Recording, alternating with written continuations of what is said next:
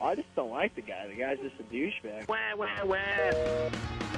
Yeah, welcome everybody to the PulpMX Show, presented by Motorsport.com. Fly Racing and Decal Works coming at you. It's Monday, April 24th, 5 p.m. Pacific. Thanks for watching. Thanks for listening. Whatever it is, we appreciate it. Whether it's on YouTube, whether it's on your favorite podcast player, things are going great. Lots to talk about tonight. We had a mutter at MetLife Stadium in East Rutherford, New Jersey. Justin Barcia and Max Anstie pull off the win, maybe the two most predictable wins of the year because those guys are so good in the mud. We are going to talk to Max Anstie tonight on the show. Firepower Honda's own Max Anstie. Looking forward to talking to him about the win, the race, his season, World Supercross, and more. Friend of the show, friend of everybody in here, Nick Wey, will be calling in as well. Talk to NYK. I got a feeling we'll talk to Nick about a little bit about Shimoda and Adam and McAdoo, but a lot just about mini dads and old racing and so on and so forth. And then the TLD Gas crew chief, Olly Stone, will be calling in. Ollie's a longtime mechanic in the sport. Got promoted to crew chief over there at TLD Gas this year. He used to work with Barcia as a mechanic. Now he's the crew chief, and he got his first win there with Barcia. We had Bam on a couple weeks ago, so let's talk to Ollie and find out about life as the crew chief and more over there. Got some stuff to give away tonight, too. Got lots going on tonight. 702-586-PULP, 702-586-7857 if you want to chat about New York or anything else. And if you're at LAX and you find Pookie's phone, call in. Let us know. Motorsport.com, Fly Racing, Decal Works, X-Brand Goggles, Michelin Motorcycle Tires, Renthal, Racetech Suspension and Engines, at Cherubies, Firepower Batteries and Chains, Maxima USA, Renegade Racing Fuels, Pro Filter, ORW, Ojo Power Sports, Atlas Neck Brace, Guts Racing, FMF, Works Connection, MotorcycleIndustryJobs.com, Get Data, WUSA, Ride Engineering, Inten Cycles, Wiseco Piston, EVS, all on board with us tonight. And, we got lots to get into tonight for sure. The Yamaha LCQ raffle, we are like 11 days away from the race. So really looking forward to seeing that race go on next Friday before Denver. So we got some time to get those raffle tickets and get that purse money up for the privateers. If you can win a 2023 Yamaha YZ450 or one of 19, I think, other great prizes from some companies. So please check that out. There's a link on my Instagram, a link on PulpMX.com. Got a live podcast show at Denver next Friday night. So buy a ticket, come see us. Wygant, JT, Kiefer, myself. We'll have a couple of riders there as well. So please check that out to see us in Denver at the Oriental Theater. And again, buy a ticket for that LCQ raffle, people. Let's get that money up there. We're slightly behind last year's pace, so we got to correct that and get these privateers some money. Lots to get into tonight. Like I said, Anstie, Nick, Ollie Stone as well, and with me in studio, a couple of good friends of mine in the industry. First up, he's making his return to the studio after a while away. He moved over to Texas, so it hasn't quite worked out to have him in here as much as we used to have him. He was at 100% for a long time. He is now at Stasic, and a former pro rider as well. Charles Castloo, what's up, Chuck? How are you, man? I'm good, Steve. Thanks for having me. Thanks for coming in. Yeah. All the way from Texas. Appreciate it. Had to ride an airplane here. That's dedication. Yeah. Anytime you got to get on a plane to come here, you mean business. So used to just be jump in the van or truck with Paul. Now I got to get on airplanes. Well, we appreciate it. Yeah, I'm glad to be here. It's Lots fun. to talk about. Get into your new job at Stasic. Well, not so much new anymore, but your job at Stasic. Yep. You're giving one away tonight. That's pretty generous of you. Yeah, that's not nothing. No, that's not nothing. You're right. So we'll get into that and more later on. Also here, you saw the guys at Renthal dropped another limited edition bar this weekend. They did it last year with the purple, and you people absolutely lost your minds. They did this weekend with the gold, and it's really cool to see that on all the Renthal supported teams and riders. We're going to give some of that away tonight as well. From Renthal, Renthal.com, Paul Perebjinos. What's up, man? What's up, Steve? Thanks for having us. Absolutely, Thanks for coming in. Yeah. Thanks for giving us this stuff to give away. Yep, I'm excited about it. I've been kind of on a whirlwind travel schedule to get here, but we had a good weekend. We had a mutter, unfortunately, so all the bars looked the same color at the end of the night. But yeah, that's true. and the winner, he wasn't even on him. So I mean, you know how funny riders can be. You know what I think that was? What? That was from the AC crash in practice. Really? I 100% believe that was from, because I think he was trending a certain way. He was feeling a certain way. Justin Barcia. This is Justin Barcia, yeah. And I think he's just like, how the hell did that happen? Why did I make that mistake? I almost Must be got the hurt. bars. Got to be the bar You know color. how it is. Sometimes it can be as simple as doing something like that. So I had no problem with them changing it. So Justin Barsha asked Ollie asked you halfway through the day, hey, can we put another bar color on? Yeah. And I said, no problem, whatever. Whatever makes him comfortable. Right. And he was very comfortable. These are creatures of habit we're dealing with. Did you run the pad? Yeah. Still run the pad too? Yeah, okay. yeah. But honestly, I believe that's 100% what it was because he was on him the whole time until that AC crash. Yeah. It's riders, man. But listen, we gave away the purple ones last year. It was maybe our biggest contest. Seriously, we got so many entries, so many people interested. As I said on the show, why the hell are you putting these on your Honda? It didn't matter. People putting them on Hondas all day long. Mr. Side ran him on his Yamaha. Again, what I feel, fashion faux pas. It didn't matter. People loved it. The good news is this golden color goes better with all bikes. So. Yeah. We call it hard anodized. It's similar to what we use in mountain biking, and we call it Aluma Gold over there. But yeah, we called it hard anodized on the off-road side, and this is a color I think that can work on anybody's bike. Yeah, and we got sprockets. We do. We have sprockets this time as well. So we got a lot. How many bars and sprockets do we have to give away? Quite a bit, I'd say. So we need some people to call in. We'll give us some good stories. Do some call-ins. I don't want to just get the people calling in to, give me that. Yes. Enlighten us. Entertain or us. Just give us a story, give us a call, and maybe you'll win something. Maybe. But thank you to the folks at Renthal for coming on board this show, and of course, Paul Perebjinos brought to you by the folks at Renthal. More championships than all the other brands combined. And what are you saying? Paul brought to you by Renthal. Oh, didn't see that one coming. Oh, okay. And whether it's the 7/8 bar, whether it's the twin wall bar, the fat bar, the fat bar 36, mountain bike stuff as well, renthal.com for more information on those guys. Of course, Factory Honda hasn't used any other bar since 1986. 1986, Honda put Renthals on, and they've never taken them off. And Sprockets, Monster Energy Kawasaki, Red Bull KTM, Grant Harlan.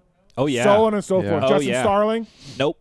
Oh. Nope. I thought Starling was a Renthal guy. Nope. Okay. Grant Harlan.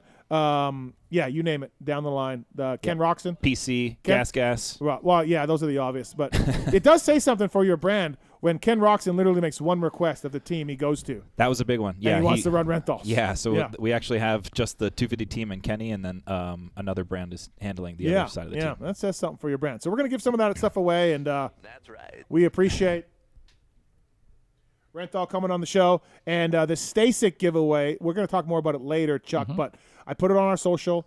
I put it on Twitter. I put it on Instagram. What do we got to do? What do people got to do? Stasic.co/PulpMX. Sign up with your name and email, and we're going to draw one winner next Monday. And they can pick any size they want. Any size. Okay. That's cool. I assume most people would pick the 20 just because it's by far the most expensive. Yep. But yeah, if you got a 4-year-old or 3-year-old and you want a 12, get a 12. If you want a bigger one, get a bigger one. Yeah. Okay, we'll talk more about that later. I want to talk to you about Tony Alessi and the mods that he's been doing at these Stasic races. So we'll get into that. He's doing a great job promoting them, and he's also apparently he has a Stasic that is the fastest Stasic in the world. I would say, 12-inch, Tom Morgan of the Stasics. Yeah, it's absolutely amazing. So there's a lot. Yeah. Listen to me. Over there, handling the cameras, working on the app. PulpMX app should be done real soon. Apple tech support. Yep. Apple tech support as well. Password protector. Yep. Password guy. Just general coder and computer guy. Travis Marks. What's up, Marks? That's quite the intro. Yeah. Are you feeling okay? Yeah, I'm all right. He's frazzled. He's losing. Yeah, your team's losing. I team's specifically losing. didn't wear Pookie's losing. My Leafs suck shirt today. Yeah. And maybe I feel like I should have. Honestly, it doesn't. They'll probably lose tonight, but we have home ice advantage. We're fine. Nothing to worry about. What's the series Moving on. 2-1 Leafs. Okay. So we're going to tie it up tonight, Chuck. Okay. Way too calm. I'm just saying. And working the phones. Oh, by the way, Marks, thanks for coming in. Appreciate it. You're welcome. Thank you. Working the phones over there, holding things down. The Tallon Taylor. What's up, Lone Wolf? What's up, Steve? How are you? Not good after fantasy last weekend, but I've been crushing it, so I'm just going to take my 1L. Yeah, it was a rough weekend. Who'd you have? RJ? I had both Hill brothers. I just wasn't set up for a mud team. I don't remember my whole team right now, but if it would have stayed dry, I would have been okay, but I didn't have like the high handicap mud guys to pull me through. Wow, I don't know if any of us did. Really. I had Hunter Yoder, and it was emotional. The press box was full of words tough. that I've never heard Especially said when it's like it's looking so good both He's in times. qualifying in the heat and the LCQ. Oh yeah, and then we got a red flag too, and I mean it was tough to watch. Yeah. That is the Yeah. That is at some point you the just fantasy signed out of our roller group coaster. text. You just Yeah, signed out. You just I was like, nope, that's it. No more fantasy for me tonight. Yeah. I'll participate in my other group text that we don't talk about fantasy. And then at some point you were saying during the delay for the Lightning, which, by the way, if either one of you ever remembered a Supercross being delayed by Lightning, Never. I cannot. I can't. Never. I've been going to the races for a long time. No. So that's a first. During the delay, Paul's like, you know what? P.F. Chang's by my hotel is open till 11. I'm out of here. Yeah, And I he's was gone. hungry. If you know me, if anybody knows me, Yeah. food is very important to my mood. Okay. And I didn't see when the end was going to come. Like, I didn't want to wait up there for 2 hours. So we didn't come back? Oh, no. It's New York You and New wouldn't have Jersey. nice Like, once you make a P.F. Chang's commitment to a direction, you have to go that Yeah. direction. Yeah. Okay. Yeah. And it was awfully timed because I got stuck in the rain. I only brought one And pair of shoes. I Hunter- soaked them. Hunter Yoder. Yeah. Yeah. whole Yeah. thing. You know what I Oh, mean? yeah. Like, so Yeah. I've been in my wet shoes trying to dry them out since then. Just Okay. keep running through some socks. Yeah. Okay. Okay. Yeah. Tough. So anyway, Tough. but Tough. I was able. I watched the race on my phone. you know I what- ate some food. It was great. You know what's funny is, so we had that massive mutter, right? They paused the race for an hour and a half for Lightning, and then the rain came down, and, you know, muddy supercrosses aren't that big of a deal. We've had a lot of them or whatever. This one was pretty gnarly, especially because, like, basically it was like mains only. So all the qualifying and all your heat races were one thing, and now it's the mains. But if I had said to you guys, look, it's going to be a complete mutter, standing water on the track, and Anstie and Barsha win the mains, we'd be like, oh, yeah. that makes sense. Like, totally, right? Like, Makes sense. Like, Max is a great mud rider. He's going to join us here in a second. And you just knew that, you know, Barsha's good. Barsha's won muddy supercross before, you know. So you knew that those two guys were going to get it done. Some of us were on Barsha much earlier. Yeah. Some you of could us see were on Barsha- Barsha much earlier. You could see Barsha coming. Like, he's been Yeah, getting better. he's been getting and better. But to your point, Steve, if you tell everybody it's a mud fest and it's standing water and Yeah. Barsha wins, everybody goes, yeah, no, for sure. Yeah. But if So Well, to- can you tell him? what happened? Can you tell him about our bet? It's a fair bet. You had the field. I had a one he guy. just, So in the middle of the morning, like just in practice one or whatever, he's like, Okay. Barsha's going to win tonight. And Before I'm the like, rain. Oh, yeah. well before yeah, the rain. No, in the morning. And I Okay. go, I sensed it. and I go, I felt it. I go, nah. Because of the bars? No, I just Okay. in New York. He had been trending this way. You I even had been? I texted Ollie the week before. I said, "It's coming, my man. It's coming." Okay. I don't know. I felt it. So What was you had the field, Steve. So he just goes, you know, hey, I just think they're going to win, and he's going to win. And I'm like, I'm like, you want to bet? And he goes, well, I said, I'll take the field. And he goes, well, I need odds, right? And I'm like, Yeah. oh, fair enough. That's Okay. fair. Like, because I have 21 What riders. would we give him? If I lose, I pay him 20. If I win, he pays me 100. That's a pretty big odds. 5 to But 1 yeah, odds. Yeah, okay. but I'm like, I got You have 21 guys. Yeah. And he hasn't won a race all year. Yeah, I got this. I probably would have taken that. yeah. Boom. Yeah, boom. So hey, 100 bucks. I pulled Yeah. the Truman move and threw in the Goocher and paid him the 20 before the night show. Because JT came up, he discussed the bet with us. Yeah. JT's like, I like your bet, Steve. Yeah. And then I started thinking more, and I'm like, I'm getting nervous. I was like, I'll pull a Dano.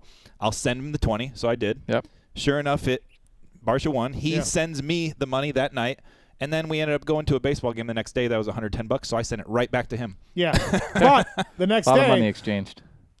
Jay's had a man on, and I'm like, Vlad, he's going to go deep here. And he called And it. the next pitch, He called home it. run. Yep. Okay. So I did call that. Yeah. And it- But that was worth no yeah. money. It to took me. him leaving the game for the Yankees to finally put a run on the board. Yeah. But as soon Yeah. as he left, Yeah. boom, homer. Yeah. But it was, I didn't win any money for my Yeah. Vladimir Guerrero But Jr. you felt home good, run. though. It Well, felt yeah, good. but I'd rather have the $100 that Yeah. he did from the Barsha win. So And you gave the $100 to the merch store for the sweatshirt. 130 Okay. for a So hoodie. that's where it ended up. It But- ended up in Yankee Stadium. I kept They always win. I kept the tags on. Pookie does his Poshmark shit. Okay. I'm getting some money back for that. I'm I not getting thought- 130 back, but I'm getting something. I think maybe you take it back for 25 Supercross when they go back to Jersey. You just go right back to the Just stadium. right back? Just, hey, I got this here. I got my receipt. No, I need to do that.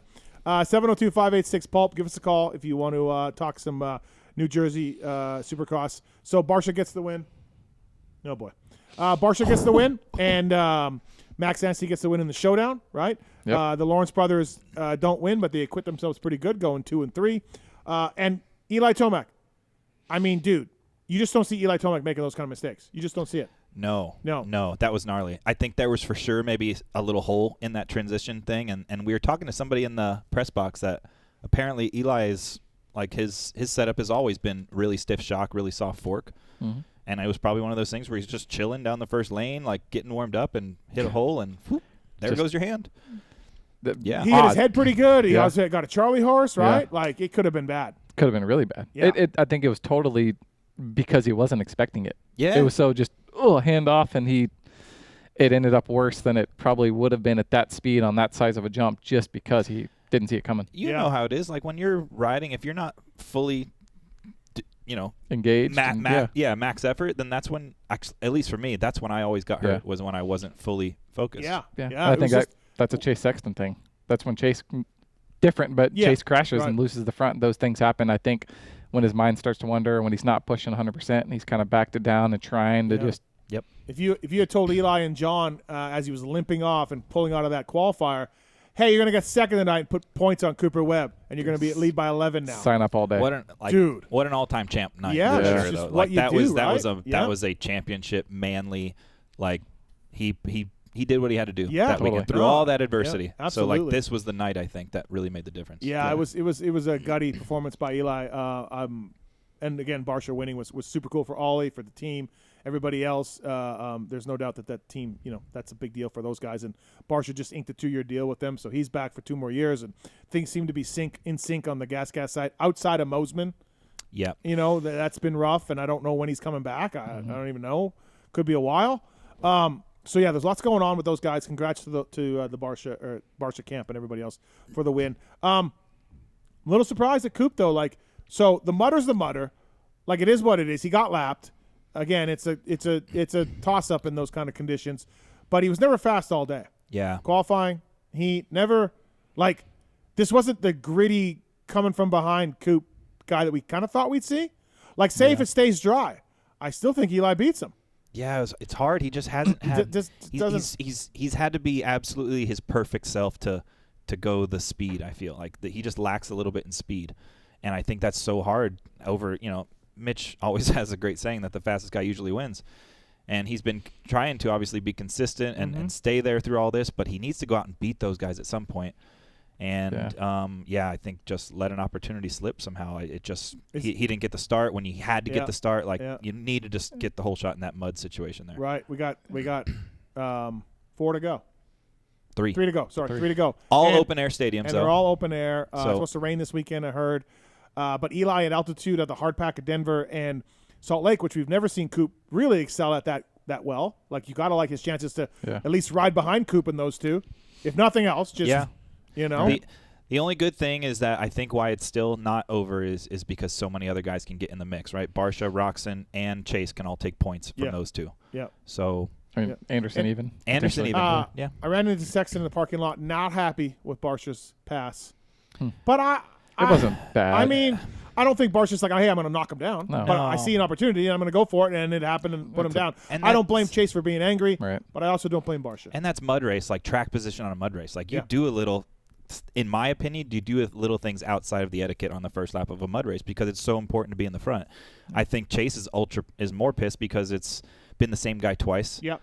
That's more of the thing, but I think Chase would do the same thing to Justin there, and I think anybody would because you have to get to the front as quickly as possible to stay clean. Well, I think, the first move was at the end of the first straightaway where he blocked him, right, over the double. Like, he just went and then Chase kind of blocked him exiting the left after they crossed the start, right? Yeah. And then Barsha again, he's not following the rut on the first lap. He's trying to just it's positional passing. It was far from the rut.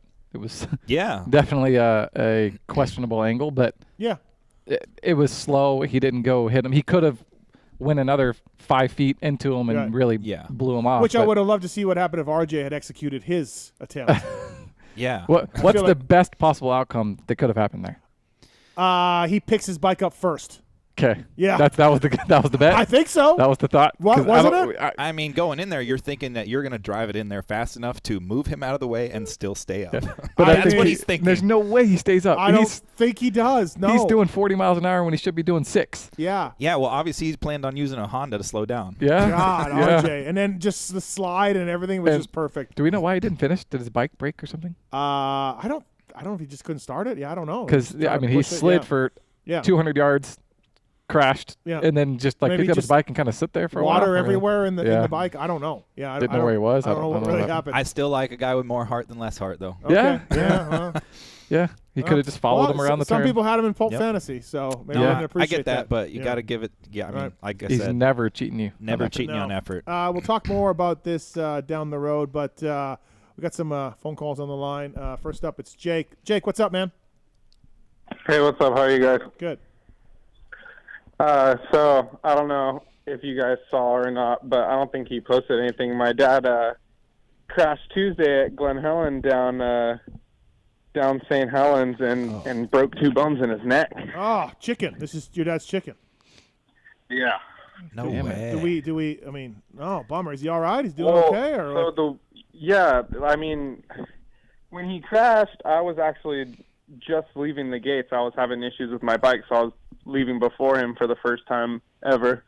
And my friend called me, who was taking pictures. I don't know if you guys know Dallas Dunn, but he called and he's like, "Hey, dude, you better come back because your dad crashed." And he never crashes, like ever. And if he does, I'd make sure to, make fun of him and, if he's on the ground, roost him or whatever it is. And he was on the ground still when I got back all the way over and, walked myself all the way over there. He's still on the ground, so took all his gear off and all that. He couldn't move. Took him to the doctors, and then I think today he texted me and he said, "I'll be riding in 2 months." Okay, chicken, dude. I was like, okay. Well. Yeah. He said no surgery, so that's okay. good. But yeah, I guess he had a pretty good one. Good to hear he's going to be okay. Check out my boat, dude. My favorite drop. My bummer for him though. Yeah, bummer for chicken. Yeah. Really weird to see. Yeah, absolutely. Weird to see him on the ground. I think he was a touch embarrassed, and there's a lot of people around, and he's just like, "All right, let's go. Get me the fuck out of here," and that kind of thing. Right. Of course, he wanted to drive his own truck. That type of deal being difficult, but he'll be all right. All right, Glad good to hear, man. Right. Tell him we wish him well.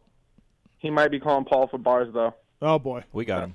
Oh, is he a rental rider? I mean, he's a chicken. He's a chicken. He's yeah. always used Yeah, rental, yeah, and yeah, he's a chicken. Yeah, good point. I'm not stupid, dude. I watched that VHS tape literally on loop growing Right, up. yeah. So- Don't call me a chicken. Mataz attack. Yeah. He goes to orders the chicken nuggets from the Japanese place. Oh yeah. Okay. I mean, yeah. All right, man. Thanks, Jake. Appreciate it. Thank Cool, you, man. dude. You guys have a good one. Thanks, man. That was Bradshaw guy. 6 is Adam. Yeah. What's up, Adam? Hey, rental guy, Paul, right? You hear me? I hear you. So Pro Circuit Kawasaki, Joe Shimoda had rental fat bars. Is that the first time for Pro Circuit? Yes. Okay, I just noticed that kind of a. They've tested with him, I'm sure, right? Down the road at some point. But they've been on a certain guy's dyno bike for about 12 years too. Right. But yeah. yes, first time at a race. Yes. Yeah. Did NYK influence that, you think? I believe it was all Joe having Really? the balls to demand it from Mitch is the story I heard. Yeah. So I heard another rider wants to try him, but does not have the balls to ask Mitch. Yes. Yeah. I've There's heard another that as guy well. on the team that's like, I would like to try that putt. Yeah, but he's kind of like I don't want that to be the first thing I ask for the first day back type thing. Yeah, so I think he's going to work his way into it is what I hear. Yeah, there you go, Adam. That's right. First time for Pro Circuit. Mitch doesn't like the way it looks. That's the thing. Motocross bikes have crossbars is the saying. There you go. All right. Thanks, man. Yeah, thank you. Appreciate it. Thank you. Let's go to Derek on 4. Derek, what's up, man? Hi. I got a question for you guys. Do you think factory motorcycles are more susceptible to fail in muddy conditions? No, I don't think so. No. I don't know. Yeah. I mean, they have more compression. Factory more motorcycles heat. are less susceptible to fail in any condition. That's the point of being a factory motorcycle.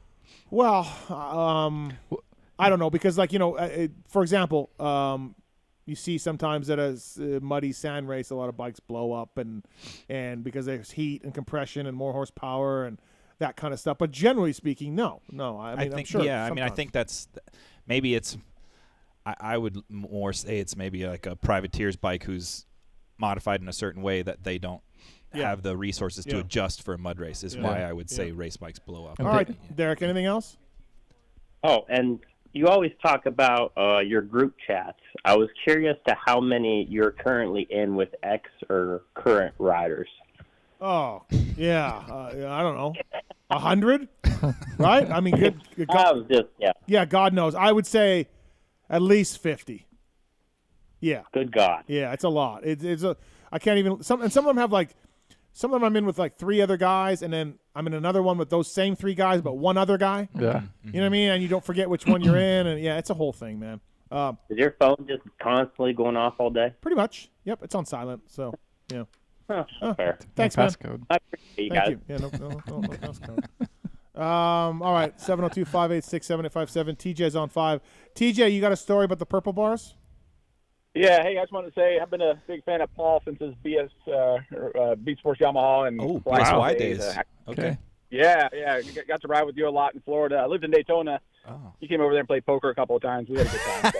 But, Sounds like something I would do. yeah, hey, Steve, a few months ago you fucked me out of the purple bars. You did a thing on the show where you said call in and talk shit on Dark Side on the voicemail. So I called in. Yep. The next week you played my voicemail, the only one, and I'm like, hell yeah, I got the purple bars. I like this guy. You, a note on your contact form on the PulpMX website and crickets. And now I see the gold bars. I got a brand new KX450 SR. Ordered gold wheels from W. So I'm using some PulpMX sponsors here, and man, those gold bars look real sweet on my new Cowie. Yep. This is Steve. If this was directed towards Steve, all these compliments, and he would just absolutely say yes. So I will play Steve here and say, yeah, let's give him something. Cool, Paul. Appreciate it. Steve, are we live? Yeah. What's wrong? Are you upset that you're trailing? No, nothing. I'm good. Yeah. I'm thinking about the show. We're good. Yeah. I mean, I just knew where this guy was going. I checked out once it was like poker with Paul and Paul this, and I just checked out. But no more lobs. But does he want the twin wall or the fat bar? I don't know. Yeah, the twin wall for sure. The twin wall? Okay. Okay, can we put And he's got a 450, Cowie 450. Let's give him a sprocket. Really? Oh, Yeah, both. Yeah. I thought one was each. We'll save on shipping. All right, well, stay on hold, okay, man? You've got a sprocket and bars coming to you, and Tallon will get your information, and we'll send it out to you, all right?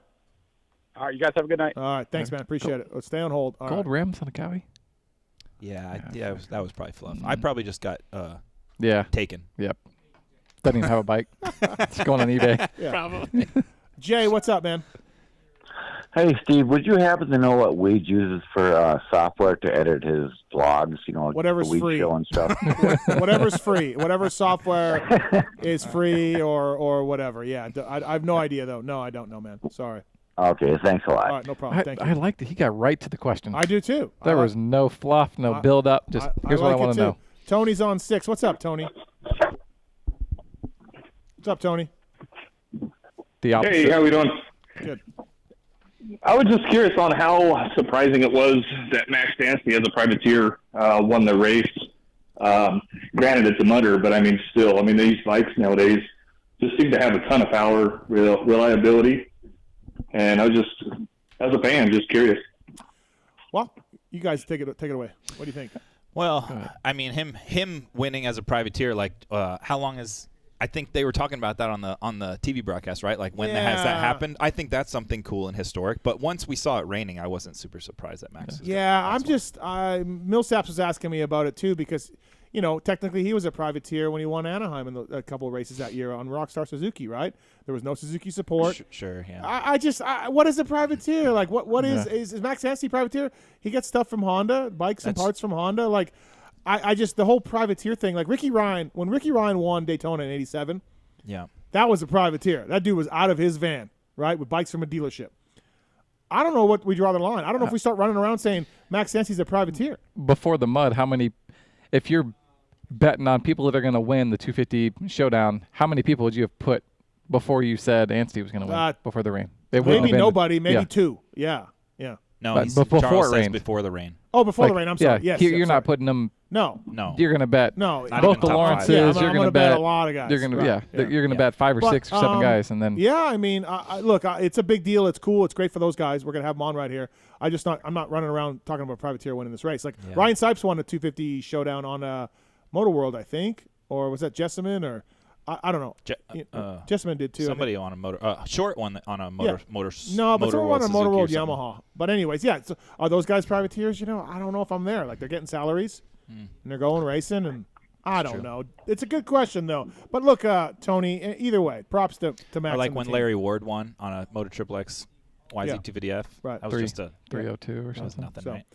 Thanks, Derek. Yeah, and that's just more what I was curious about of what a privateer even is anymore. You know, I know. No, I know. Out of the van or out of a semi, it's it's still wide range. Yep. No, there is. There's a massively wide range, and we should do a story on that. I think Kiefer said he wanted to do a story on it one time. So yeah, I think he was. So that's kind of what I was thinking about, of kind of ranking the privateers from bottom to the top and what's actually and what's not. But perfect. Thanks, guys. Thank you you, guys man. have a good night. Thank you. I appreciate it. Speaking of Anstie, the Firepower Honda team, Firepower parts are on board this show. They make great batteries and chains.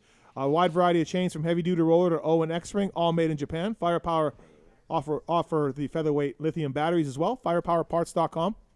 Our buddy Dean Wilson, Paul wrenched for Dean for a national championship way back in the day, and supports Dean over the years with a number of ways. We thank the folks at firepowerparts.com. Well, you just support Dean. Mechanic at one point. Yeah, Come on. Yeah, I mean, he's your guy. Sure. So thank you to the folks at firepowerparts.com for coming on board. And our next guest, the winner of the race, brought to you by the folks at Renegade Racing Fuels. The Firepower Honda team uses Renegade Racing Fuels. Brayton's won championships with the Renegade Racing Fuels as well. And, of course, Dean and Max pour it in now. They want to congratulate Max for his win on behalf of the folks at Renegade Fuels. They don't just make power, they engineer it. Renegade is your guide and partner to get the whole shot and be the first one to the checkers. The fuels burn cooler, cleaner, and more consistent than the competition. Renegade Fuels looking for dealers and distributors out there, so check it out, renegadefuels.com. Thank you to those guys, and they're proud to welcome the winner of the New Jersey Supercross, Max Anstie. What's up, Max? How are you, man? Oh, I'm doing well.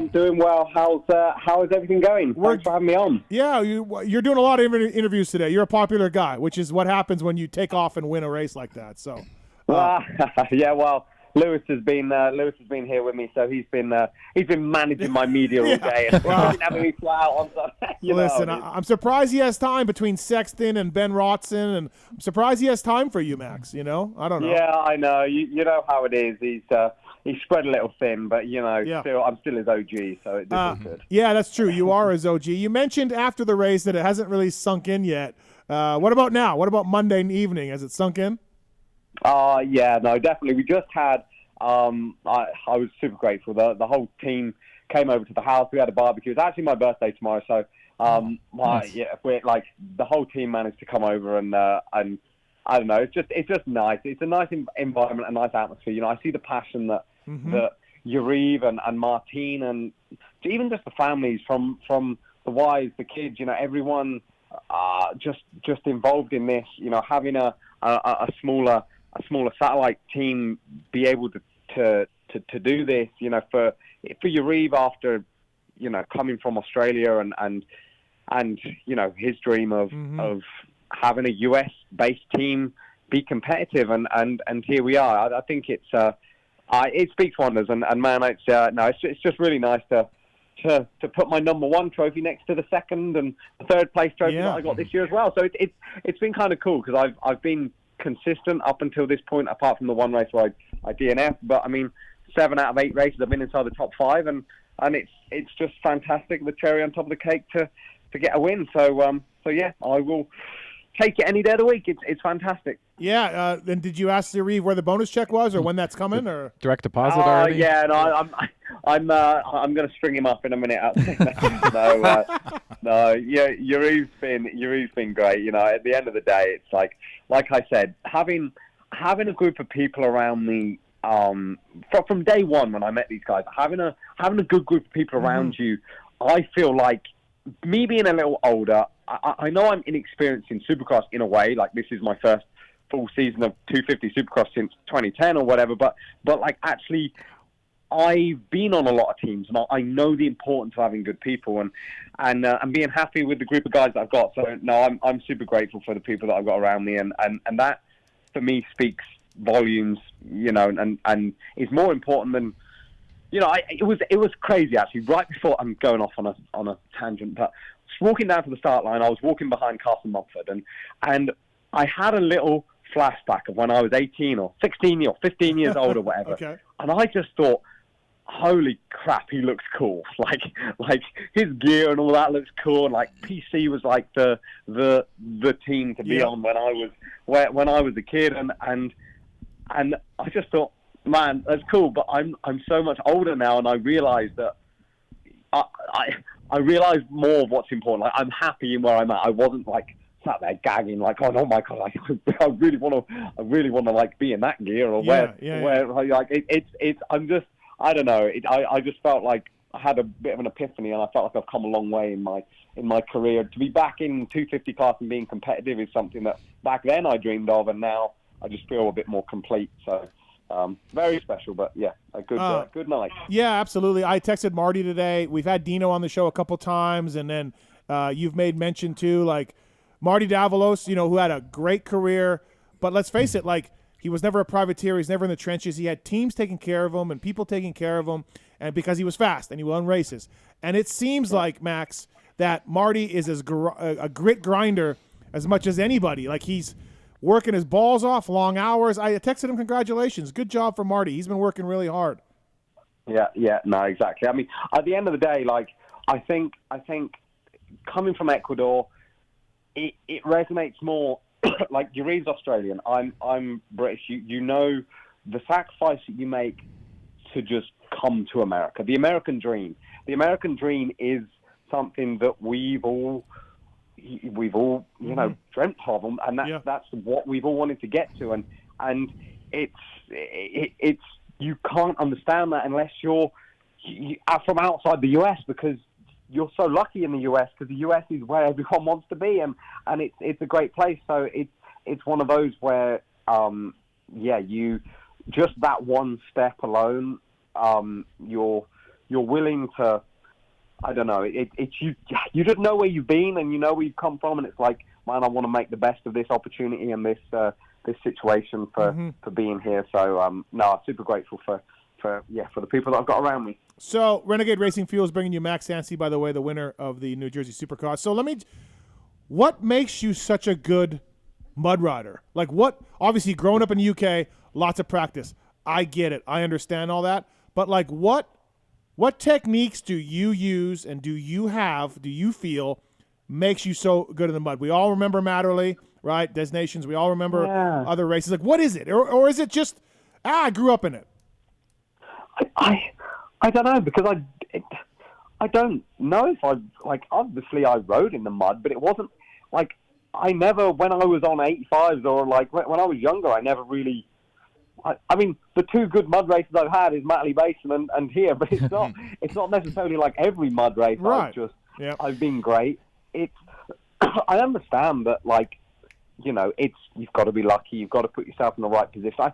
I guess preparation goes a long way. You've got to be able to see your goggles, all of that stuff. But still, it's one of those where anything can happen in the first. I was very surprised, actually, and I think the Dirtworks guys did a great job because man, the track was still like jumpable. Like you could jump the jumps. There was water, but like it was surprisingly good. Like I've seen mud races of old, and where like guys are getting stuck, like just beached. They like just the bike can't go any further. Whereas like we were jumping all the jumps until the last lap. So it was surprisingly good. But yeah, you had to look after your goggles.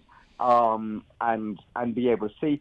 I honestly just think I think something that maybe I've learned over the years, but I mean the 450 guys are super solid at this. It's just being consistent with your laps and being consistent with your lines. Like you have to be very precise in the mud. Like you can't do a jump and then land 6 inches too far to the left or to the right, because you're probably going to land in a dodgy rut or a big puddle. You've got to be straight everywhere and just the basics like that, I guess. Like it just I don't really know. I honestly don't really know. I thought you had some secret. Like, here, let me tell you, boy. Like, let me reveal my.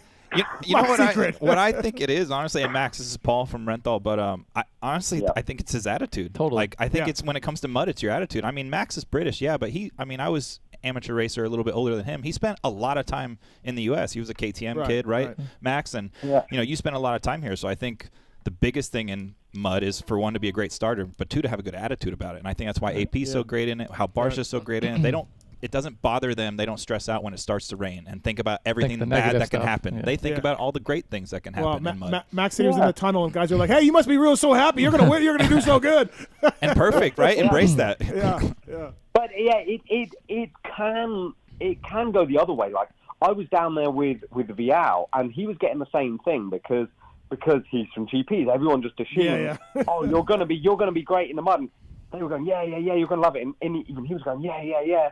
But it can just turn around completely the opposite. He span off the gate or whatever happened. It's like, man, it could happen to anyone. So it's one of those where you just got to execute. And I didn't treat it like any other race, whether it was dry or wet. It was just execute the start as well as you can. I was looking at my line going into the first turn to make sure I had to miss a couple of puddles. Like my outside line going in I actually felt like I had less water than the inside. So the start straight was actually a little better for me, I thought, and that just gave me the slingshot in. And it was, it would have been the same if it would have been dry. It's I don't really know what it was, but the attitude was a good one. I definitely like the mud. Right. Yeah, it shows for sure. 702-586-PULP. You got a question for Max Anstie from the Firepower Honda team, brought to you by the folks at Renegade Racing Fuels. It seems like, look, Dino's been getting better lately. He's been a little happier, getting in the top 10. You're having a good season. Like, I think, it seems whenever I go over there, everyone's kind of in a good mood. Like, you guys run a loose program as far as I think you and Dino are veterans and buddies and maybe have a good attitude about things. Like, the vibe seems good over there.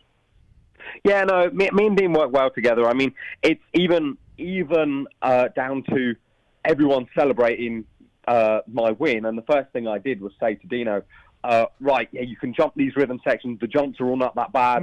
The outside one start was good. It was like we're helping each other out. Even in practice, we come back and we talk about stuff. And I mean, we've been teammates before for the Motocross Nations and things like that. So we've been around a little while and. There's a good vibe. Our practice routine's good when he comes up here to MTF. I know he's not here most of the time, but he's it's good. We work together well, and I don't know, just having that atmosphere is a good one. Like I said, like good group of people. Yeah, it seems that way. I've yet to see your Reeves Instagram post. Did he put one out today? I don't know. I haven't seen anything. Okay, I need to see how teary-eyed he gets in this. But I mean, people are important. Max has perspective. I think now, not only because he's been around for a while, he's ridden for different teams. He's also a dad now. I think being a dad gives you a lot of perspective. And it's not oftentimes the things on the outside that you see that you think you need to be successful. It's oftentimes just having good people that really care about doing well and are willing to work. Right. Yeah. Yeah. I mean, I do know. I've been on. I was saying this to someone earlier. Like, I've been on teams before, and no matter how much you believe you can win, or we all believe we can be great. But if you don't have the right equipment, then you're not even competitive. Then it's a waste of time. It all goes hand in hand. But what I really liked about my group of guys is that I could see the passion, but also the work. Like I mean, ask the MTF crew are quite funny because all the guys at MTF, my team have got a dyno there at MTF, and there's been multiple texts go out at 10:30 p.m. saying, "Dude, WTF." Everyone's trying to sleep. What are they doing on that firepower dyno? And it's like Marty's like, I'm just trying to make some more power. We're working, and I know it's one of those where everyone works hard. You don't have to tell me that any of these teams they don't work hard. They all do, but it's just nice that it's come together. We're competitive and we're in a good spot. And like you said, like it's just one of those where. If it would have just been a one-off race, like say I would have been like 8th or 9th and then just had this one win in the mud, it would have been like, oh, okay, it's a mud race. But it's quite nice. I put my trophy down there next to my second and third place and second. Out of 8 rounds, I've been in the top 5-7 times. So, and there was one time where I DNF'd because I crashed on the first lap. So it's kind of, I've got the full experience of the 250 class, but it's been very nice to be consistent and somewhat solid and be in there all the time. And it comes from the whole package of the guys around me, the team, but also, like you said, having the right perspective, knowing when to push, knowing when it's not your night, like knowing when I'm not feeling it, and just, kind of taking what you've got given that night. Yep. Yeah. And it looks like you're 1 point out of second for the points right now. Is there any kind of personal satisfaction to get second over third place in points, or do you have incentives from the team to get into second place in points, or does it not make a difference whether you're second or third? I think the difference between second and third, I think, is $5,000. So it's not a massive it's not a massive incentive on that side of things. But hold on, RJ Hampshire just sent something in. I don't know how that came up on my phone. Is it anything about his attempt at the pass? Because we really love that. I can't see it now. I'm guessing he tweeted you guys. Okay, yeah. So here it is. He just tweeted this. RJ Hampshire. I have a question for Max. Did he plan before the gate drop to jump everything first lap like it was dry, or did he make that decision on the fly? Great question. Very ballsy and super impressive. Yeah. Great question. Completely. It was completely just going with the flow. I felt the ground underneath was pretty firm. As I got round the second turn before the whoops, I went tabletop double, and I wasn't going to triple, because that would have been the first big jump to jump. But I was like, dude, the track's really hard. It's just slick. And I'm just in the water. And I felt like I had good traction. I went for it, and it wasn't soft. So as soon as I landed, I knew it wasn't soft there. And the whoops weren't soft when you were actually on top of them. Then I figured, right, I think I can. I feel like I actually could have tripled some of the rhythms on the first lap. I just didn't, because I wasn't sure if there was ruts in the bottom of the faces where the water was. So it was one of those where, just made that decision as you went. As I go. But well, speaking to that, I think it's more ballsy to seat bounce the 2 in off the start to make sure you finished and stayed in the lead, because that's when you have no idea if you're going to slide or what. They didn't know what was going to happen. Yeah, I was debating that one, and my start device was still down as I hit that one. I can slide right now. But that was the biggest difference, right? That put you in the front. It made a difference. Yeah. And truthfully, you're setting the tone from there on out. Everybody behind you seeing you jump stuff, and they're like, it must be okay. I can jump. Yeah. I brought that up on a review pod, and JT was like, you kind of know the track is hard. And in my mind, I'm like, what? It's been an hour and a half or whatever. I'd be freaking out if I was a rider.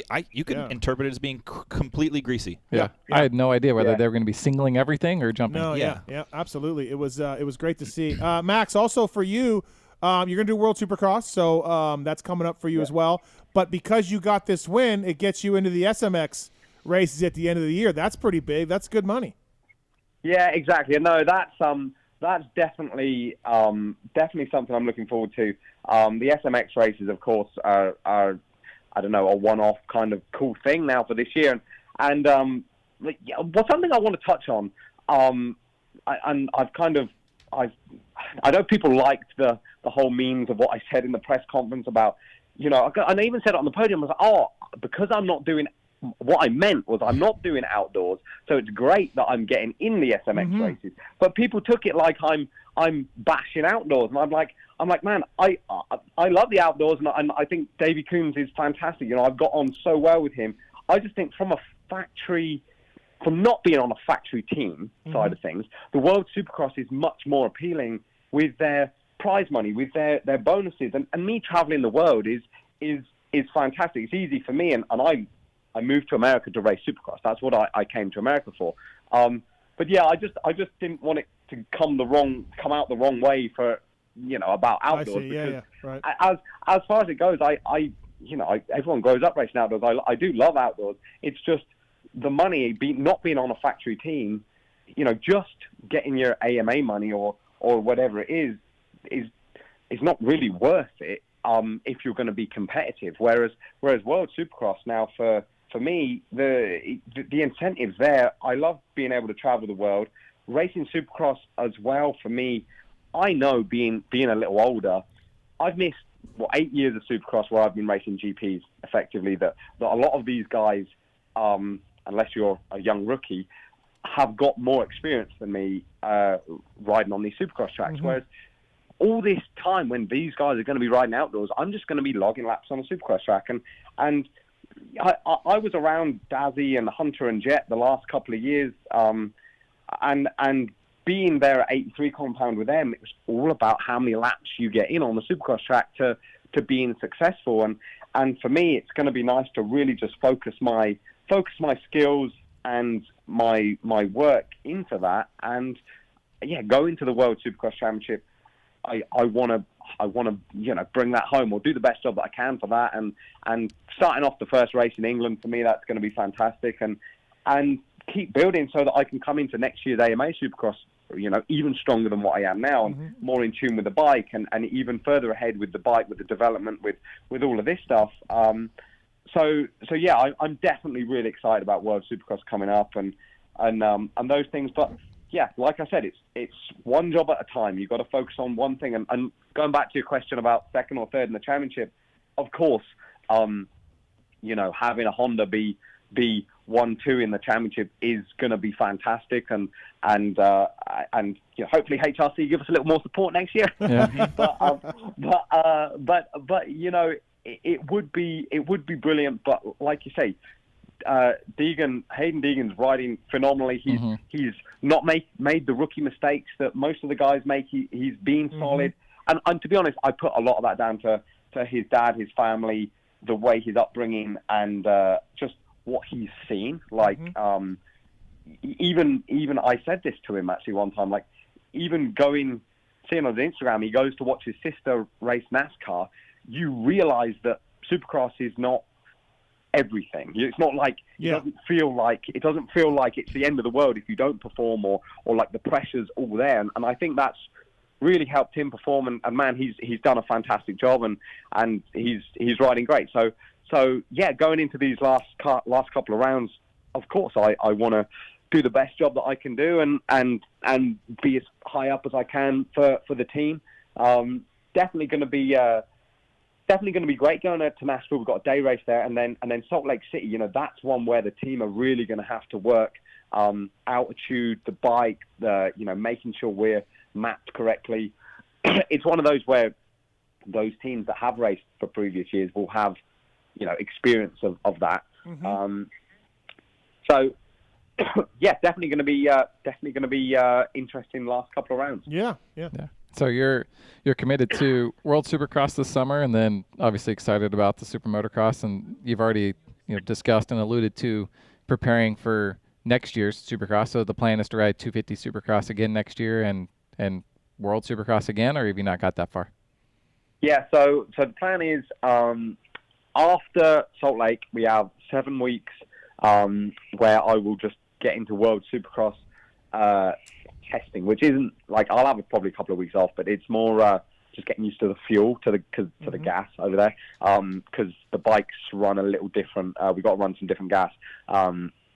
So getting all that fine-tuned, we have the first 2 rounds of World Supercross, then we have a little break, then it's into the 3 SMX races, and then we go into round 3, 4, 5, and 6 of World Supercross in Asia and Canada and Germany and wherever.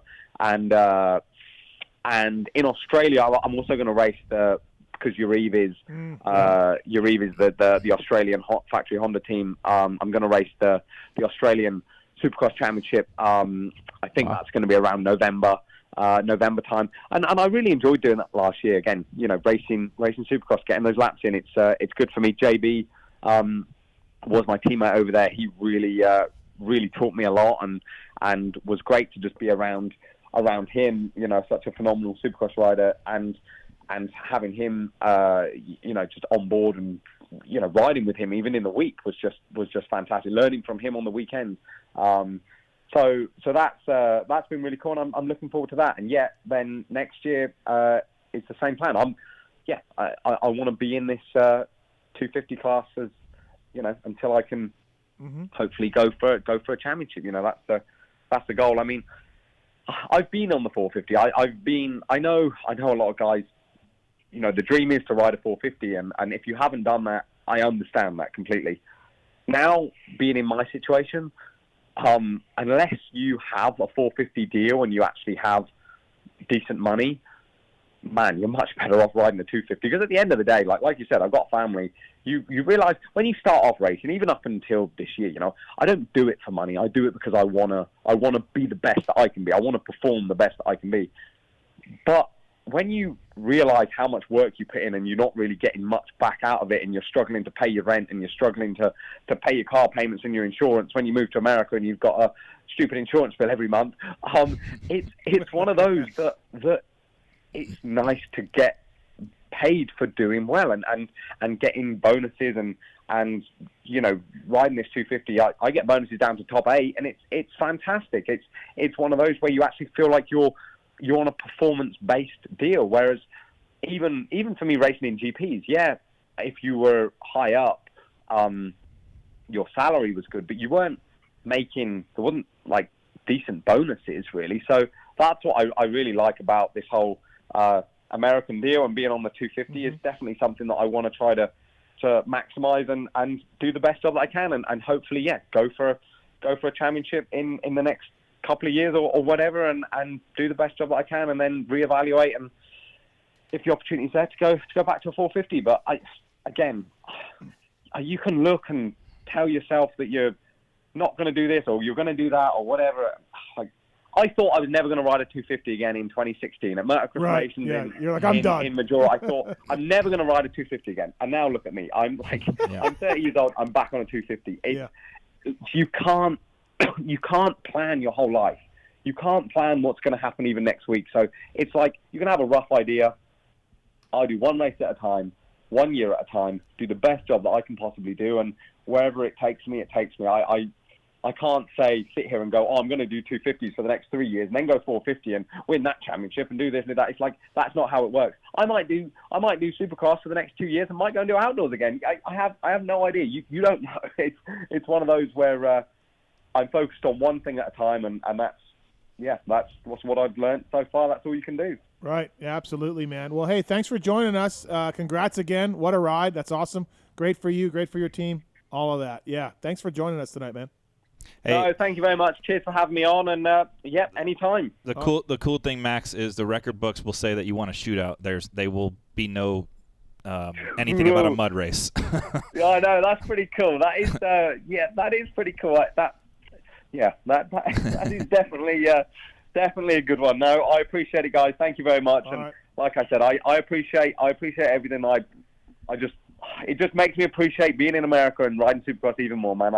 I can't wait for this weekend and go out and do it again and do what I can do, I know that it's not always going to be my night and it's not always going to go my way, but, man, I love racing, whether I'm getting a 5th, a 10th, or a win. It's just so much fun in America. So, awesome. No, I appreciate it, guys, and I'll speak to you guys in a little bit. Sounds good luck this weekend. Thank you, Max. Thanks, man. Cheers, guys. Thank you. Cheers, guys. Bye-bye.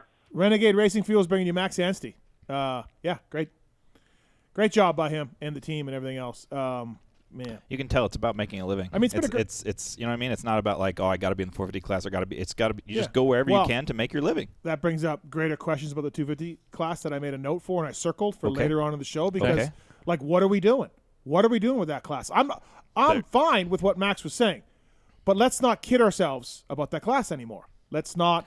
There's no rule that's going to push him out anytime soon. No, that's what I mean. So let's stop kidding ourselves about that class and make it wide open. Yep. And just make it a class that anybody can ride and all 17 rounds, please. And pay the same and everything. We'll talk about that later. Okay. Yeah. Okay. But yeah.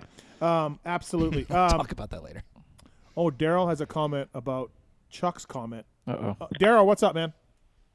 Hey, Steve. I had a comment for the Stasic fellow who was questioning the cow with the gold rims. Yeah. Now, Renthal man should have spoke up because in 1995, Mitch Payton's Pro Circuit Kawasaki's had purple bars and gold Excels. Okay. Yeah, things were different in the mid-90s. Yeah, I mean, we also had acid. We should run jackets with acid wash. I made that comment, and I had gold rims on the KX100 one time in the 90s. But, yeah, I feel like gold on the Cowie gets a little funky, and then the color, we're calling these Renthal limited edition bars gold, but they're They're not like a gold. They're kind of like a Can we raw, stop calling hard them gold, anodized. actually? Well, you told me they were gold. I never. So I feel like we're going to clash a Lies. bit between gold and Right. this works color here. But thanks, Daryl. Thanks for the call, man. Appreciate it. Thank you. Yep, just throwing it out there. Sorry, Awesome. Daryl. Thanks, man. Appreciate it. I mean, we also did a lot of things in the mid-'90s and in the '80s and things. Yeah, that leather skins. You know? Remember those? Helmet skins. Remember those? No. Dude, they're You like mean the like thing- they're just the yeah. sock? Yeah. Yeah. Jamie's on or no, this is JT. JT, hold on a second. Sorry, wrong line, but you can stay on. JT, I'll let you stay on. Thank you. Jamie, what's up, man? Hi, guys. Nice talking to you tonight. What's up? I have a funny story. Okay. So 2008, I went to the Toronto Supercross, and I was all pumped because I thought, okay, Racer X is going to be here. And I was all excited. Like, I loved reading the magazine and everything. Yeah. And I thought it was going to be Davey Coombs. And I see this guy there, and I'm like, who's this guy? Where? But Where'd you it see ended it? up being you, Steve.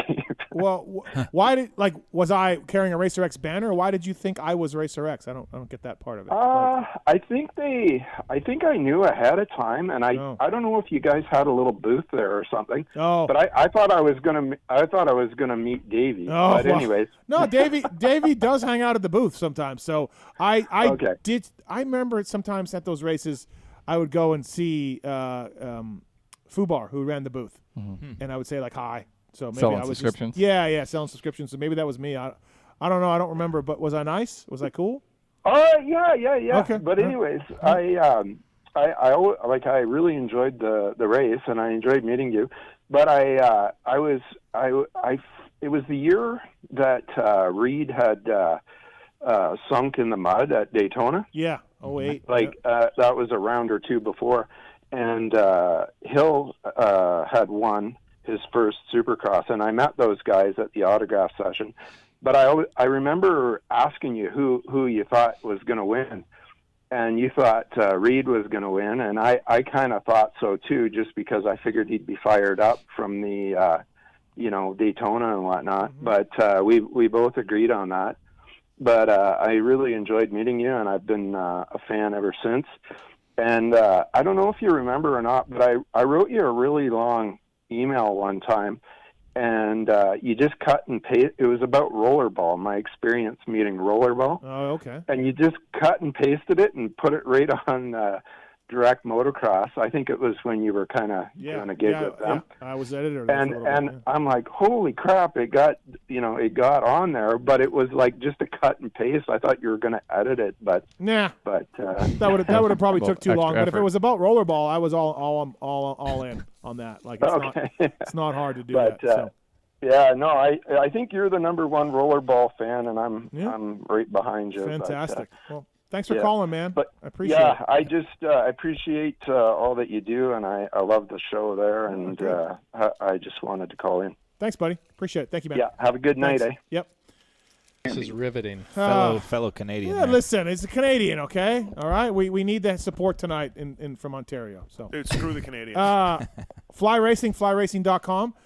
Please check them out on the web or at motorsport.com, your favorite online retailer, your dealer, whatever it is, they'll handle it out. And what's up, JT? I'm still here. Yep. How are you? Hey, JT. I'm all right. I'm good. Okay. We just had a hailstorm in Boise. Oh, cool. It's snowing like last week, wasn't it? So, awesome. So you're saying we could still get weather in Denver? JT Winter's is not over. JT is very depressed about Boise weather lately. Well, it's this April year. already. I know. I get it. It's almost May. This has been the wettest, coldest winter since I've been here. Wow. It's been not good. Speaking of wet and cold, we're getting rain for Nashville, you said? Maybe? I mean, it's definitely going to rain leading up to it. Oh, boy. I don't know. I've seen different reports. It's actually lower chance on Saturday right now, but it's definitely going to be in the forecast. We'll just see how it plays out. Tough week for Dirtworks then, huh? They got to clean up a mud race and now get a track built quicker, I would guess. Yeah, that's got to be. It's a day race. Did I hear Max break that news? Yeah, it's a day race. Okay. Yeah. Oh, good to know. Are they practicing on Friday? That was a wild rumor in the pits. I don't know. I don't know about all that, but Okay. I mean, it's like the same format as Atlanta, from what I remember. Sure. Yeah, absolutely. So it should be interesting to see. All right, JT. Let's talk the showdown a little bit. Going off the heats, going off qualifying, going off a dry track. who was going to win. Neither Lawrence won their heats. Yeah, they're second. I'll let you guys know. 250 class we're talking? 250 showdown. They pushed the winners across the finish line. Both of them. Okay. Yeah, I would have said Jet because I think Hunter was dealing with a slight injury, and I don't think he was going to take a ton of chances. He looked a little conservative in time qualifying to me. Like he just wasn't taking a lot of risks. Doesn't mean it wasn't fast. I just didn't think he was there to like, okay, I'm going to prove a point here. I think he was just trying to be smart and get through it, which I think played out in the mud too. I felt I was leaning on the side of showdowns typically have something unique happen and the points leaders usually don't win. And I was really feeling like RJ was going to have a breakout, not a breakout, but a solid night, right? Yeah. And then he didn't. That's why you put him on the fantasy team. Yeah, that's why I put him on my team. Yeah, RJ won work. RJ. It happens. He's been very calm and collected this year. He had a big one at A2, right? Yep. But he's generally been very calm and collected, and then you just can't. Yeah. Just bubbles over. Yeah. Like Zebras the lid can only stay on so long. Zebras don't change their spots. He was Spots or racing. stripes? He was racing for points, guys. He was racing for points against his title his title rival. Right. Again. Well, unless he blasted him in Pennsylvania. What was the best case scenario? I mean, that looked like an attempt to blast him into Pennsylvania. It sure did. He was taking that Honda front wheel with him. I think he was. Good thing the fans had gone from that section for the most part. There was a light turnout after the delay. So that Jet's flying bike would not have hurt too many people. Well, that's what I mean. If you go in there and saw off that front end perfectly and then squirt yourself right up the finish line with a second, and then he has to push his bike with no front wheel up the finish line, you're going to gain a lot of points. There was like 0.001% chance he does not hit the ground too. He was sliding. He hit the ground 30 feet before he got there. He slid in home plate from. It was slippery there. He hadn't ridden there yet. Nobody had. No, well. No, I was had a good run. Had a good run. Jet was spinning out of the corner because he squared it up. RJ had this run. He's like, oh, I think I got it. Yeah. No, there's no chance he ever thought he had it. Oh, he thought he had it. JT, you didn't make the main at 05 Anaheim, and you did ride Daytona 08. Which one was worse? Oh, Daytona's way worse. Was it? Okay, yeah. Without a doubt. Yeah. Anaheim 05 sucked, but it was just like slippery, couldn't really do a lot, really treacherous. Daytona was like god-awful water, and you just couldn't even circulate. There were like holes that if you went into, you were just never coming out. Like that was the last time your bike would ever be seen again. Yeah. Daytona's much worse. Okay. You know, Daytona 08, site of my first podium as a mechanic. Oh, yeah? Yeah. Oh. Matt Bonney. Matt Bonney. Nice we got work. third behind Kennard and Villapoto. And Jacob Marsack, podium the 450 class. Yeah, I was at that point. I was balls deep pressure washing. Right. Chuck, what's the muddiest race you did? Did you ever? I had some. I can't come up with one off the top of my head. I mean, Loretta's and. Well, yeah, I was meant more like in your pro career or ish.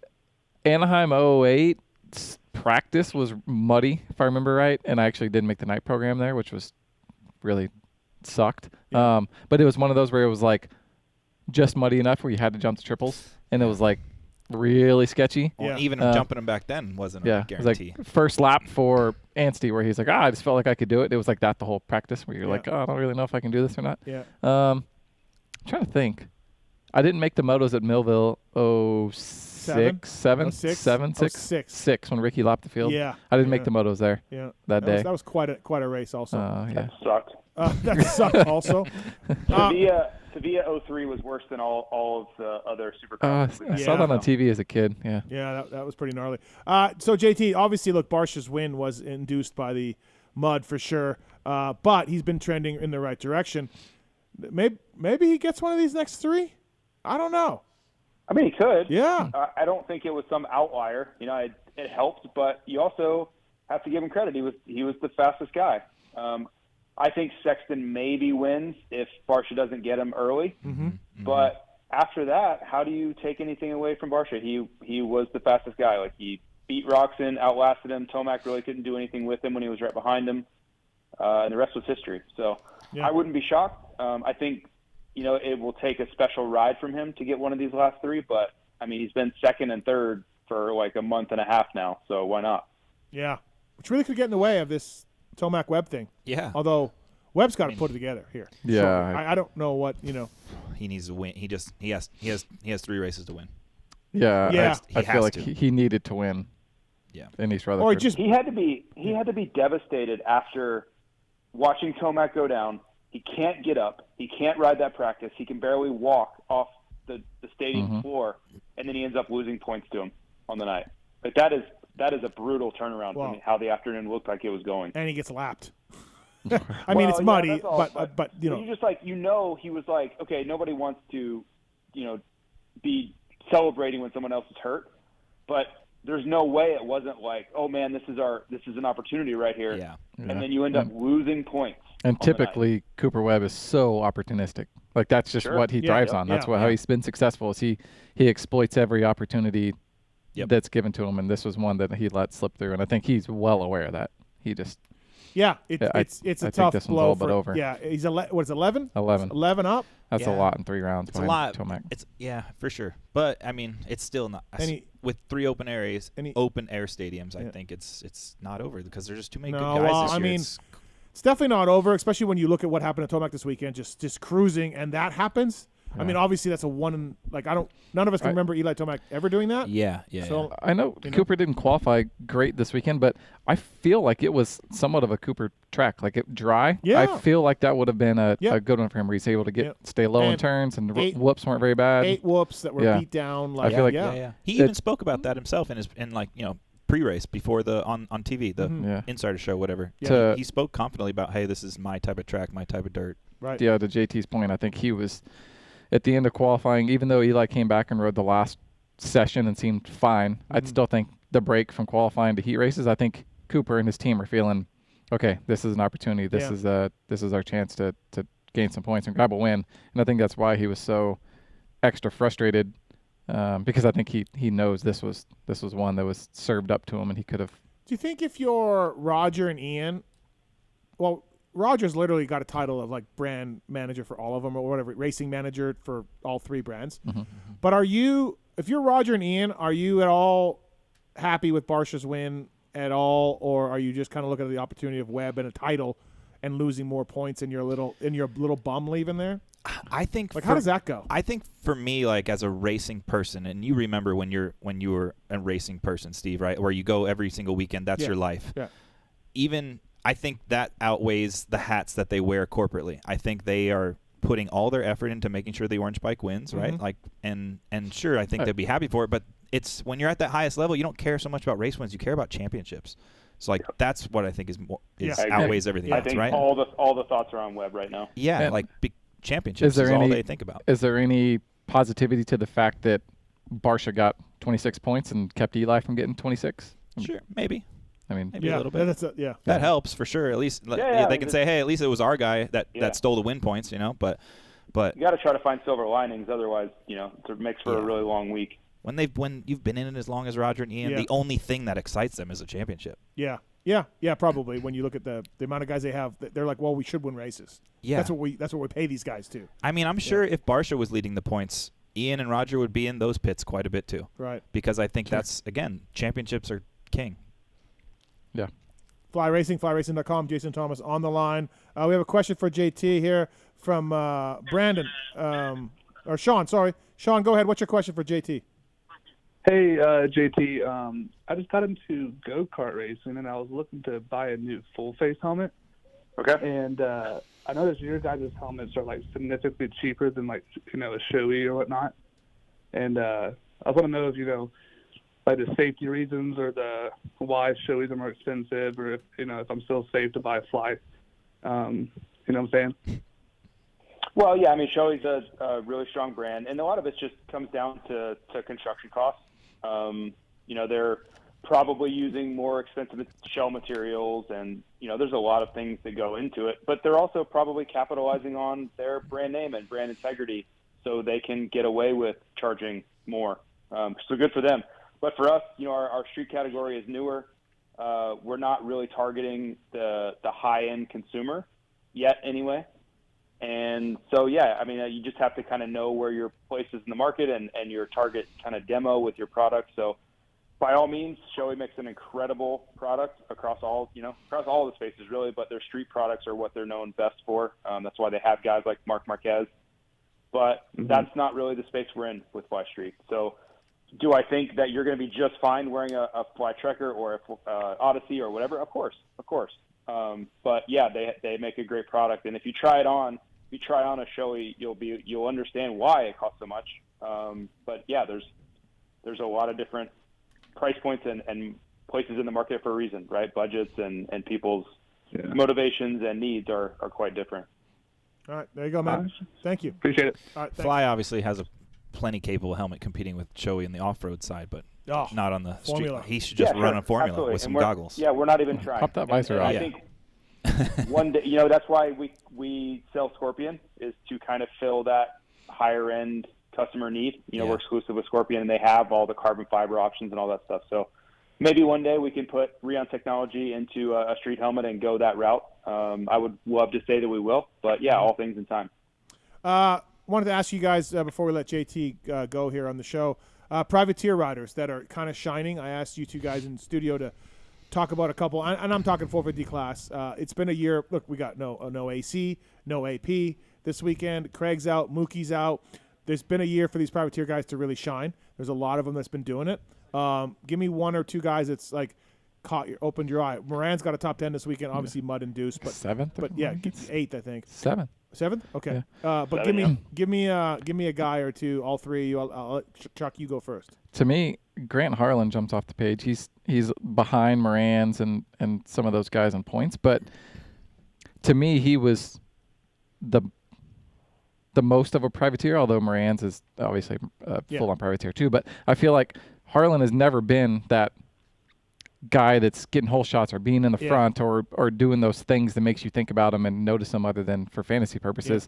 And man, he's been pretty consistent. He's doesn't quit. He's top 20 in 450 Supercross points, which is no easy feat to do. He made Anaheim 1 when the field was stacked. Right. You know what I mean? When everybody was there. And maybe that sort of clouded my judgment of him for the whole season based on that in that field. But the reality is, he's never been one of those guys that's had these big flashes and stood out to me in the 450 Supercross class. So to me, I give a nod to Grant Harlan. And you look at a guy like Harlan, and Benny was on here a couple weeks ago, and so their deal is basically they're paying their own expenses, right? They're getting whatever gear they can. They got to use a few team sponsors, and the team brings their bike and all of that. It's not like it's not.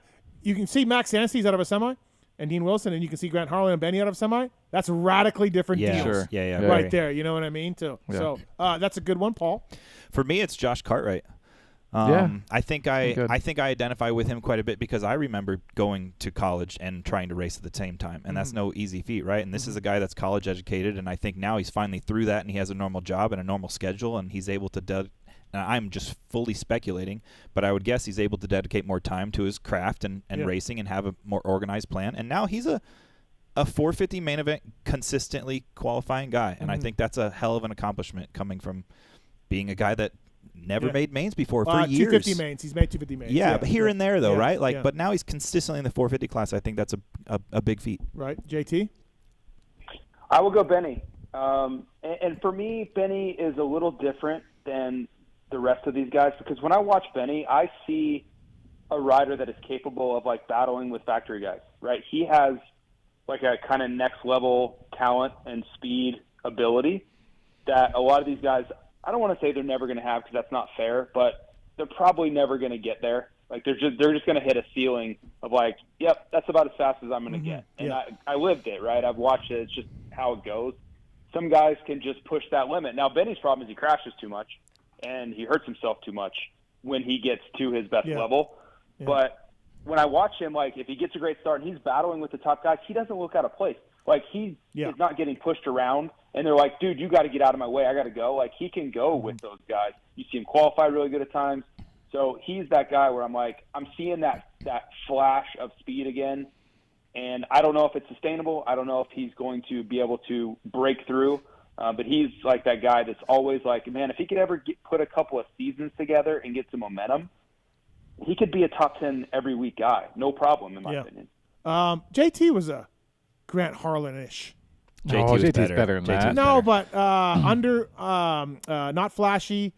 Grant can do all the laps. Well, Grant closes at the end. Yes, JT would always close at the end. Yep, yes. that kind of thing. Yeah. Right? Yeah. Shorter guys. That's why JT and I think view things so differently because I'm the complete opposite. Like I would always start in the front, sprint and fade, and JT would never get a start and come from the back and Right. close on everybody, right?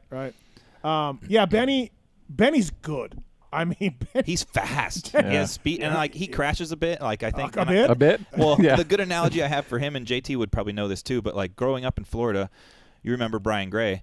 I raced him my whole life, and that was his MO. Fast as hell, but crash all the time. He would always pass me in the race, but then sure enough, 2 or 3 laps from the end, I'd pass him because he'd be on the ground.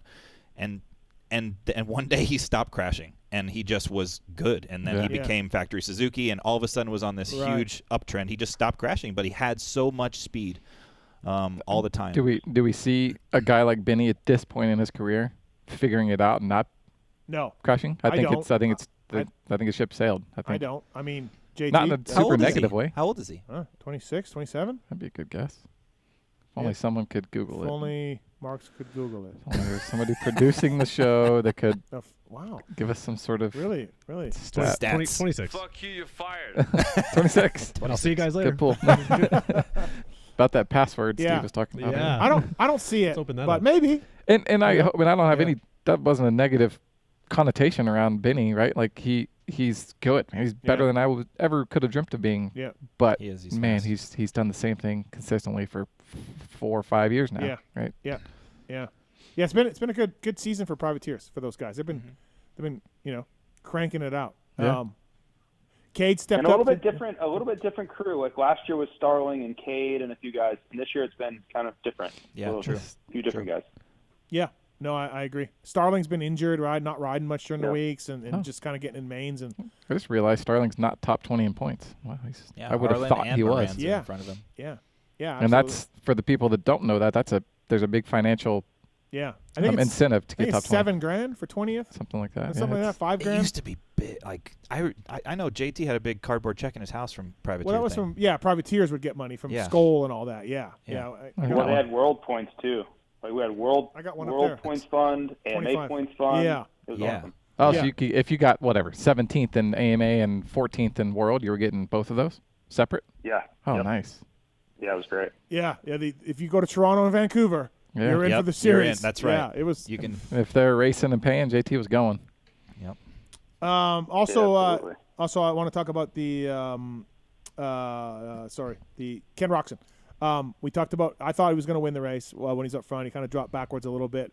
But the last 2 weeks, Ken's been better. He's got podiums in a row now. I think. I'm just so impressed with how competitive he is deep into the series. Yeah. We haven't seen it in a long time. Yep. And maybe that speaks for his happiness or what's going on over there. And but I call me almost surprised. I thought maybe it would fizzle a little bit towards the end. How it's done quite a few times, but dude, he is there the whole way. It kind of makes me excited for him outdoors too. I mean, I don't think he'll have the speed of those top 2 guys, but if he can be there the whole season, he can show up and win Paula. He can show up and win Thunder Valley. Ken is better outdoors than indoors. That's what I mean. This is established. Yeah. But Sexton and Tomac and now Jet. Oh God, it's gonna be good. Can Kenny get in there? I still think he can win a race. Yeah, win a couple races. Yeah. Yeah. JT, what do you think? You think Kenny's going to win a couple of races? I think he could still win a couple races outdoors. Yes. Ooh, okay. I think there's a chance he wins one, but man, a couple is a lot. Yeah. All right. I'll get on with board with one then. Good guys. He's always so good at Thunder Valley. Yep. I'm not ruling it out. I'm just it's gonna. A couple's a lot. I'm so excited to watch Tomac, Sexton, and Jet. The other guys are going to be involved. I get it, but those two were like on in a different realm at the end of the season. And then there's this thing that is Jet. And he's coming. Does Barsha carry any momentum from Supercross to outdoors? I mean, I think for Barsha and Anderson, I think it's going to be a long 11-race outdoor series. Yeah, I mean, they're both going to be fine, but they're not going to be on that top 3 level. I mean, they've always just been a little bit better in Supercross and motocross, in my opinion. Both those guys. God, you look at Sexton and Tomac and the level they took it to, and how much they were crushing everybody last year. Unreal, right? Unreal. So if Kenny can match that, I'll be damned impressed. Me too. And I think he can on the days given weekend. Sure, the right day. Yes. Yeah. Well, good stuff, JT. Thanks for calling in. Fly Racing, flyracing.com. Anything? Do you have any comments on your PulpMX fantasy lineup at all before we let you go? Anything you want to talk about? Honestly, I was so pissed off the last 2 weekends. I haven't opened it since the race ended. I know I did terribly, and that's all I really need to know. Like, I'll look when we do the podcast. Yeah. And that's going to ruin my day as it is. Mm-hmm. But I don't need to ruin Sunday, Monday, and Tuesday also. Yeah. So I will good look strategy. Wednesday, and then I'll look sometime before the race again. And both of those will be against my will. JT got 169 points just for the thoroughly 169. I haven't looked to see what I have either. I probably have less. Well, Mark's won again. I didn't even get 8 guys in. I pissed away Triple Crown. Paul 183. Travis over there I is hate on. all these people. Travis is on quite a roll lately, by the way. So he's probably very happy. Did you get in the 300s, Travis? No. I could have if it weren't for a couple of goofballs, but you know. Yeah. Well, I understand, JT. I feel the pain for sure. It's fantasy season. It's great times. Fun game, they say. Yeah. Catch the fever. Yeah. Fun game. Thanks for calling in, man. Appreciate it. Thank you. COVID than it is catching Oh, wait. Are you on TV this weekend? Great marketing. Are you on TV? No, not till Denver. Not for Denver. Okay. All right. Sounds good, man. Thank you. All right, guys. All right. See you. JT. Steven's on 6. What's up, Steven? What's up, man? You got a rant? Yeah, I got a rant. First, I want to say Chuck and Paul, they're a couple of the best hosts that you got there. Thank for you. PulpMX. They are great. Awesome. Yep. Thank you. Not And basement. my race tech rant's about Bobby Piazza. I saw his little outburst that he had with the security guard thing, and kind of like doubling down on it. And it's just kind of like sideshow style. I mean, is he even like making the mains, or is he just driving around the country, taking people's money to rev his bike? And I just don't think it's a very good look. I talked to him. I like Bobby. I told him the same thing. I'm like, dude, they asked you to shut it down. You've been doing it for weeks. They asked you to shut it down for noises. People were complaining. Just say yes, sir, and start it up again in New York, and collect that money. Like, that's all you needed to do. His hype guys didn't need to start yelling about America. He didn't need to do secret videos. He didn't need to do posts. Just be happy that you can make a bunch of money with people revving your bike and move on to New York. It just doesn't make sense. Now you got all these people with like carrots shoved in their earlobes, all commenting on his post. He told me he likes Mike Pelletier from the AMA, and he likes Mike Mewey from Feld, and I do too. They're good guys. I told Bobby, you could have fooled me because you just unleashed all of these carrot in the ears fuckers on the AMA and Feld. That's it. That's what he did. He started that. And so if you're Mike Mewey from Feld, are you like, yeah, cool, man, see you this weekend, start revving your bike? No, you're like, dude, you've caused us nothing but problems. Yeah, let me help you find a spot that we can put you where you can do this and not harm people or piss instead, people Bobby off. goes and creates a massive drawing against the AMA and Feld. And if I was Pelletier, would I be like, oh, yeah, man, cool. Right on. Welcome back. Come out and race again. Right. Yeah. Right? Like, there's comes a point where you just got to just take the L, quiet everything down, move on. There's this sense of entitlement that's like, I'm entitled to do this. Well, no, hang on. No, you're not. No, you're not. Again, let me show up at your work and blast a leaf blower in your face and just be like, America! America! Like, I don't, sorry, man. People were complaining. People weren't happy, Yeah. So, all right, Steve. Anyway, that's all. Thanks man. guys. Appreciate it. For the kind words. Maxima USA. What's your favorite Maxima product, Chuck? I personally like the contact cleaner. That's probably a lame answer, but man, it works so damn good. They're all good. It's all good. Works so good. It's all great. What, you want to know my favorite now? Well, you said it's all great. So. Yeah, it is. They're all great. Pulp20 is the code to save with MaximaUSA.com. Mitch Payton's Pro Circuit team uses Maxima. The Adam Cianciarulo, Jason Anderson, Maxima USA as well. Long relationship between Kawasaki team and Maxima. Pulp20 is the code to save, whether it's 4-stroke oil, whether it's SC1, whether it's suspension clean. Kiefer always talks about that. Or Chuck's favorite, good old contact cleaner. Man, it's good. Pulp20 is the code to save with Maxima USA. Pro Filter as well, profilter.com. They make air and oil filters for street bikes, side-by-sides, dirt bikes as well. Pulp20 to save at profilter.com. Take that dirty filter out of your bike. Throw it away. Put in a brand new pre-oiled, ready-to-use Pro Filter. Even your bike? You Drop can do it that? in. Yeah. You have one for your 23? Oh, no, I don't. Oh, okay. Not yet, Chuck. So you can't do that. Well, man, Trevor, I'm going to text Trevor. Yeah, good job. I'm sure Trevor Reese is really stoked right now, Chuck, on everything you're saying. I was just talking about how good the contact cleaner is, and you wanted to shit all over it. So Profilter.com, Pulp20 is the code to save. Brandon's on one. What's up, Brandon? How are you? I love Brandon's first race. Yeah, it's great. What's up, Brandon? Hey, you got me? Yeah. Oh, hey. So, I just wanted to give you a big shout out here. You helped me save about $400 on a Leatt helmet. Oh yeah? Oh, sweet. You know, nice. You didn't have to do it. Unfortunately, Leatt doesn't sell direct to Canada. Oh, okay. Yeah. So I didn't save you money. No, you did. Oh. You emailed me. You emailed me the code. Oh, is this the guy? Are you the guy? Oh. Yeah, you said. Yeah, don't. No. Fly formula. Don't give these people ideas, Brandon. Well, I just wanted to say a big thanks to you for that. You saved me $400. No, you're welcome. You're welcome. You know what I'm saying? You know what I mean? Like what I'm saying? Hey, I get you. Yeah. And then all right.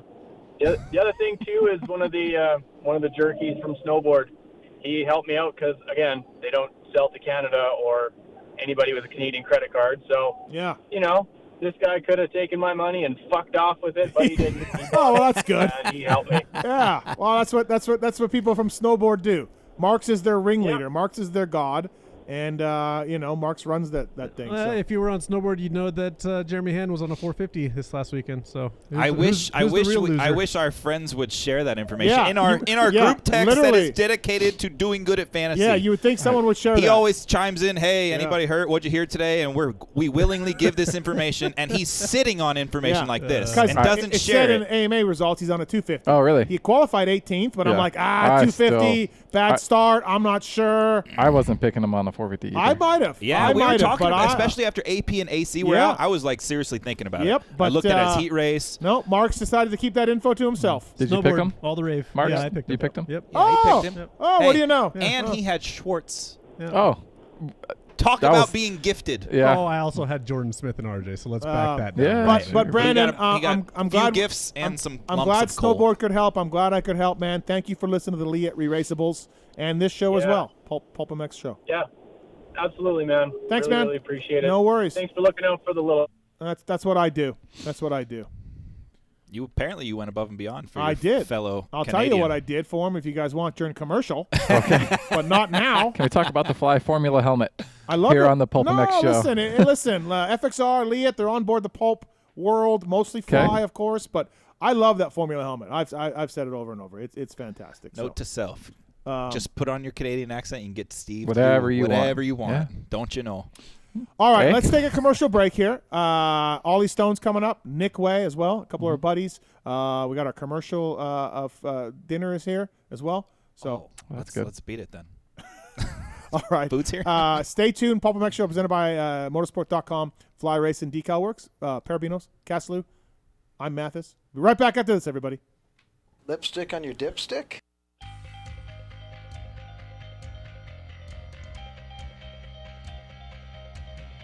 At motorsport.com, our ride started in 1999 with a commitment to making your next ride your best ride. We take pride in having a huge selection of gear, accessories, and OEM parts for moto, street, off-road, ATV, and UTV. Riding is what connects us and makes us a family. From the track to the trail, tarmac to open roads, we're all connected because we ride. And that's what motorsport.com is all about. We've got your back. Our unrivaled and dedicated team of gearheads are willing to go that extra mile. No gimmicks, just high-quality parts, the best customer service in the industry, and free shipping on all orders over $79. Our passion at motorsport.com is to ensure your next ride is your best ride. This is our invitation to you, from riders for riders. Visit us at motorsport.com.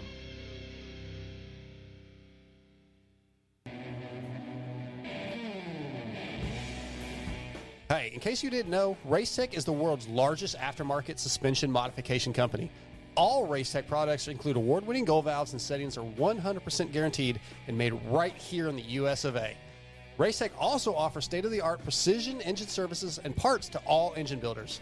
The staff has over 65 years of championship winning experience. It's so good that many of the top privateer teams such as SGB Honda, Team Solitaire Nuclear Blast Yamaha, and Motul AJE Gas, as well as Jerry Robin, Kevin Moran's, and many more, choose Racetech for their superior performance, reliability, and their customer service. Hey guys, what's up? My name's Kate Clayson, and I choose Racetech because I love their desire to strive for perfection. I think we all know that perfection isn't possible, but getting to perfection is always the goal, and I think that is something that both myself and Racetech have always worked towards, and I think they can help you get there too. Hey guys, this is Alex Ray. I use Racetech components in my SGD suspension and also the Racetech engine. The reason I like it is just because the engine's super reliable, tons of torque, and also on the suspension side, it just gives it that plush, nice feeling. Hey, it's your boys over at Team Solitaire. If you don't run Racetech, here's what you do. Put your hands behind your back and run your face into a wall. Racetech.com. What's up, guys? This is Kevin Moran's, and I choose Racetech because of their convenience of having Racetech centers all around the United States. Obviously, within my Decker Performance suspension, works really well. They're very high-quality performance products.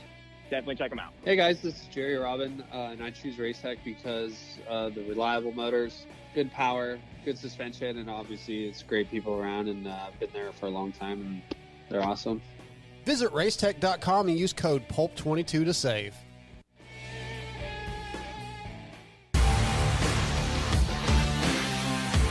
Love the guys at Works Connection. They continue as a 10-year sponsor of this show because, yeah, just like you, they're committed to the sport. For 33 years, they've been designing and distributing leading-edge performance products like Elite Axle Blocks, Elite Clutch Perch, Pro Launch Start Device for performance, radiator braces and skid plates for protection, along with a shock pump, a tack, hour meter, and more for maintenance. Works Connection, great guys up there in NorCal, and super cool company. We're stoked to be associated with them. When you take a look around the AMA pitch, you'll see Works Connection proving ground for products under the canopies of Team Honda, HRC, Star Racing, and other top teams. And the best part of this whole deal is if you use the code PulpMX20, you get 20% off your order. Visit your local dealer, check out motorsport.com, and ask them to see the Works Connection product line for 2022. Great company, great products. Check it out. Thanks to Works Connection for coming on the show. PulpMX20, the code to save.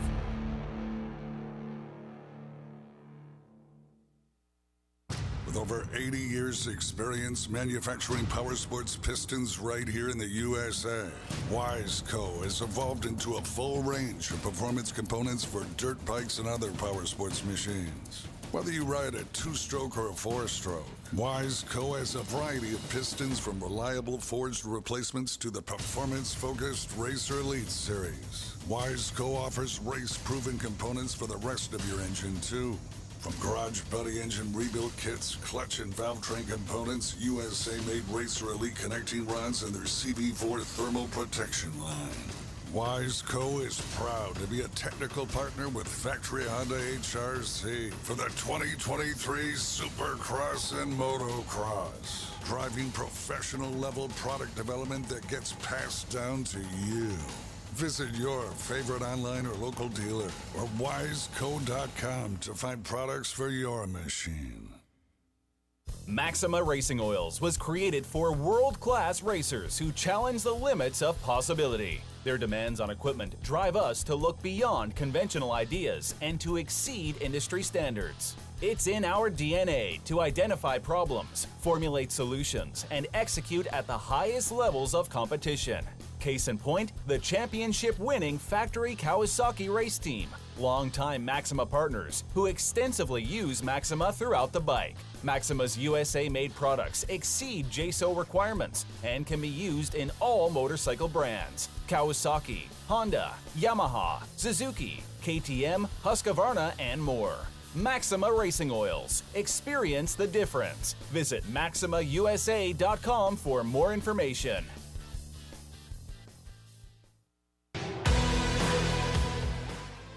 In 1990, my dad, Jamie Gregg, started Guts Racing. Guts stands for Greg's Ultra Trick Seats, because I was just a little kid that wanted a trick seat. And if you're out there looking for a trick seat, go to gutsracing.com, your local dealer, or Motosport, and place your order. Support the people that support PulpMX. You can use PulP2022 for 20% off at gutsracing.com.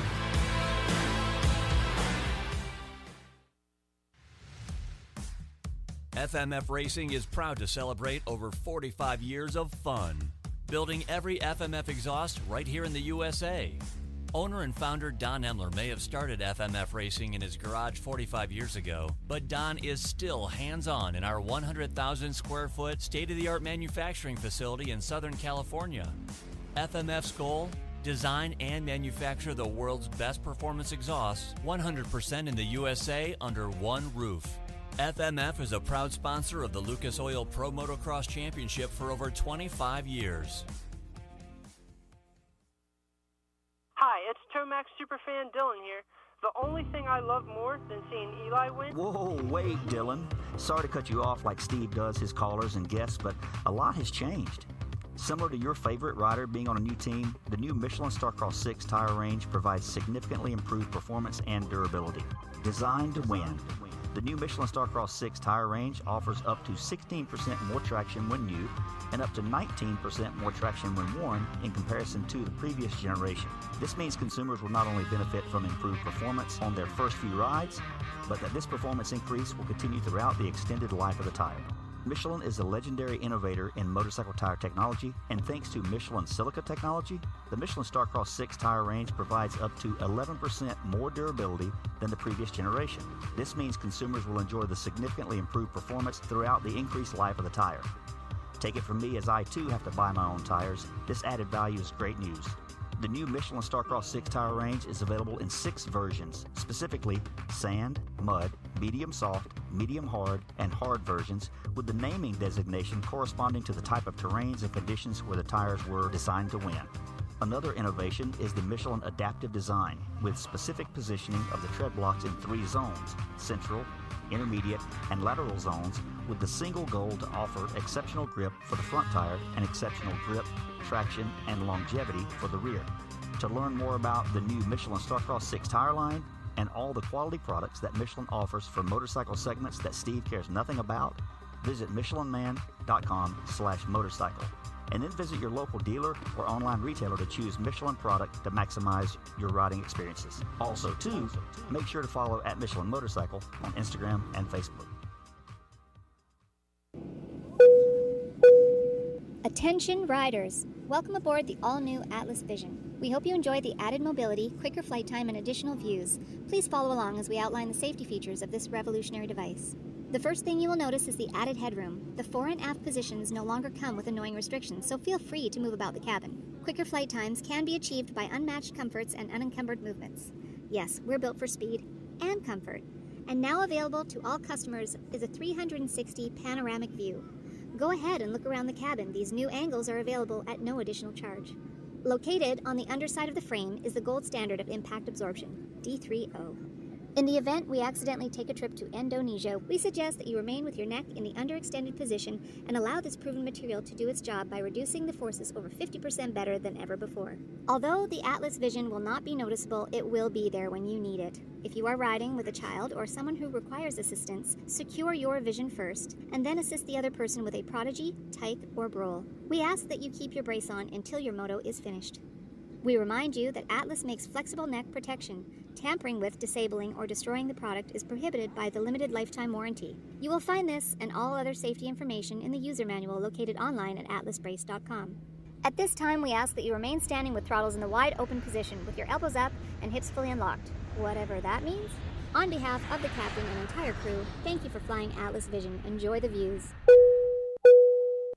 From beginners to seasoned vets, race teams, project builds, and magazine tests, Decal Works' mission is to cater to those who love to ride, upholding the true definition of quality, service, and knowledge. Visit decalmx.com and use promo code PulpMX23 to get 20% off your custom graphics. Decal Works, #1 for many reasons.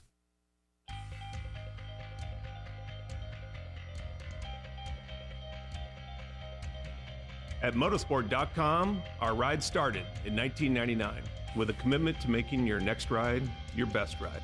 We take pride in having a huge selection of gear, accessories, and OEM parts for moto, street, off-road, ATV, and UTV. Riding is what connects us and makes us a family. From the track to the trail, tarmac to open roads, we're all connected because we ride. And that's what motorsport.com is all about. We've got your back. Our unrivaled and dedicated team of gearheads are willing to go that extra mile. No gimmicks, just high quality parts, the best customer service in the industry, and free shipping on all orders over $79. Our passion at motorsport.com is to ensure your next ride is your best ride. This is our invitation to you, from riders for riders. Visit us at motorsport.com. Maxima Racing Oils was created for world-class racers who challenge the limits of possibility. Their demands on equipment drive us to look beyond conventional ideas and to exceed industry standards. It's in our DNA to identify problems, formulate solutions, and execute at the highest levels of competition. Case in point, the championship-winning factory Kawasaki race team, longtime Maxima partners who extensively use Maxima throughout the bike. Maxima's USA-made products exceed JSO requirements and can be used in all motorcycle brands: Kawasaki, Honda, Yamaha, Suzuki, KTM, Husqvarna, and more. Maxima Racing Oils. Experience the difference. Visit MaximaUSA.com for more information. Hi, it's Tomax Superfan Dylan here. The only thing I love more than seeing Eli win... Whoa, wait, Dylan. Sorry to cut you off like Steve does his callers and guests, but a lot has changed. Similar to your favorite rider being on a new team, the new Michelin Starcross 6 tire range provides significantly improved performance and durability. Designed to win. The new Michelin Starcross 6 tire range offers up to 16% more traction when new and up to 19% more traction when worn in comparison to the previous generation. This means consumers will not only benefit from improved performance on their first few rides, but that this performance increase will continue throughout the extended life of the tire.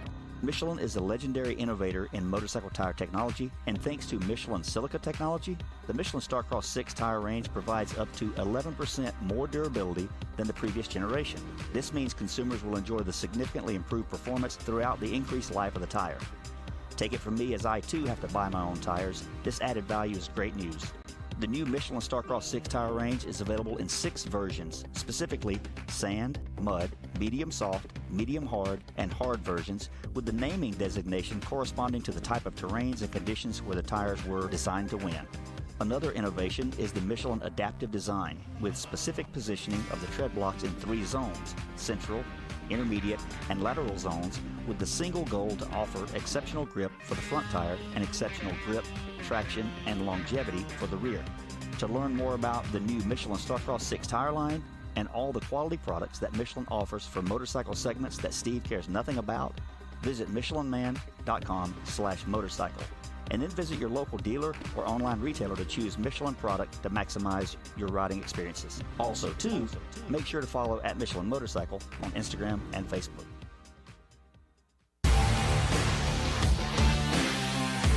Love the guys at Works Connection. They continue as a 10-year sponsor of this show because, yeah, just like you, they're committed to the sport. For 33 years, they've been designing and distributing leading-edge performance products like Elite Axle Blocks, Elite Clutch Perch, Pro Launch Start Device for performance, radiator braces and skid plates for protection, along with a shock pump, attack, hour meter, and more for maintenance.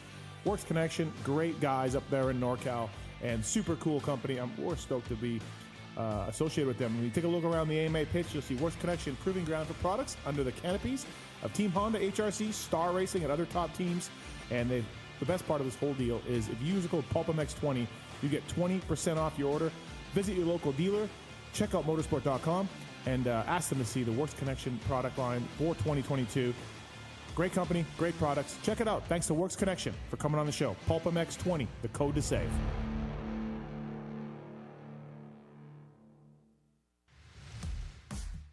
FMF Racing is proud to celebrate over 45 years of fun, building every FMF exhaust right here in the USA. Owner and founder Don Emler may have started FMF Racing in his garage 45 years ago, but Don is still hands-on in our 100,000 square foot state-of-the-art manufacturing facility in Southern California. FMF's goal? Design and manufacture the world's best performance exhausts 100% in the USA under one roof. FMF is a proud sponsor of the Lucas Oil Pro Motocross Championship for over 25 years.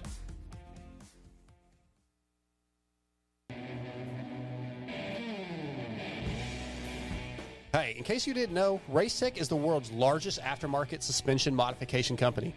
All Racetech products include award-winning gold valves and settings are 100% guaranteed and made right here in the US of A. Racetech also offers state-of-the-art precision engine services and parts to all engine builders. The staff has over 65 years of championship-winning experience. It's so good that many of the top privateer teams such as SGB Honda, Team Solitaire Nuclear Blast Yamaha, and Motul AJE Gas, as well as Jerry Robin, Kevin Moran's, and many more, choose Racetech for their superior performance, reliability, and their customer service. Hey guys, what's up? My name's Kate Clayson, and I choose Racetech because I love their desire to strive for perfection. I think we all know that perfection isn't possible, but getting to perfection is always the goal, and I think that is something that both myself and Racetech have always worked towards, and I think they can help you get there too.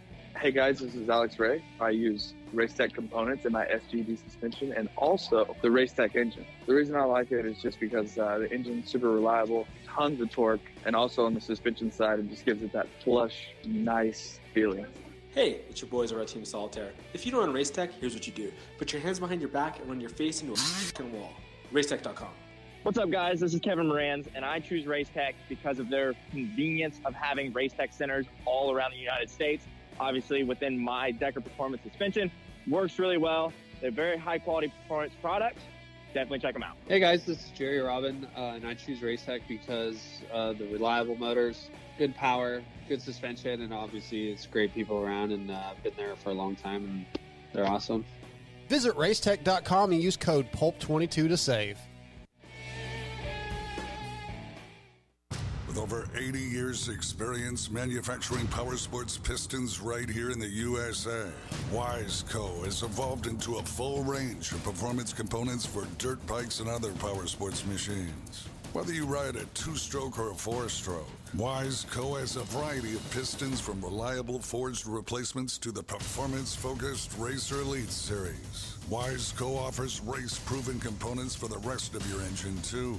From Garage Buddy engine rebuild kits, clutch and valve train components, USA-made Racer Elite connecting rods, and their CB4 thermal protection line.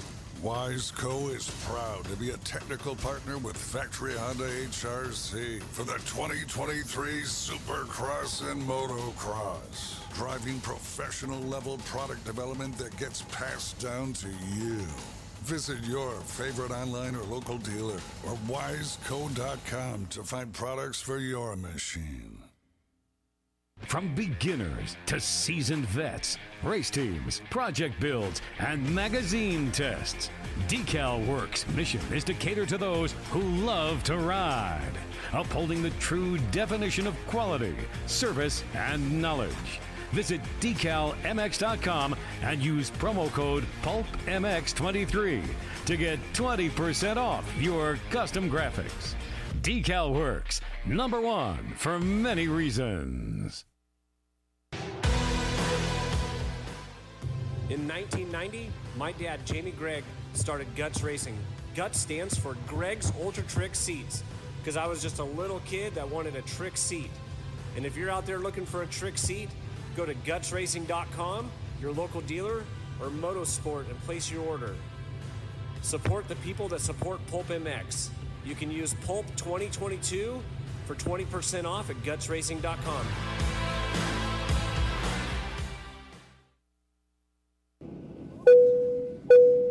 Attention riders! Welcome aboard the all-new Atlas Vision. We hope you enjoy the added mobility, quicker flight time, and additional views. Please follow along as we outline the safety features of this revolutionary device.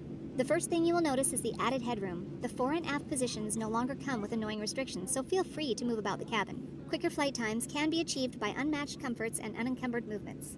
Yes, we're built for speed and comfort. And now available to all customers is a 360 panoramic view. Go ahead and look around the cabin. These new angles are available at no additional charge. Located on the underside of the frame is the gold standard of impact absorption, D3O. In the event we accidentally take a trip to Indonesia, we suggest that you remain with your neck in the underextended position and allow this proven material to do its job by reducing the forces over 50% better than ever before. Although the Atlas Vision will not be noticeable, it will be there when you need it. If you are riding with a child or someone who requires assistance, secure your vision first, and then assist the other person with a Prodigy, Tyke, or Brole. We ask that you keep your brace on until your moto is finished. We remind you that Atlas makes flexible neck protection. Tampering with, disabling, or destroying the product is prohibited by the limited lifetime warranty. You will find this and all other safety information in the user manual located online at atlasbrace.com. At this time, we ask that you remain standing with throttles in the wide open position with your elbows up and hips fully unlocked, whatever that means. On behalf of the captain and entire crew, thank you for flying Atlas Vision. Enjoy the views. Welcome back, everybody. PulpMX Show presented by motorsport.com. Fly Racing and Decal Works all on board with us. Charles Castloo brought to you by the folks at Decal Works, by the way. PulpMX 23 is the code to save. So please check that out. And they do factory Red Bull KTM. They do Husqvarna off-road. From the wild to the mild, Decal Works can get you dialed in with what you need. They'll help you design it. They'll have a quick turnaround. They have a proof that they email you so you can figure that out. Great company. I've dealt with them a bunch. And thank you to the folks at Decal Works. PulpMX 23 is the code to save. Chuck, you are a long-time consumer of Decal Works. Long time. Yeah. I think I got my first set of Decal Works pre-printed backgrounds in like 2001. Yeah. Like 424. Consistently Decal Works since 2007, though. Yeah. Nice. So thanks to the folks at Decal Works for bringing you Charles Castloo on the show. Renthal. So I was looking at the list. Our buddy here, Paul Perebjinos, he gave us 2 twin wall bars, 4 fat bars. Well, now just 1 twin wall bar because we gave one away. Okay. 4 fat bars, 6 sprockets for KTM's. Husqvarna gas. I'll take one of those. 5. 4 Kawasaki sprockets, 3 Honda sprockets, and 2 Yamaha sprockets. That's what we got to give away from the limited edition Renthal. Hard anodized. Hard anodized. Yes. Not gold. Hard anodized. It's like a works, like a factory color is what I see. It is. Sure. Yeah. And so I want to give some of the archive people a chance to listen to this, to win too. So contest at PulpMXShow.com. Contest at PulpMXShow.com. Paul, I know you gave this guy earlier because he just greased you up. He greased me. I know you gave him a sprocket and bars. I'm not doing that. I'm giving away sprockets and bars. Your show, like Steve. more Separate. winners, separate. Got it. Okay? Got it. All right. Are you okay with that? Yeah, okay. absolutely. Renthal.com. I mean, they really do look nice together, though. Mm-hmm. But I like it. I like it. Give a bar away, and they need to go buy a sprocket from the dealership. Yeah. That's the I like goal. it. I like it. Drive some sales. Sir, that's a giveaway. No, he just said he rides a KTM and he needs a 49, so he said, I was just admiring the craftsmancy and well, there's a different give him color. One of your own. Don't take the Pulp Show. I don't have any more. Like that's the only other ones that are the only other product Chuck that may exist is a little bit left over in England, maybe. Give it to a listener. Well, it's too late now. You jacked up the package. No, I was very careful. Me? Very careful. It's fine. It's showroom quality. There's even a special sticker for these. It's not the orange menthol. Yeah. Details there in England. Well, listen, we got some giveaway. So let's do we're going to give this away next week, too. Daniel Blair's in studio.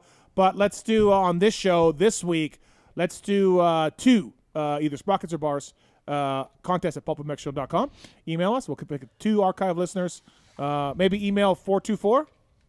That would be great. How do you win? You email contest at PulpMXShow.com. Oh, and then you're automatically entered. Yeah. And you just randomly pick somebody. Yeah. Maybe email 424. That would be awesome. Do you get that many emails? Oh, yeah. For this stuff? Yeah. We will get that many emails. Maybe 125 and 424. I love that idea. There we go. 125 424. Love that. All right, let me write that down. I'll probably forget. All right, okay. So we're going to give that away to email 125 and 424. Renthal.com. Leafs scored on power play right now, by the way. 702-586-7857. All right, let's do the X Brand Goggle Tear-Off segment, shall we? This is always a fan favorite. It's the X Brand Tear-Off segment. 15-second rapid-fire Q&A. I'd fly the girls in from L.A., boy. God, it took too long to get the first Holly drop. It should have been earlier. EKSbrand.com. Pulp Show 23 is the code to save with X Brand. If you don't have X Brand, you just will not win. It's that simple, Chuck. You know that. I do. You spent so long competing against them that you just left. You couldn't even deal with it anymore. Yeah. You were just too stressed out. Yeah, just too stressed against that Lucid Sleepless goggle. nights thinking about the Lucid. The Lucid goggle. And also, I don't know if you've checked out the FXR Factory Ride goggle or that Alpine Star goggle, but it looks very similar to a Lucid. Who named the Factory Ride goggle? I'm not sure. Phil. I got a big problem with the name. Okay. Pulp Show 23 is the code to save. EKSbrand.com. Thank you to those guys for coming on board. Oh, look at that. Oh, boy. Oh, boy. What are we looking at? It's getting closer. All right. These questions are submitted by Swisscore this week. Swizz. Swisscore, yeah. Are you familiar with him? Uh-uh. All right. 30 seconds on the clock. Websites or something? All right. Let's do this. Steve, what's the furthest you've made it on a track during track talk? Hold on. I have to text. Oh, your time's counting down. Okay. No, I've made it the whole way around. I have. I've made it all the way around. Not a lot. When's the last time? Oh, I couldn't tell you. Yeah, I don't know. There's definitely been I don't make it far. I go to the whoops. I look at whoops. I usually make the first turn, stand on the rhythm, and sort of oversee everything. When's the last time you walked up the face of a finish line, like up the top of the lip? Oh, just a few weeks ago. Oh, really? Yeah, went all the way up. Yeah. That's a pain in the ass. Yeah, it sucks. Yeah. But yeah, not very often. So, yep, there we go. 32 seconds. That's a long time. Be better. Thank you, Paul. Thank you. Chuck, will you be attending the PulpMX Millville Ride Day? I would love to. I feel like I'm geographically closer than I was previously. But I'm just waiting on an invite. So. Would you really drive up there? I have See, no that's idea. that's the thing. I got all these jerkies like you, like Phil, like Brayton, being like, I'm coming. And then it's like, dude, do you know how When far is of a it? drive that is? See, I'm a true friend. I told you, no, I'm not going to be there. When is it? I told you immediately. It's right after Destinations. Like, I'll have been in Europe for 14th. 2 weeks. It's the October 14th, 15th weekend. Let me know how it goes. Okay. I feel like my son's football season will start by then. So I'll be anyway, busy. no, Paul's not going and Chuck's not invited because he's not coming. We'll put Chuck's email in the raffle. Sure. It's a ride day at PulpMX.com if you want to enter the raffle. What email number? No, we just do random. Random. It's like 150 people on Saturday, and on Sunday it's wide open. So you go up for Saturday and you drive home Sunday. My Is your Venmo's move. open. Just saying. Okay. Is your move. But that's far for you, I think. Yeah, it's too Check. far. I went as a kid, like I say as a kid, but like in the B class, I went for amateur day. Really? Ooh, yeah. 8, 9, 10, 12? How many? Oh, it's far. Yeah, you're not going. You're It's not 1,000 miles. Yeah, exactly. You're right. All right. Each way, just to clarify. Paul, what was your most miserable mud race experience as a mechanic? Can I help out? Yeah, help I feel out. like your comeback season with Dean San Diego. Yeah, but see, I was thinking of that too, but Yeah. you know why it wasn't that bad? At the end of the night, I said, here you go, guys. Here's the bike. Oh, that's pretty nice. I mean, that's no big deal. I can handle a Saturday. Yeah. So, and then, I mean, we've had really good results in the mud before, so it's tough. I felt like just getting back in the trenches after Yeah, not yeah. being in them and being like, oh, I'm like ankle deep in mud. And Yeah, and we had like 2 mudders that year. Yeah, sure, Anaheim I'll go too. with that one. San Diego. And A1 that year was muddy, huh? Yeah, whatever that year was. What year was that? 18, maybe. Sounds good. Steve, how long would the lightning delay have to last for you to be out like JT? Or Paul. No, there's nothing. Yeah, no, nothing. I'm there till the races are over. Listen, did I want to be there up in the press box? No, it was kind of boring, but the Leaf game was on, so I was watching that, and we were laughing with Ryan Holiday and Lewis Phillips up there. It wasn't great. It wasn't a great time. Don't get me wrong, but yeah, no, I'm staying for the races because I'm all the way there already. So, and my job is to report on them. That's my job. You have to do post-race podcasts. Yeah. I do not. Right. Chuck, do you think Steve, quote unquote, holds court in the press box? Yes, I've seen it. I witnessed it this weekend, by the way. Immediately this weekend, so me and Holiday roll up for the first practice. Holiday grabs a bag of Cheez-Its. Steve is accosting him as soon as he sits down and saying, what are you doing with those Cheez-Its? He's like, I don't know. They're up here in the press box. He's like, yeah, those are for us. Those are media Cheez-Its. You have to ask me about those. No, I didn't say that. How is that holding court? I mean, you okay, perch yourself You're up presiding at a higher level. You're enforcing the rules of the press box. I mean, someone has to speak up when there's a travesty going on, when the media's food is being eaten by a guy who can go down to Kawasaki and take anything out of that semi that he wants. Sure, but then you can't get it like through the security. Well, and I don't know. I'm just saying, like, Again, like, let me just roll in and see what Big B thinks when I'm opening the drawers and grabbing food. You do that. I don't do that. I don't do that. But you know. I mean, I'm just picturing. I saw you at Anaheim 1 this year, and it's a dual level, so 2 levels, and Steve's, this strategically a bit higher up. Yeah. So everybody else is down below. He had his wife and his mom at Anaheim, and he was kind of like down below is the people, and then down below that's the normal people that are outside of the press box. Yep. They were talking about the media award, and Steve's like taking the big Mad TV money, kind of like directing the room. Yep. Who sits where? No, you're not there. Yep. Louis next to me. I don't like you. You sit over there. Okay. I don't want to interrupt our Did I guests, answer the question? Steve. Yeah, I think we're good. Okay. Paul, knowing Mitch, do you think he still holds out hope for Austin Faulkner on his team? Yeah. Yeah, I think so. Honestly, I think a lot of people in the pits would hold out hope for Faulkner. He's just too fast.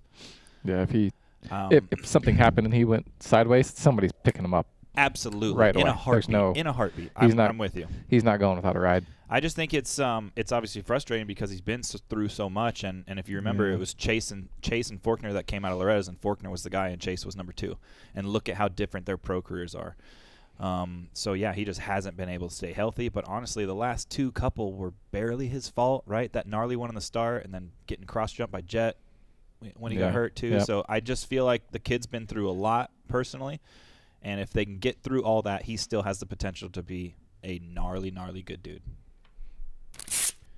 Steve, did you attempt another pitch speed challenge at the ballpark in New York? No, I looked for it. I did not find it. I definitely looked for it. I was going to get some redemption. How's the elbow? Did not find it. Shoulder or elbow? Rotator cuff. Rotator cuff. Yeah, a little better. Like a little better. It was long, a few years ago back. So I think healing has helped a little bit. But yeah, I was trying to redeem myself. But gonna hit 40. If anybody knows where a pitch machine thing in Vegas is, let me know. I'll go and practice up a little bit. I'll show you guys what I got. Can Betts call in? I feel like. Oh, like you think you're pretty good at throwing the ball fast? Yeah. I mean, all we really need is a radar gun. Yeah. Well, I mean, we still got the whole. You can throw it faster than all of us in here. Oh my God. We still have now it's tied. We still get have the hell out of Steve and Betts are supposed to do he's supposed to try to get. Oh yeah, the throw. Yeah, the throw out at second. Yeah.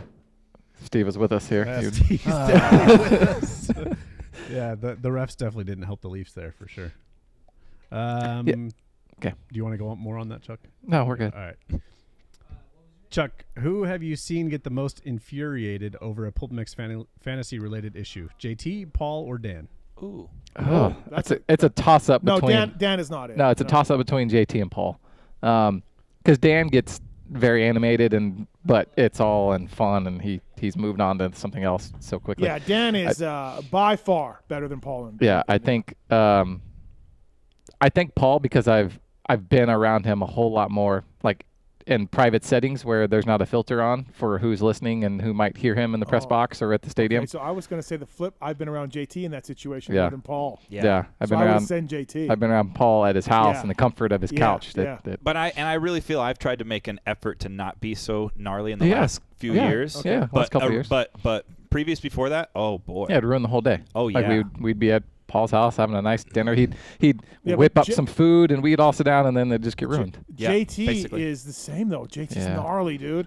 Remember JT wasn't going to play? Like he wasn't going to play idiots. He wasn't going to play. Just see the text about having Austin Root on his team for a sample. He didn't play idiots one year. He did not do No. Like Anaheim won like Thursday night he signed up or something. Yeah, no, we said we're like all no off more season. friendship. Yeah, like, he wasn't what are doing you it. thinking? Like I think I did some real dirty things to get him to play. Like said some real bad things. Okay. Yeah, I think you're right. All right, last one, Paul. PulpMX Fantasy goes poof tomorrow. Disappears. Your life is better or emptier? Not better. Not emptier, I don't think. Less frustrating. Can I not say that? Sure, of course you can say whatever you want. Yeah. What up to that positivity campaign? Yeah, that lasted a long time. Marks. What happened to that, Marks? I mean, it was going strong, and then I had a bad weekend, and I think we folded it up. So, yeah, that was funny. Like Kiefer did bring up an excellent point. He's just like every time I come in here, you guys are cursing this game. Yeah. You hate the game. He's so right. Why would I play? You should play. Why, you should try it. Why would I ever do that? Yeah. Right. It's rewarding when it goes well, though. It's very fun. And also, too, 7 Deuce Deuce has been mighty quiet. Oh, his good luck is kind of run out. Well, I don't hear much from him, so let's have a look. See, yeah, I wonder what's going on with the 7 Deuce Deuce because he was all in the beginning. Right, he was. He was like, "Oh, game's easy, scoring a bunch of points." It's in the dog days of the season now. It's tough. Yeah. No, he's taking a drop. Imagine that. Yeah. Yeah. All right, that's been the X-Brand Goggle Tear-Off segment. Choice of champions everywhere. X-Brand Goggles. Yeah. Great segment. Thank you. All right, let's get to. I don't think they get a blowjob before the main event. Andrew's got a call about Barsha. What's up, Andrew? Hey, how's it going, you guys? Good. Hey, I just want to give Justin Barsha a gigantic shout-out. My nephew, he's 10 years old. He relapsed with leukemia, and Justin Barsha went out of his way to send him a video. Very saying cool. his name and telling him get well soon. And I just want to. I'm a lifelong fan of Barsha now. So. No, absolutely. That's an That's awesome cool. guy. That's really cool. No, that's great to hear. He is a good guy. Yeah, so that's cool, man. Thank you. Thanks for the call. Yeah, thank you guys. All right. Have a good night. Thank you. Aiden's on too. What's up, Aiden? Hey, man. I just wanted to give a quick race tech rant / see how you guys feel about this. It's got to do with like the gate pick hype that goes on. I didn't really notice it this last week as much, but the last few weeks, especially with Ricky and Stu both in there, they've been like hyping up the gate picks a lot during the heats. Like, when AC was down in Atlanta, they're like, oh, he's got to get back up, towards the top 3 so he can get the good gate pick for the main. And it's like, I mean, obviously I don't know shit compared to those guys, but I mean, just watching for many years, you see guys like Moran's and Yoder just this year, pulling starts from shitty gate picks. Nichols has gotten several hole shots. Yeah, no, it's not that big of a deal. It's really not. And again, like if you get third in the heat, you have 6th gate pick. If depending on your heat race time, what's the difference between 6 and 7 gate pick or 5 and 7? Like, it's really not. If you're 1 and 2, great. I get it. You can control it, but you can pull the start from anywhere. That's why our sport's great. Could be the difference between a hole shot and not. Maybe there's only 5 gates down there that don't have a giant hole in front of them. I mean, maybe there's 6. Maybe there's 7. mean, I know. You just never know. That's why you always want to try to get the best gate pick you can. I think it's just those guys in the moment trying to find something to keep. They feel like they need to keep the audience engaged, right? Like they feel like they need to hype it up more than it is. And I think Ricky and James probably don't really look at it that much or don't care because, well, quite frankly, they won heats. You think gate picks matter much for those guys? No, they won the heats and they won, so it doesn't matter. But I think they feel the need to like, oh, we got to build the hype and we got to be entertaining. And they're educating the listeners, right? Like, I think it's more that than what they actually feel or think. Thanks for the call, man. Fair enough. Yeah. Yeah. Thank you, guys. Appreciate it. Thanks, Aiden. Appreciate it. Skippy, what's up, man? Oh man, not much, boys. How are y'all? Good. All right. Yep. Good. Man, I wanted to ask what y'all's best either Texas amateur motocross story or your best privateer story. Texas amateur motocross story. I only went to Moser Valley once. Really? Yeah. You never went to Whitney? No. I didn't do a lot of Texas ones. Been to Tyler just quite a because they're bit. in school?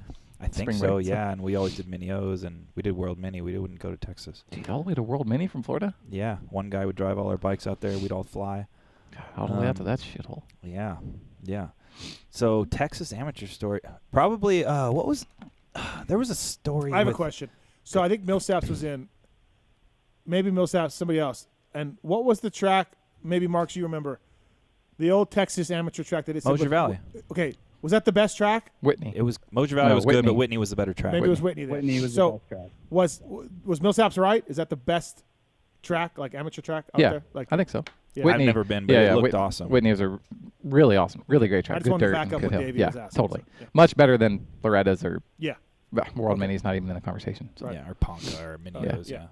Okay, so anything for I Skippy? don't have nothing great for him. I think I remember a story about it was either Alessi and Millsaps at Moser, or it was Brian Johnson and somebody. I can't remember it for the life of me right now though. But there was great drama back than I feel like in our era of amateur racing. Yeah. You know, like Davey and Michael Lessie's dad on the starting line at World Mini spitting in each other's face and all kind. Like, there's good amateur stories back then. Yeah. All right. Put me on the spot, Skippy. Got to think of something.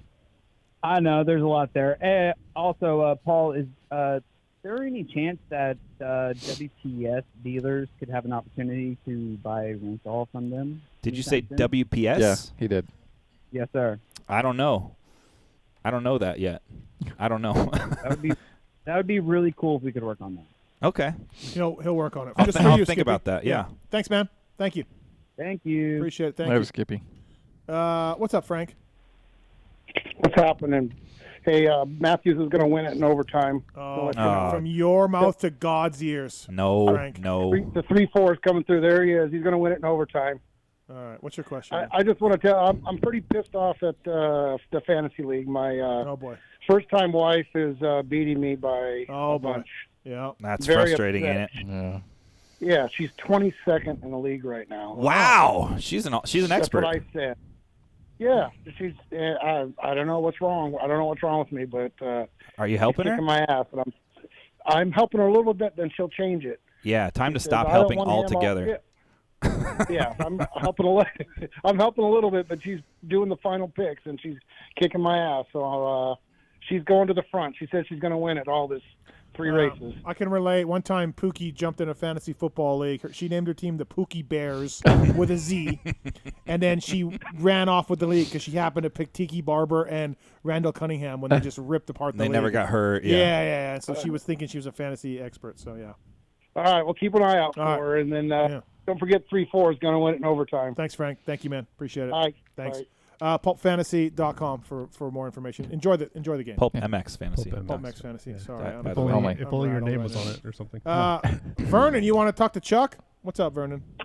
Yeah, hey, I just wanted to say hi, Charles, and seen you on there, dude.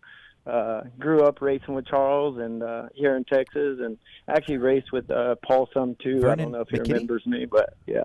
Vernon McKitty, right? Yes. Yeah, I remember the name. Mac. Right on. Yeah. Cool, man. Yeah, it's just cool to me. Like all of us are still into this motocross stuff and in the industry. You know, I build motocross tracks. Cool. All over the country now, and Vernon's cool got you guys still a little ripper on a 65 fly WPS athlete. Oh, okay. Like a top level amateur kid on 65s. Nice. For sure, man. We built, all the national or AMA arena crosses. It's cool to see y'all talking about that on the show, and also Steve, the show's awesome, man. Thank you. We spend a lot of our time in equipment every week, and gives us some good entertainment. Great, man. That's what we try to do. A good listen. Yeah. Speaking of equipment and stories in Texas motocross, I landed on a bulldozer one time that Vernon was driving. Holy shit! Yes. Oh. Yeah. Dude, I was gonna bring that Oh up. my God! Dude, like, You didn't die? Yeah, no. I think no. Wow.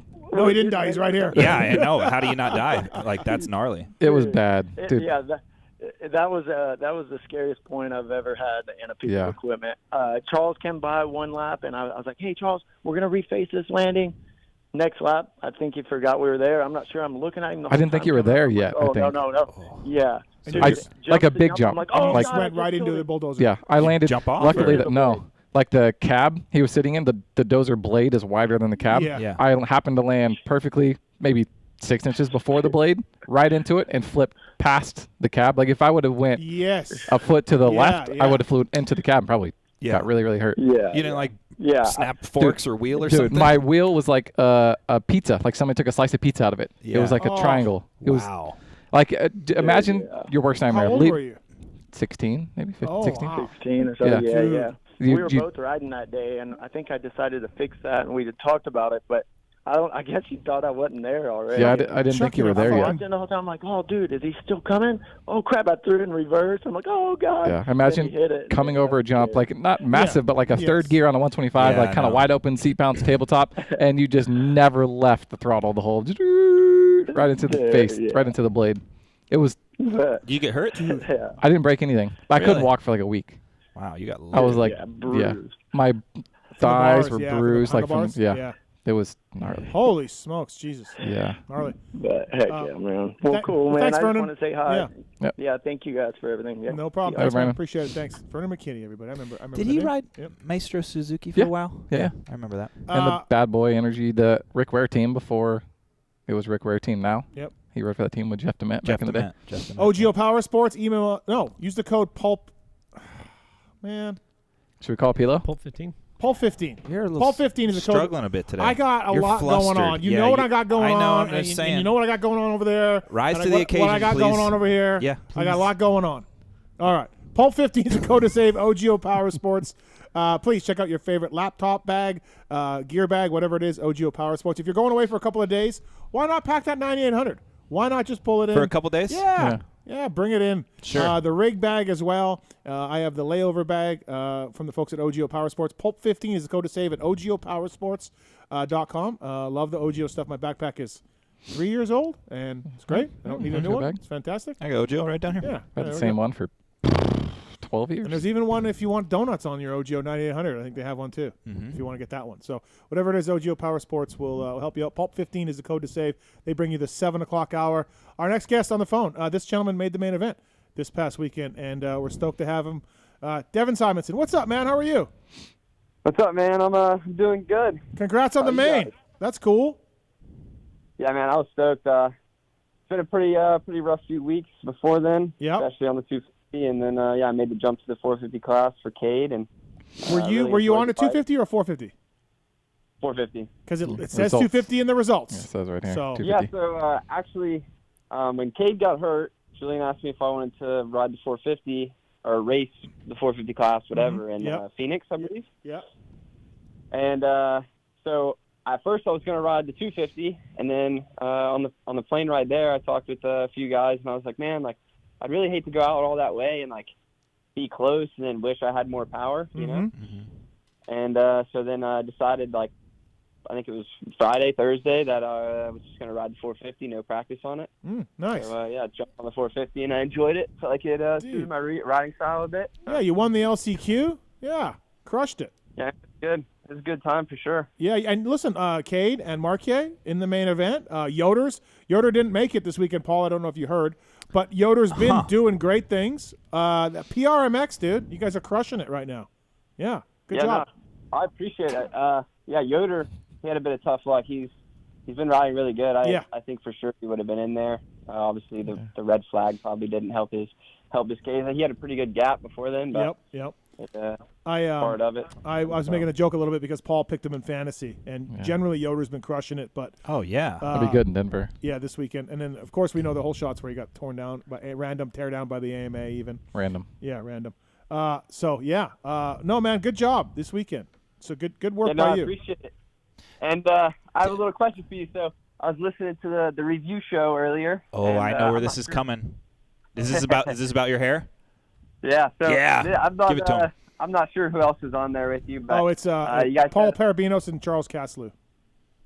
You guys were on the review show? Oh, I'm sorry. No. That was JT and Weege. Yeah. Sorry. Okay, yeah. So I was listening to that, whatever you guys said I needed. I think you pretty much all agreed I needed a haircut, which I'm not completely against. Yep. So I'll let you pick my haircut out. Oh. If I can get a spot in the LCQ challenge. Oh yeah. Oh yeah. Let's do the bucket. The what? Bucket cut. Like a bowl on his head? The bowl cut, yeah. What do you? I don't even. You just put a bowl on it and then just trace it. Oh, you really just do that around? Oh yeah. Huh. Like authentic one. Do you think this could change his whole life and he ends up on PC Cowie after you get him a haircut? Well, yeah. I mean, we did cut a gentleman's hair last year. Digging ditches Devin, to and his whole life is different. I now. love his approach. I do like the hustle. Yeah. Yes, I do. I like his approach. Yeah. So Simonson, you're saying if I get you a spot in this race next Friday, Denver, I can cut your hair however I want. 100%. I feel like you can do something with this. We can maybe right before the race too, or after, or whatever. Maybe at the live show Friday night. Yeah. I was talking with Cade before this weekend. I was like, dude, what are the chances? Like, you think I can get in there? And he's like, dude, just call into the show. And then he's like, well, at first he was like, if you just get like 5th to 7th the rest of like this weekend in Nashville, like you'll probably be in there. I was like, dude, but that's not my goal. Like, I want to be in the main event, Yeah. I like this guy. And so I came up with that little idea. So. Right. Huh. Well, you definitely need a haircut, young man. I'm not so happy with that. Yeah. All right, let's work on this. Let me think about it. All right, I'll put you on I got a little list on my phone. I'm going to add you to the name right now, as far as like possible wild cards and alternates. How many wild cards and alternates do you need? Do you know yet? I don't know yet. No, because some of these guys aren't going to make it. Now I have given wild cards to Nice and Yoder. Yeah. So they're in. I didn't like that. Yep. So I'm probably going to need. And Marty.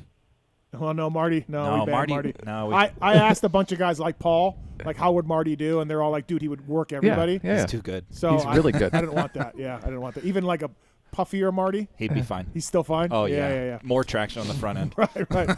That's a good point. Could be. He would be so good. Yeah. He might get a ride after this deal. Hey, Marty, by the way, you were doing 55s and Eli were doing 56s. Right. So. All right, Devin. Let me. I like it. I think I like it. Let me think about it. And I'll be in touch with you. All right. All righty, sounds good. Thank you guys. Either way, good job this weekend, man. Yep. Thank you. Yeah, great job. Yeah, thank you. Thanks. All right, Devin Simonson. He brings something to Have the you table. seen his hair?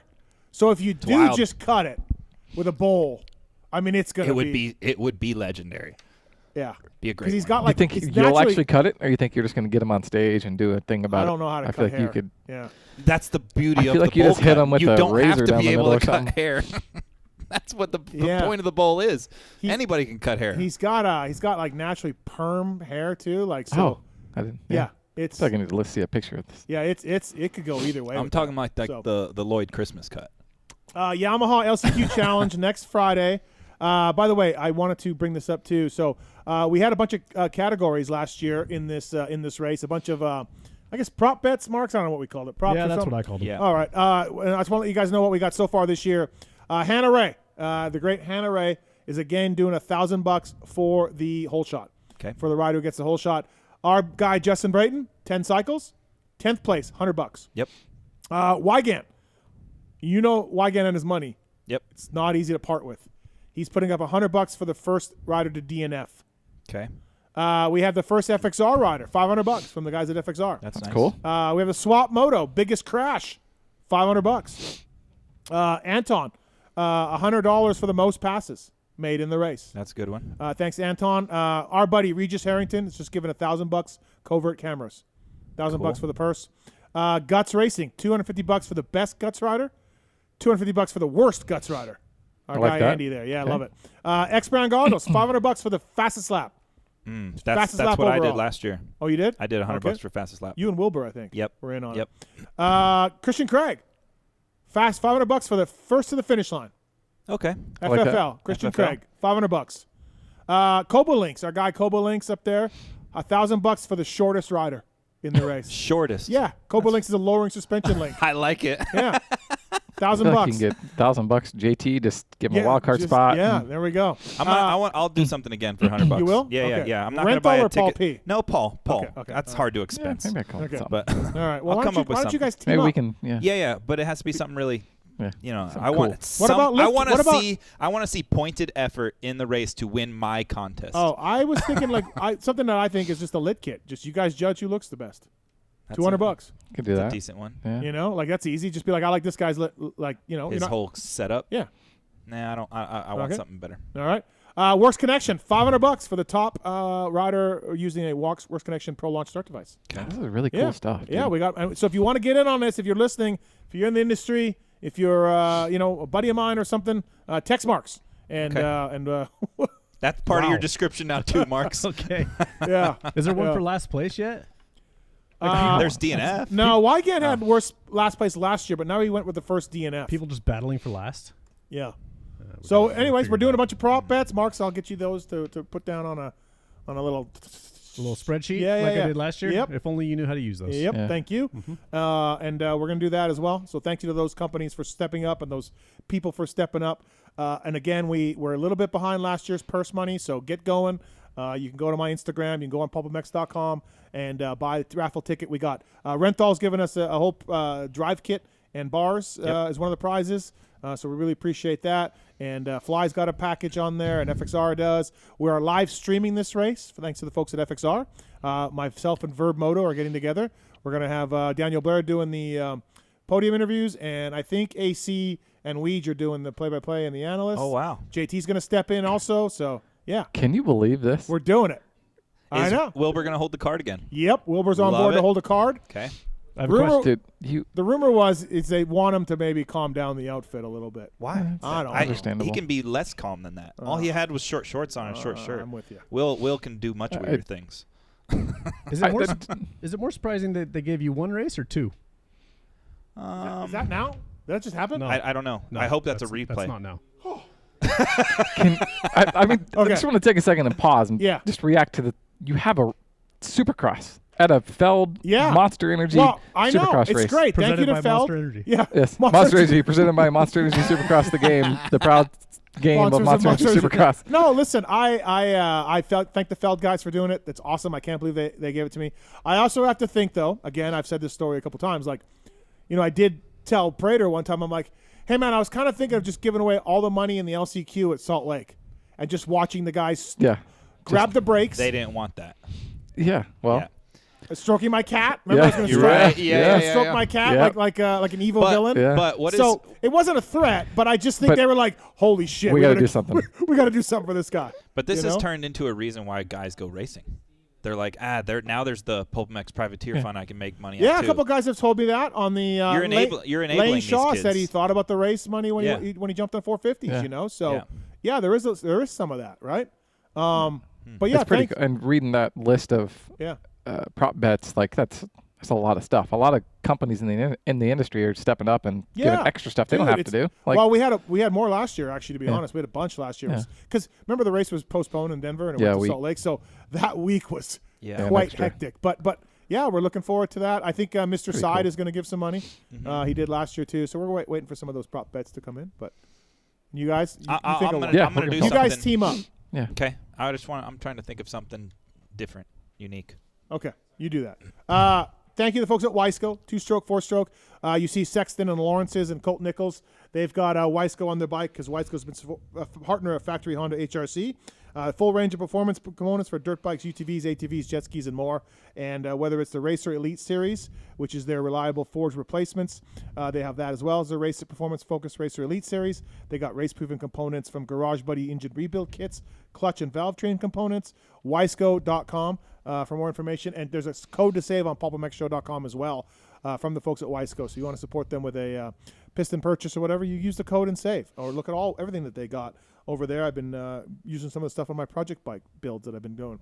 Wiseco is pleased and proud to bring you our next guest of the evening. This gentleman just got a first win as a crew chief for the TLD Gas guys, and really couldn't happen to a nicer guy. We're stoked to have Olly Stone on the show. What's up, Olly? How are you, man? Hey, good evening, boys. Nice to be on the show. Yeah, thanks for having me. No, thank you, man. You deserve it. Congratulations. That's awesome. Like, again, in the mud and everything else that went on. Olly, I've pointed this out a few times. My one national win in my career as a mechanic came in the deep, treacherous mud of High Point, and nothing speaks of a mechanic crew chief performance like winning in the mud. No, I agree. And there he agrees. Yep. Yeah, I agree. No, it's more nerve-wracking than what people think because, anything can happen. I mean, more motorcycle crashes, it can get bad really quick. So what was the 250 guys were already on the gate, and they got pulled off, and they weren't allowed to go back to the truck.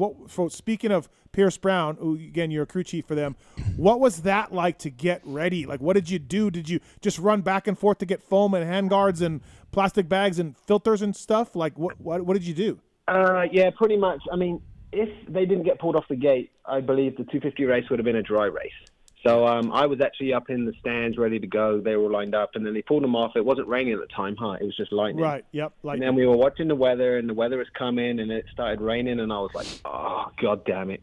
It's going to be bad. So it was one of those calls that we did. We went back, and we got what we needed. We changed coolant in the tunnel and filters, filter covers, foam, handguards. We did all the basics, but we did it in the tunnel, and obviously we did I made the right call. We did the right things, and then we just did the same things to Barsha's bike. But obviously, the 450 was in the semi still at the time. But yeah, we weren't allowed to leave the tunnel, so we kind of had to do everything. But then it was a scramble because as soon as one team starts doing something, the other team starts doing something, and then Star was doing something, and Honda were doing something, and PC were doing something. So everyone did what we needed to do. We just did it in front of everyone. That's so weird. There was no secrets. There were no secrets anymore because I know what the other teams do when it rains. So you were giving all your mud secrets away, Ollie, because I worked with Ollie, Steve, at PC, and that was one of the things I thought Ollie was great at was mud prepping because he came from GPs. He had a lot of experience. I didn't do all my tricks of the trade, but obviously we didn't have enough time. I mean, I was sending a runner back to the semi, and then he'd come back, and I was like, oh, shoot, I forgot this. Can you get this? And the weather was shitty, and the radios weren't working so good either. But, I mean, I think I did 75% of what I needed to do, and obviously the PB crashed or whatever, but the bike made it, and a lot of bikes made it, actually. Everyone kind of does the similar stuff these days, because with photos and all that stuff on the internet, you can see what other teams did, like the Monday after the race. So, like, secrets are not that much secrets anymore. And also, I thought the track was pretty good. Like, those guys came right out. They're doubling, they're tripling. Kenny's in the mud in the 450s. Kenny's tripling on the table. Like, dude, it was actually not bad, right? No, and I was watching them, right? So when the bikes went back in the tunnel and I was up looking at the track when they moved all the fans out, and the Dirtworks crew actually killed it. They were sealing the track.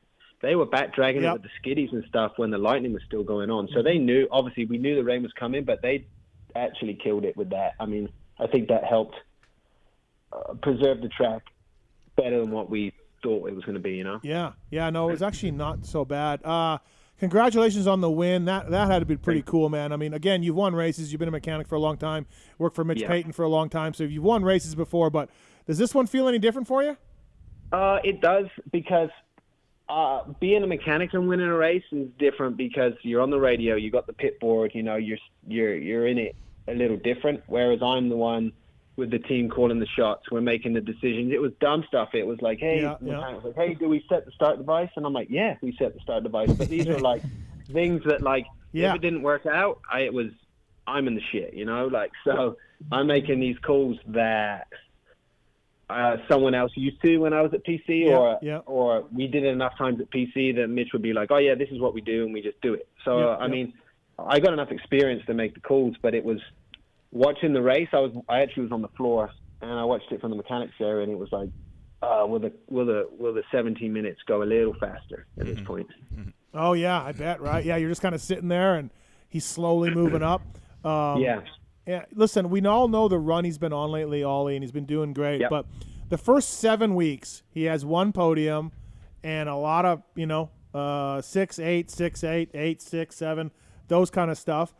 Daytona was good. Probably should have podiumed outside of, what happened with Sexton getting a little crazy. Probably should have made a podium there. And then he's been on a run. Was there something you found? Was there an attitude switch? Was there anything you found to kind of start this second half momentum?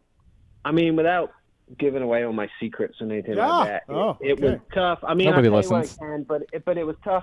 All right, so we had a new bike, a new platform, new position for me. So it was a lot of figuring out, if that makes sense, like a lot of testing, a lot of piece by piece. And sometimes you don't know where you're at until you race. And everyone always says you don't know until you line up. And I don't think we were far away, but we were further away than what we thought.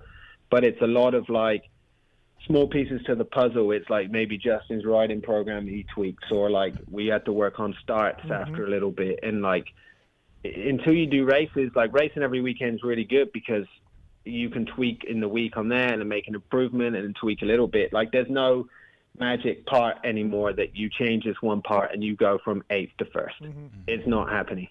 There's a lot of little pieces of the puzzle, like I said, and obviously Daytona was a good run. We should have got 3rd at Daytona. We have been working on the bike a little bit every week, and then obviously we look at Justin, and Justin works on himself a little bit every week. So I'd say it's just not one thing. It's just a lot of things from a lot of aspects. Boy, and once you start getting that confidence and get on a roll, right? Yeah, 100%. You're feeling comfortable, and then you can push forward, and then we can work on another aspect of the bike, and then you push forward and you learn something else, and then you go forward with that. So there's a lot of things. And then it was like his speed was there because he was starting 8th. I think it was the race that he run down Ken. I think it was Detroit or Indy. And then he almost won that race, and he started 8th, I think. And it was like, man, we just got to get out the start. So then it was like, we need to work on our starts, whether it was technique or motorcycle. It was a little bit of both. But I think now the starts are improving. Like Justin Paul shot the heat race in Atlanta. So now, like, his starts are good, and again, it's confidence. You get that one, and then you're like, oh, I got this. And it's amazing how the starts start to come around once the confidence starts to come up after some of those finishes 100%. coming from 8th, right? 100%. So I also believe a lot of it's Justin's confidence, Justin's riding ability, and also it's just a lot of little things. Right. So, Ollie, I got a question for you because we worked together at PC, and we had a number of different riders on the team as far as like quantity of riders. So now you're at a team with 3 guys. What's like, is it the ideal mix to just have 3? I would say yeah. It's difficult for me to split classes. Yeah. So like we go out with the 250 guys and then the 450 guys, and then I come back and I've got to prioritize. Like Justin might want to make a change, but I'm like, hang on, I got to talk to Pierce first because Pierce is on the track before you. Yeah. So then my job's obviously looking at data, and then we watch video and then making changes. So 3 is a good number for me, especially in my first year. I don't know how guys do it with more riders. So you don't think 5 in the outdoors is? I think 5 at the outdoors in one class is still a handful for sure. Maybe it's too much, and like you spread yourself too thin, and you can't give. If you had 3 guys, you give them more attention than 5. Does that make sense? That was just something. If you have 5 guys, someone's getting the short end of the stick, and they're not getting the attention they need. That's what I saw because when I first went to Pro Circuit, it was more traditional. It was always 4 guys, and then it started to change a little bit later. We messed around with the 450 team. We had 5 guys outdoors one time, and to me, we got a little worse when we spread ourselves thinner like that. And especially, to me, I agree because it was like, because back then it was 5 guys, but it was still just bones. You know? And we went down on quantity of engines for guys instead of everyone having 3 race engines. Everyone had 2 race engines, and it was different. And I feel like so I was interested to hear what 3 felt like. No, 3 feels good because I have like 8 race engines for Barsha. I kind of need him if you've ever heard him ride. I need 8 race engines for Justin, but there's no shortness of we got unlimited resources we have, but still I also think now, like back then when I started PC with you, Zach was looking at data and things like that, but now I think data's taken over. And the big thing for me right now is to look at the data. I'm looking at every lap that they do in every practice session, you know, and that's for each guy. So although we get 50 minutes between free practice and Q1, I take that whole 50 minutes because I got to look at everything for Pierce or everything for Michael, and then I got to look at Justin. Yeah. You know what I mean? So there's not really much downtime. There's less downtime being a crew chief than there is being a mechanic. Right. I think another cool kind of question or something that you could provide insight on for that people would be interested to hear was, I think when I was at Pro Circuit with you, I think we had a really good crew, right? And I think that reflected the results that we had for our riders. Like everybody got along, there was never any drama. And I'm sure now you've been through teams and mixtures of people where not everyone did get along. So what's it like at this team? Like, does everyone just genuinely get along great? And is that have a lot to do with the results as well?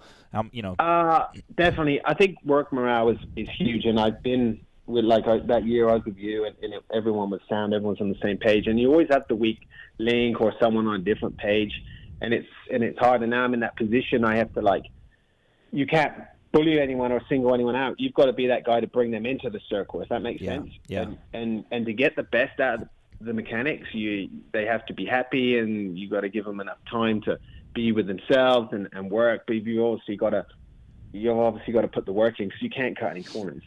But I have a younger crew this year, and we took some inexperienced mechanics, but that was because I wanted to train them the way I wanted it done. Yeah. So there's no oh, we did it like this there, or I want to do it like this because I did it here, and it was it's not like that. We're going to do it my way, and whether I'm wrong, then it's on me. But all 3 guys do the same, and they don't really question anything. I say, hey, do it this way, and they do it that way, and they're all on the same page. And right now we have a good crew, and I think it does help because if you have a good crew and you have a bad week, well, you've still got the morale and everyone's got each other's back. Yeah. Is there anything with your crew chief role that is more difficult than you were expecting, or on the other side, anything that coming from being a mechanic that being a crew chief, you're like, well, it's not as bad as I thought it was going to be? No, actually, it's crazy that I thought, because I was 18 years as a mechanic, and so I got the crew chief role, and I'm like, this is going to be easier. And in fact, for me, it's been harder. I've had more hours, and it's just to learn more different roles like the data or the parts or the R&D side of it or the liaison with Austria and a lot more technical stuff. And that's more than what it interests me a lot more. And I like to sink my teeth into all the technical side of it. But it's just a lot of prioritizing, or like we just had a mud race. So like I got to build harnesses, we got to swap all that stuff out. So that'll take a little bit of time away tomorrow from what I had plans to do a little bit of motocross testing, if that makes sense. So the work's still got to get done, and unfortunately, it will get done. But you just got to prioritize a little more. But right now with the new model and like we moved shops, everyone saw that we moved buildings, so that took a lot of time away from some technical stuff. But I'm enjoying it, and obviously we're getting better, and the better results get, the more you get stuck in, if that makes sense. No, absolutely. Weisco, by the way, Weisco Pistons bringing you Ollie Stone here on the show. Please check out PulpMXShow.com to save with a code to save with Weisco, their factory HRC. They've been used by a lot of privateers over the years, and thanks to those guys for bringing us on the show. Ollie, we've always kind of heard, like, obviously Tyler Keefe, the old manager, still around back at Troy Lee, now off the road, but still helping the race team out and helping TLD out as well. And we've always kind of heard through the grapevine that, there's KTM, there's Husqvarna, and GasGas is not left alone by the Austrian guys, but a little more free to do their own things. They didn't do the Baker's Factory stuff. They had the older chassis that they were running their own things with. Are you finding that? Are you finding that yes, there's guidelines and yes, there's communication, but you are able to do some of your own stuff? Yes and no. I mean, obviously, I took the crew chief role this year, and TK stepped away. But I don't know. I know how the crew chiefs were before on this team and stuff, and it was a little bit separate, if you know what I mean. You had the Husky and the KTM program, and then the GasGas off to one side. But actually, like Ian and Roger have taken me in, and we're not employees, but they treat me like an employee, so my communication is open, and I'm included in all the meetings, I'm included in all the discussions, and I know what's coming next year and the year after and all the testing and things like that. So they've trusted me with a lot, and that makes me quite proud of what I got. Sure. So I can pick and choose anything that I want. And also, we are kind of on the side, so if I want to go my own direction, I can. If that makes sense. They're not really holding me accountable or anything like that yet, as long as we're getting the results, which is good. If I did something squirrely and we were doing really bad, I think they might reel me in real quick. But I mean, the communication is awesome. And for me, I spent most of my years as a mechanic in Europe. And a lot of the people who are higher up now at KTM, I was mechanics with back in Europe. So a lot of my friends, and I have relationships there already with the people in the higher department. So it's really good for communication for me to just, hey, if I can't get an answer or whatever, I just text them and I know pretty much straight away what's going on. We had Barsha on the show a couple weeks ago. I was stoked that he found some time for us, and I've been saying this the whole time. Like, I think that, and Paul agrees with me. I wrote this in my column. I think he's one of the more best physical fitness out there of all the riders. One of the top, 2 or 3, 4 guys. I think he never cheats you on effort, even if he's in 6th.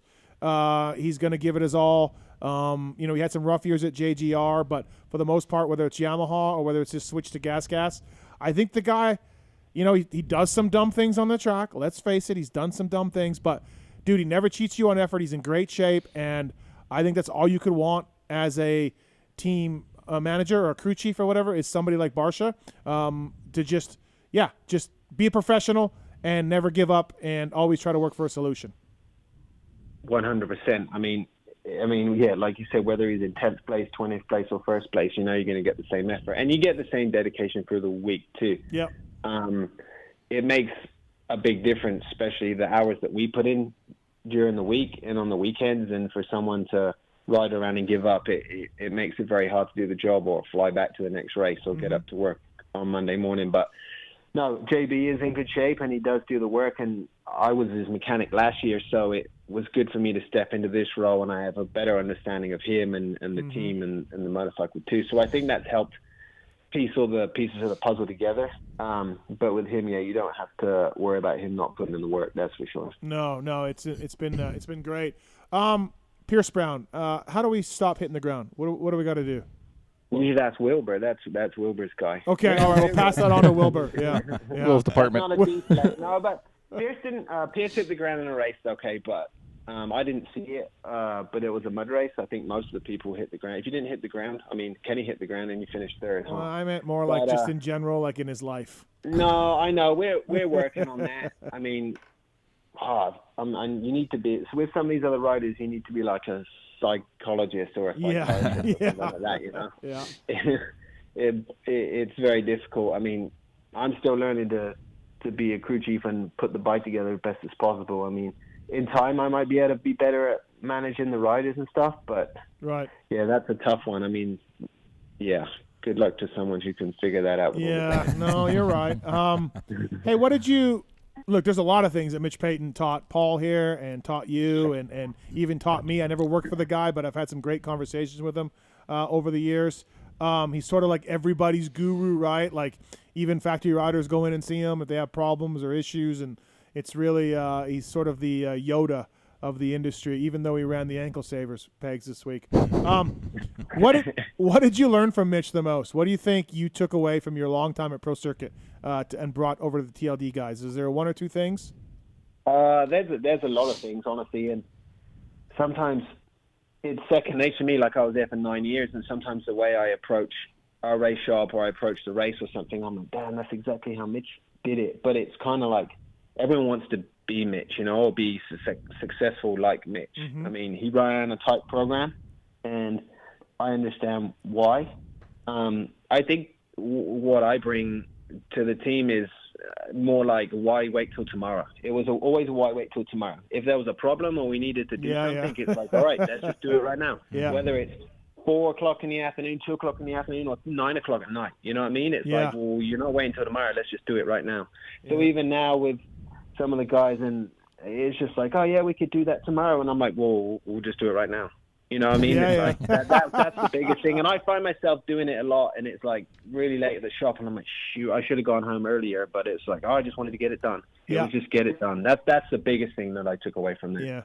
Yeah, because tomorrow could bring a new problem. And you know what I mean? 100%. You might not have tomorrow. Something could go wrong. A bike could break, engine could break or something, and you've got a new problem that you should have handled the other problem the day before, and it was off your plate already. Mm-hmm. Yeah, it's almost like every part on that bike has a story behind it. Like the reason why you're using steel, rotor bolts is because we sheared off titanium ones in that one race, and the reason why there's a disc guard on the bike is because somebody landed on Dean's front wheel and broke the disc. Yeah. So there's a purpose for everything or a story behind everything.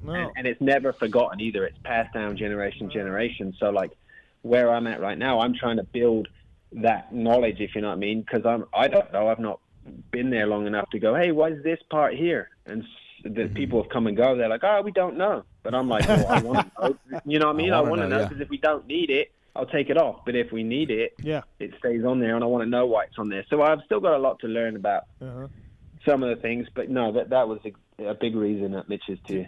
Dude, at Yamaha, when I got there, we're riveting on the links, the master link and the chain. Yeah. I'm like, why are we doing this? This is ridiculous. And they're like, Glover got a rock in '83 at Binghamton. He got a rock knocked off his master link, and so now we rivet him. And I'm like, Jesus. Yeah. You know? Yeah, but they haven't lost one since, So they didn't lose one since. So, yeah, that's understandable. No, that's the part where I was just like, all right, guys, cool, man. Yeah, Glover lost it in Binghamton. And it's same. I do some things on this team that we did at Cowie, and they're like, oh, yeah, but we've never had that problem. And I'm like, well, now we do it. We will never have this problem. So it's preventative maintenance for sure in this industry. Yeah, absolutely. Well, Weisco bringing you Ollie Stone on the PulpMX show. So, Ollie, also, besides this win, of course, and your other wins with Pro Circuit and everything else, you also helped Paul out at Loretta's one year?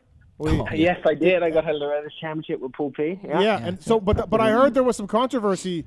We held the gate this one. We held the gate. We changed the mapping, We remapped it. And after the parade lap of the third moto. Yeah, you want to hear the story behind this one? They held the gate for you? He didn't like the launch on the sight lap start. No, we had the mellow. The mellow mapping because I don't know why. Because of TK. It was because of TK. We're in the motorhome with TK, and TK's like, you need to mellow out the bike if you're getting tired. Like, I put on the richer coupler. Yeah. But Cowie told me that when you engage your start map, it would not compound the mapping, it would just default to the start map. Yeah. Well, it didn't do that. So when I took off, it was like Bull. start map on top of rich map. Yeah. I couldn't even take off. Yeah. So I came back out of the parade lap. I was But like, you dude, didn't I know cannot until after start the with this fight thing. out. Yeah. So Ollie was quick. I said, hey, I cannot start with this. Like, I want to be able to use start map. And he ripped it off, ran to the Cowie truck, found one in the Lista, and ran You it back. had enough time for all this? Well, Paul's hands up. Like, hey, no, don't take and off this yet. is first moto tied for points for the title going Third in. moto. Last like, moto. Last moto. And Ollie, like, and I'm starting next to him, like, what the fuck? yeah, what are and they he doing? ran to the Cowie truck, and dude, he was back in like literally a minute, and he got it switched, And no switched, problem. Plugged in. We're good. That's Boom. all. Jeez. It's connected good. Crushed It's the not gonna- start, won the moto. Good job, Ollie. Yeah. Yeah. So yeah, and Ollie was always like, he was another thing. Ollie and I always traded work on. He was amazing at truing wheels, like Oh, yeah? the best. And I was Okay. kind of like, Yeah, dude, I want that's my the wheels that best. straight. I can't get them that fucking straight. Right. I was like, but I love wrapping gas tanks. Let me wrap your gas Oh, tanks. And we did you the same thing at Yamaha. Yeah. I couldn't true my wheels that good. Gothic was because I think just Gothic is so weird. You could just sit there for hours. Yeah. So I oiled the filters. I washed and cleaned and oiled filters. He did my wheels for me. Yeah. We Yeah. did all kinds of stuff like that because No, that way we we did could the try to trade-off for get to that. the best bike for everybody, right? Yeah. Then that sucked for me because then I was the wheel guy, and then for 9 years I built everybody's wheel. The wheel guy. Well, yeah, wheel guy. That's what it was. Hashtag wheel guy. Yeah, you're like, how did I get this fucking job? Oh wait, yeah. I know. Five guys, 4 sets of wheels. It's a lot of wheels. See, Gothic figured out. Gothic at Yamaha figured out. He got on it early, smarter than I am. Gothic figured out. Hey, when you finish your race bike, they just give you more shit to do. That sucks. So string it along. Milk this race bike build. That's the important thing. Stay focused on that. Yeah, for 2.5 days. I'd had my bike done in a day and a half. You know what I mean? Like, I don't know, like whatever. And then Gothic's like, nope, still building my bike. Hey, Mathis, go organize the wheel cage. Yeah. Hey, Mathis, go change the Pro Taper bars and move them around. You know, like get rid of the old ones. But that was when I was like, as soon as the season was over, I built whatever wheels we had left for the next year. And Mitch was always like, "What are you doing?" I'm like, "Building wheels," and it's like September. Because he knew everyone's going to be piling on their wheels on his bench anyway. I would like put them in boxes and tape them up and hide them upstairs because I knew people would just grab them and put them on practice bikes and stuff like that. Yeah. True story though, Ollie. You can vouch for this. When Mitch wheeled in the shop and put his hand through his hair, it was trouble. Yeah. Pretty much. I always hear that about the guys at PC. If Mitch is putting his hand through his hair, well, he's angry, he's frustrated, there's problems. Sometimes you would just keep your head down. You don't lock eyes. Exactly. Sometimes you wouldn't see him. He wouldn't roll back into the shop, and you wouldn't know. But when he did roll in, and if his hair was high, he'd been that doing it. means he had been having his hands in his hair, meaning he's been had a stressful day, right? Yeah. So if he rolls in and the hair is high, you just work. Yeah. Just don't ask questions. Just focus in. No need for small talk right now. Just I feel like there's been a lot of that this year. Keep your head down. Yeah. How high is the hair this year? You think? Yeah. Oh boy. It's been rough. Oh boy. Let's stay on that, Ollie. Obviously, you're doing a great job there, but you worked with Austin Faulkner forever, right? And then the kid showed so much promise when he came in. He still got promise. He's still fast as shit. You know, he would have won that title that first year if he hadn't hurt his knee, and we all know the stuff that's going on. And at this point, you just got to feel sorry for him and Mitch, and he can't get it going. And we know that the more time you lose, the more it takes harder to get going. Like, dude, you've got to. I mean, this is a guy that you've worked with for a long time. It's sad to see it, kind of where he's going to go next and what's going to happen, and you hope that he can get back to where he was. 100%. I mean, still a fan. Like when I left the team and the family and stuff like that, it was like a change for me, but I didn't forget where I came from, and I put a lot of years into that kid, a lot of years, and like it's even good to see if he can succeed, and I believe that he can. I mean, he's still got the talent, and he's still got the equipment, so there's no reason why he can't bounce back and get it done. Yeah. Do you think that looking from the outside looking in, I can't tell you all the social mentions I got about, Mitch needs to change his bikes, his team, his riders. Injuries happen. I don't think any of this has to do with Mitch Payton's program at all. But, Ollie, if you do listen to some people in the pits, they're like, hey, man, he needs to hire some more people. He's got to staff up a little bit. He's got to keep with the other teams and what they're doing. You guys mentioned getting stretched thin by more riders. Do you think there's anything that the Pro Circuit team could do to change their program a little bit? Like, obviously, the injuries are going to happen no matter what, but from the outside looking in, what do you think?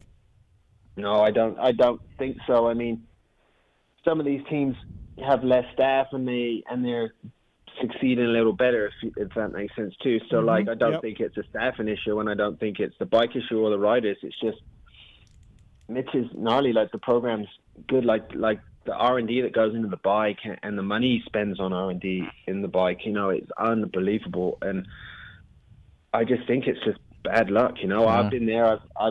We've led a lot of championships, and we lost a lot of championships. When I was there too, and it's not from a lack of trying. Yeah. It just ebbs and flows, right? Like, he won so much for so long. And he got some breaks when he's winning those. Sure. So, I don't remember specifically, but I'm sure he got. Damon Huffman was a bad dude. He probably threw away a championship or two, or Yogi, or you know what I mean. All these guys over the years. What comes around, it goes around, it comes around. Like, he was so dominant for so long that it just he's on the downside of it for a bit. It's kind of bounce back and turn around. Yeah, I kind of write that off. I subscribe to that theory. I don't write off anything that he's been doing wrong. You know what I mean? I don't think there's no answer. If there was an answer, Mitch would do it and have it solved. There's no. It's just the ball was rolling. Like, I remember that about being there. Like, I was like, there ain't no way we can win a national championship. I came from BBMX, right? And I'm with this rookie. Like, I was like, we can't. But, like, when you see all the number plates on the door and you're told to do it a certain way and they continue to win, everyone's winning, win. We're always eating pizza. We're always eating championships. Then you just do the work and believe and believe and believe, and it happens. Yeah. But when you don't have that win, when you don't have the winning, when you don't have all that success and that great feeling after all the work becomes harder. Yeah. And when it lingers longer, then the work continues to get harder. That's how I feel about it. But even, like, there was some years with no championships, but Paul vouched for it too. Like, when I was at PC, we won the most races that year, but we didn't win the championships. So the races were still winning. Like, there was that year I was with Austin, and then AC was leading the West. We were leading the East. AC won 5 or 6 races on the West. We won, like, 6 races on the East, But neither of them won championships. You know what I mean? No title, but the most wins. There was a lot of years like that, too. Yeah. I think the year Bogle won, Adam won those first 3 or 4, and then Baggett was winning. And Marty was winning before Baggett. And then there was immigration, there was injuries. And then Bogle wins, right? You're absolutely right. I'm with you, Ollie. You've been a mechanic for a long time. Who did you work for in Europe? I don't think I know this. What riders did you early work days in Europe, there was like a privateer Suzuki team and stuff. And then I worked for Tom Church, his father actually owned the Factory Kawasaki team at the time. Yeah. And then I went to KTM and I worked with Joe Rolance. And then my last year I was an English guy, Jake Nichols, actually. I think you're a fan of him too. Yeah. Nichols came to Redbud that time and stuff. Yeah, okay. Yeah. So, all right. And then how did you get the job at PC? How did that ever work out? It was random that I think it was the Donations 2012, end of 12 at Lommel, and I lived in Belgium at the time. And I think Mitch came up with Baggett, and anyway, we had a mutual friend from England, and I knew Primo, who was at Mitch's too. And then I think it was the year you left, Paul, because you were going to go do that 450 deal. So that worked out great. A couple people left PC, so Mitch needed 2 guys, and then I was always hassling my friend to talk to Mitch, and then he actually spoke to Mitch, and like it was pretty much within a week.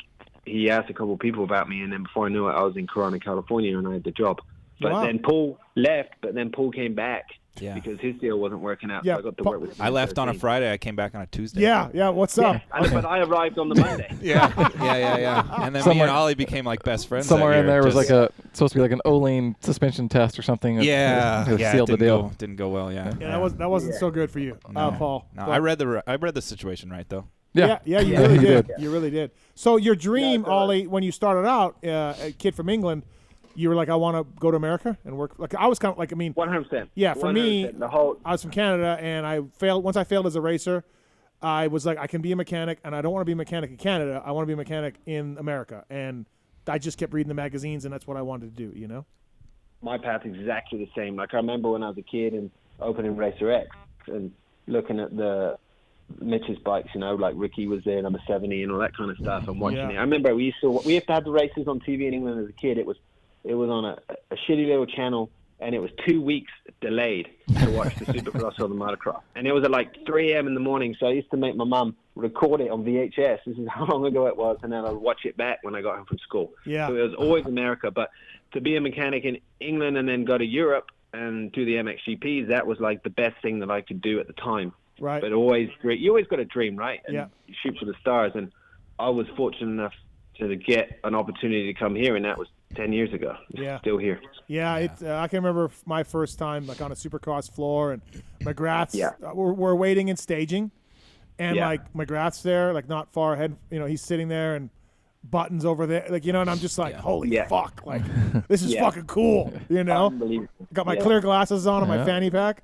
Yeah, I think it's really cool what Ollie's done. I'm super proud of him just as a friend. You know, he's found a really good chick here. I think you're engaged now, Ollie, or you're already married? You're engaged now. Engaged, So, and you know, Ollie and I always hang out outside of the racing too, and he's just it's cool to see a good person succeed. Like, he's good at what he does, and he's worked hard, and yeah, that's why it was really cool to see Justin win on Saturday. Yeah, awesome, man. Congrats again, and thanks for calling in, Ollie. Appreciate it. Thanks very much for that. Appreciate it. All right, thanks, buddy. See you, man. See ya. Bye. See ya. That's Ollie Stone, everybody. Brought to you by the folks at Weisco, Weisco.com. Good guy. He's always good friendly, yeah. always really nice. I asked him when he was at PC one time, I wanted to know the status of Faulkner or like some secret information, you know? Yeah. And I asked him, he's like, I can't tell you that. And I go, that's awesome. Like, no, that's great. Like, he's straight. He didn't lie to you. He didn't bullshit you. No, exactly. Like, don't lie. No, don't. And I'm like, yeah, no, dude, hey, we're good. Like, and I think and honestly, and we went on our mutual ways, and we were fine. And like, you weren't pissed? No. He wasn't in trouble? No. Everybody's fine. Yeah, and he didn't lie, you know, and I didn't, yeah. I think that's why I get along so good with him, with Dean, with everybody I work with at Renthal. Like, just English culture, they don't bullshit. Yeah. They shoot you straight. When he talks about, you know, dreaming of being a mechanic and same as me and all that, I got to think for you, Paul, it was a little different because it was. Because you're a Florida guy. You know all these dudes, all these racers, right? Yeah. You're coming up as an amateur. You know these guys. You're around them. You're around factory guys.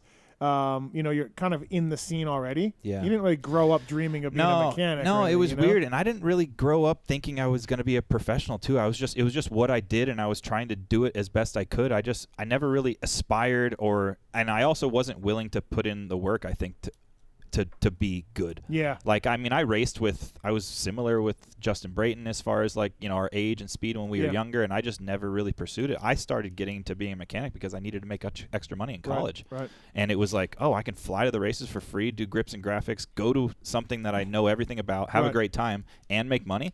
And then also, but you were never like probably like, oh, this is so cool because these guys, you were around these guys. Yeah. It was only like when I started to like really gel with the job that I was doing with Matt Bonney or Kyle Cunningham, like I could see I was making a difference, and I was like, I'm just how with anything I am, Charles, you know, like if I do something, I want to try to do it as best I can. So yeah, I grew up, you know, these guys seemed out of touch to me, right? MXA, Cycle News. I would go to Millville every year, you know, as a kid, but I didn't, you know, they were like heroes, right? And then, so when I start being a mechanic, like Ollie, you see these people that you read about in magazines all these time, and you grew up and you can't believe you're with all these guys. Meanwhile, you're like, I just hung out with them at Dade City. Yeah, you were riding at Timmy's or Jad's or whatever. Yeah, hanging out at Jed's house. You know who did show Paul how to wash a motorcycle, right? I've heard this once or seven. Oh, yeah. Well, he said it's important to start your motorcycle after you wash it every time, especially these 4-strokes. And I always did that. And that actually became a routine at PC, that as soon as you came from the wash bay, you would essentially put your filter back on, dry your bike off, and let it idle and run outside before you had to bring it in, right? So at least when you bring it in, it's already been ran. You can start working on it. Steve influenced the way Pro Circuit team operates. Yeah, that too, Chuck. Yeah, that too. That's what I heard. Hey, thank you to the folks at Cherby's for coming on the show. At Cherby's USA on social media. Check them out at Cherby'sUSA.com on the web. Whether it's Barsha, AC, Anderson, many other guys, at Cherby's has fine-tuned their products to offer the highest level of performance and protection in the industry. Bring your bike back to life with the full line of replacement replica plastic kits, hand guards, disc guards, frame guards, and more. I like those fork lug protectors. Kiefer is disgusted at them, but I like those. I'm disgusted too. Yeah, I'm kind of with him. Yeah, right, those are the most hokey part. They are not. They like are. Wait till you aren't they like scratching the shit out of your fork lug behind it? They are a dork they part. sit above it. They sit on it. Okay. That's a dork part. Good. I hope your fork lugs get destroyed one day. Sure. Yeah. They're not going to perform any differently. Well, sure. If they get smashed in and oil leaks everywhere. Who you running? Are you Barsha? Who are you running I'm into? just saying. I love these things from a Cherby. Let's bring our next guest on. Oh, yeah, they're a sponsor. They are? Yeah. Whoops. Speaking of a Cherby's, it's Nick Wey. What's up, NYK? Hey, guys. How are you? What's up, Nick? So a couple things. One. Gotta ask Nick's opinion on these fork lug One, covers. Nick. Oh, he's with us. Nick, do you run a Cherby's over there in the Wey Racing compound? Well, it's slippery. It's a long story. See a lot of ins and outs. Yeah, Tallon Volan's always been a homie with the stuff, but then something to do with KTM has proprietary rights to their plastics now, so then they're no longer sponsoring Vincent because they won't allow him to run a logo. It's a whole story. Wow. I got a feeling with Nick, there's a lot of ins and outs and a lot of stories. Yeah. Either way, he's not putting these plastic unnecessary covers on his fork lugs. Step two, Nick, what do you think of those fork lug protectors? Kiefer, I had them on my bike for a while. Kiefer was very disgusted with me. They were blue. They matched the blue crew. It was great. Although I do endorse a Cherby's product personally, although my child Such can't. a good answer. Yeah. Yes. Send it, Tallon. Send it over. Okay. All right. Yeah. But those fork guards are hack. Those fork Oh. guards. Yes, thank you. Especially colored With ones. all due respect, those are hack. Yes. I will say this, Steve. Okay. So when I actually still own a lot of kit suspension for a Oh, imagine that. I'm not great at selling stuff.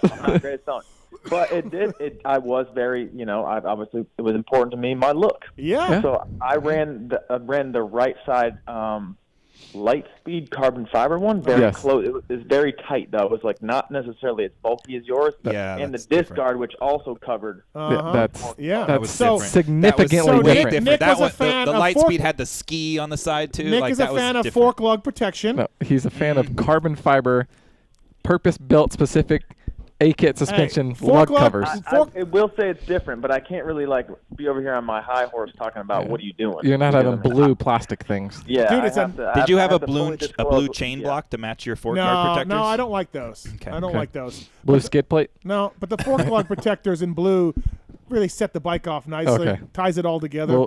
We'll agree to disagree. Like added weight to me. Wow. Now Next thing you're gonna have a blue swing arm cover. No. Yes, thank you. No, it's all in the same range. It's not. It is not. The same customer is shopping for that. I care about my fork lugs, gentlemen. And even now, so I went testing with KYB a couple weeks ago. Testing. I heard, and yep. Oh yeah. I know. Kiefer was upset too. What are they trying? What are they learning with you? Listen, Paul. It doesn't matter. It doesn't matter. But here's the point, Paul. I care so much about my forks in my garage, my kit forks. Yeah. I'm going to put lugs on. I'm going to put lug protectors on them. So did you buy them, or do you have to return those forks, or?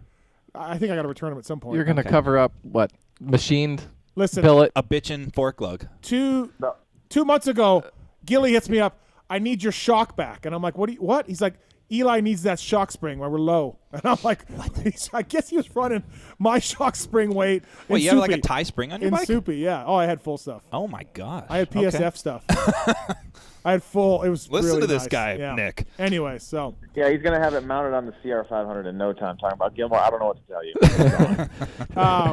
So, yeah, that's what maybe Gilly was lying. Anyways, okay, back. So, Nick, that's the second thing. Third thing, did you happen to catch a conversation where Paul, when I was working for Red Dog, Paul was asking me one day tips on how to wash the bike, and he used some of those tips to take Dean Wilson to a national championship. That is very hard for me to believe. No, he just said it. He just said it. I didn't ask you for tips. You volunteered a tech tip. No, and it was one that I implemented. And you said leaning the bike over was a big thing too. Leaning the bike over? You said you'd never lean the bike over Get before the to fuck wash. out of town. You told me that. Was it something like you sprayed WD-40? I leaned my 80 over to wash it. Yeah, was it something like sprayed WD-40 on the dirt under the fenders and then just hit it with the hose? Listen, I'm taking credit for like a small chunk of Dean's national title. Oh, Jesus. Small piece. So. Yeah, well. All right, welcome to the show, Nick. I don't know how you did so well with this guy, Nick. I really don't. Top privateer. Right over there. Yeah, that's what I mean. You probably would have won the race if I was your mechanic. Big check on the wall over here. No, he was great that year. We won a lot of semis, Nick. Do you remember how many semis we won that year? A lot. I was talking about how I blew my PCL out in a turning onto the 90-degree corner at Dallas start straight. Probably because I was trying to find a signal and I was probably perplexed with what he said. Trying to read his chicken scratch handwriting. You probably had That's 30 what I pounds blame on your on front you. tire. That's what I blame on you. Yeah, you probably had 30 pounds on your front tire. I probably forgot to check. But good times. Well, thanks for calling in, buddy. Appreciate it. A Perebjinos USA official fork lug protector of the Pulp Show, bringing you Nick Wey on the line. So we just got off the phone with Olly Stone, obviously crew chief for Barsha. Big win for those guys this weekend, and we were trading some Mitch stories. And you're around him a lot, Nick, obviously, with Joe and with Cam. And you rode for him, and we all know the tennis shoe story. It's hilarious. It's great. And I just did a podcast with Bones up here, and we got into Mitch stories. But I'm curious for you, how has he changed? Is he's a lot mellower? We know that, but do you find it a big change from back in the day? Not necessarily. I mean, he's like super focused on doing well and winning. So I mean, like the other stuff, obviously, even as a racer, I probably would try to ignore some of the stuff that I didn't necessarily was going to help me, because obviously he's super focused on what he was doing. But I guess I guess there's not all-encompassing change there. He's definitely a bit more patient for sure, but I think the generation that he's dealing with requires that. So yeah. There's really no option there.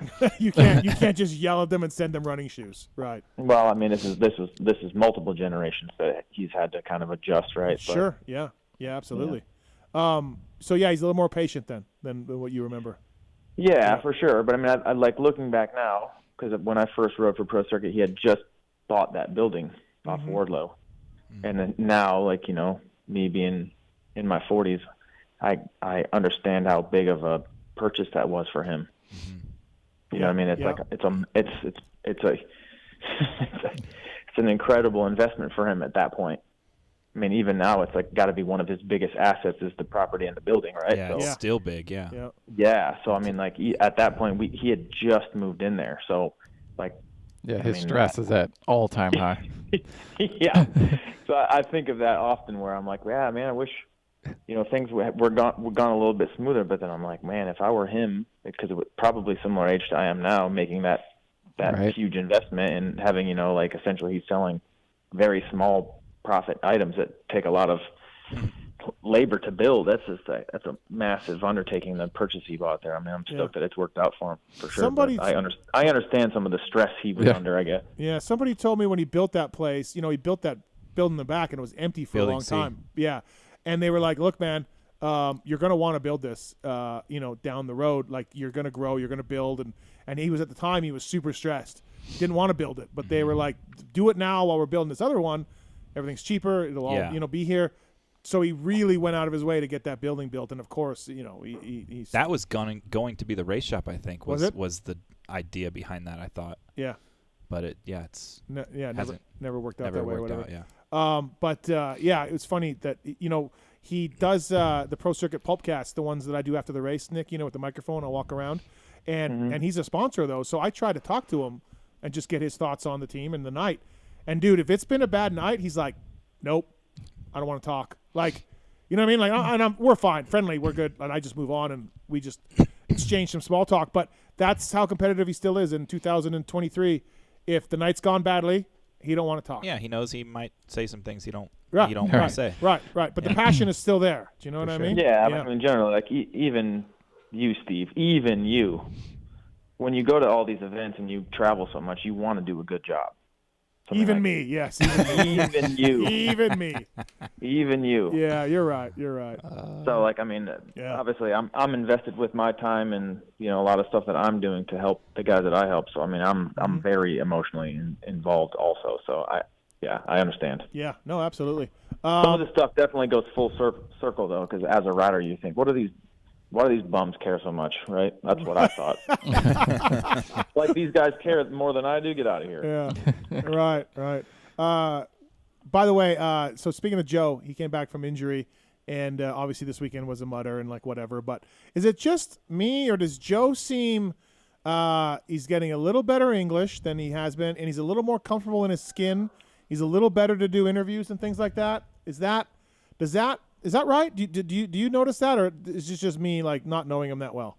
No, for sure. I mean, he's definitely he's a little bit underconfident with his English. Mm-hmm. I mean, and honestly, he's improved a lot like the last year. Seems but like generally, I always try to empower him to speak more freely because he does do a good job, and he's super funny. He's super intelligent, obviously. But he'll have, because my little guys are up super early and they're always watching YouTube, so I'm working on my computer and they'll have a last year's Joe vlog on, and he literally doesn't do any talking. And so I'm like, what? Your vlogs are sick. The content's super nice. Why don't you have anything to say? Yeah. Because again, before I worked with him, I didn't know him well because he's quiet, and then when I'm working, I'm focused on what I'm doing. I'm not super fan. Right. So literally, whatever I would see would be in passing. Mm-hmm. So I really didn't know him at all before I started helping him. And then obviously he's 19 and he came to Michigan, and so a lot of times, I'll rent a car and he's with me or whatever. So it's like I have this innate, feel like he's a child of mine. So I'm always trying to empower him to speak more. But yeah, he's done a good job kind of getting out of his shell for sure. Yeah, it seems like it. Like it seems a little more funnier, a little more open, and all that. So which is cool to see. But maybe his first day riding after his collarbone thing. Though I said I listened to the Gypsy Tale thing, and I heard you say something about you think you ride too much. This was just after I got on the camera, because then he's looking and laughing as we're at the track, and I giving him both a piece of my mind. Oh yeah. Yeah. Nice. And then I get on to Joe, and then Cameron starts laughing about Joe, and I'm like, yeah, I don't. He's like, really?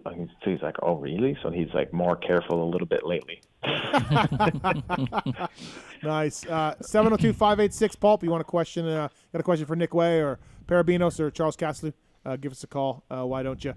Do you anticipate AC racing this weekend? Anything serious there? Obviously, you mentioned that he hit his head and all that. Weirdo crash. Do you think he's racing this weekend?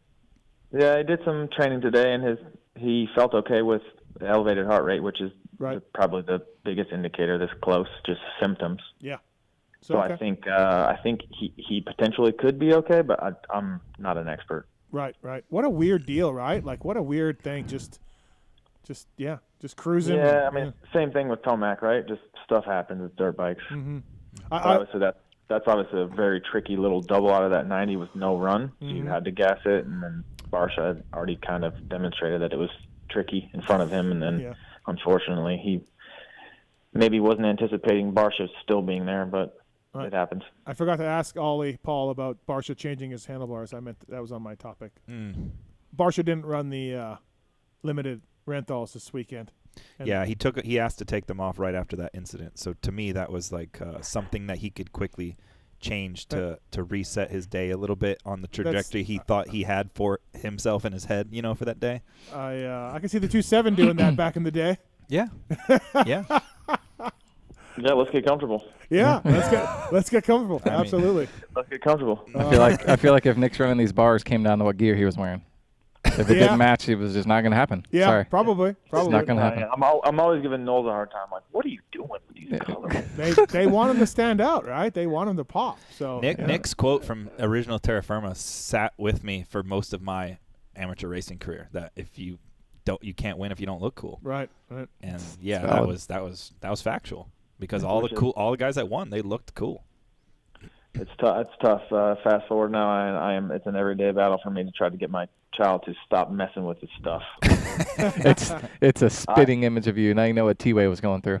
Oh my gosh! I'm like, am I serious with this kid? It's great. I want to bring that up. how's amateur moto life? How's it going? God, you're flying back from the races on Sunday, going to the track.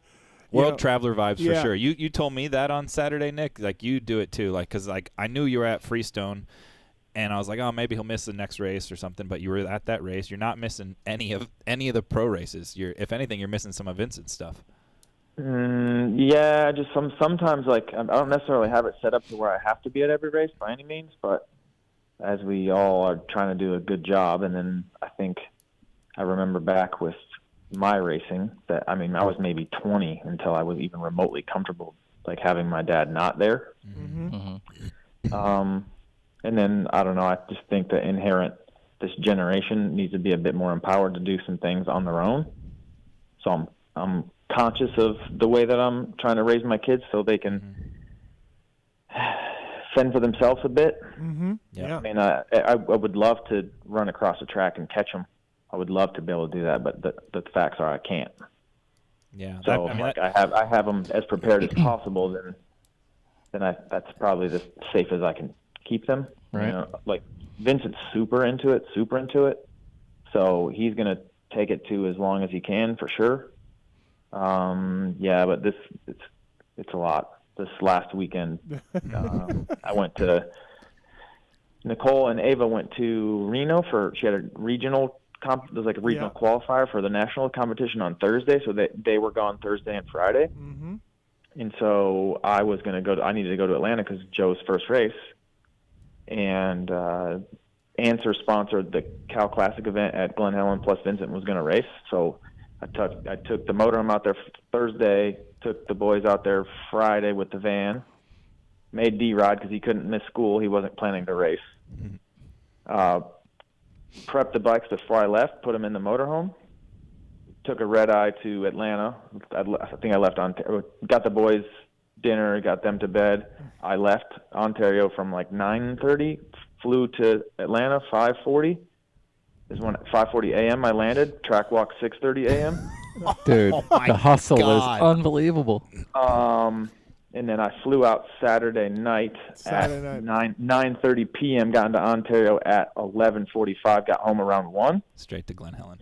Vincent's clutch hub nut had come off, and so it pushed something like in a super mini. So he's like, yeah, because I'm like looking at the results and giving him a hard time. He's like, I'm not kidding, Dad. I don't know, like the clutch. And then he's like, I'm pretty sure. And I'm like, wheel it over to James Coy, see if he can help you out. So before he left, James Coy, because I told him exactly where the new clutch hub nut was in the washer, and then he helped me put it on. But then I had to take another whole clutch cable system off of a bike here, and then Nicole and the boys just loaded up. So I got there early at Glen Helen to like wash bikes and get the stuff ready. What time was that? What time was that at? 7, 6? Yeah, track.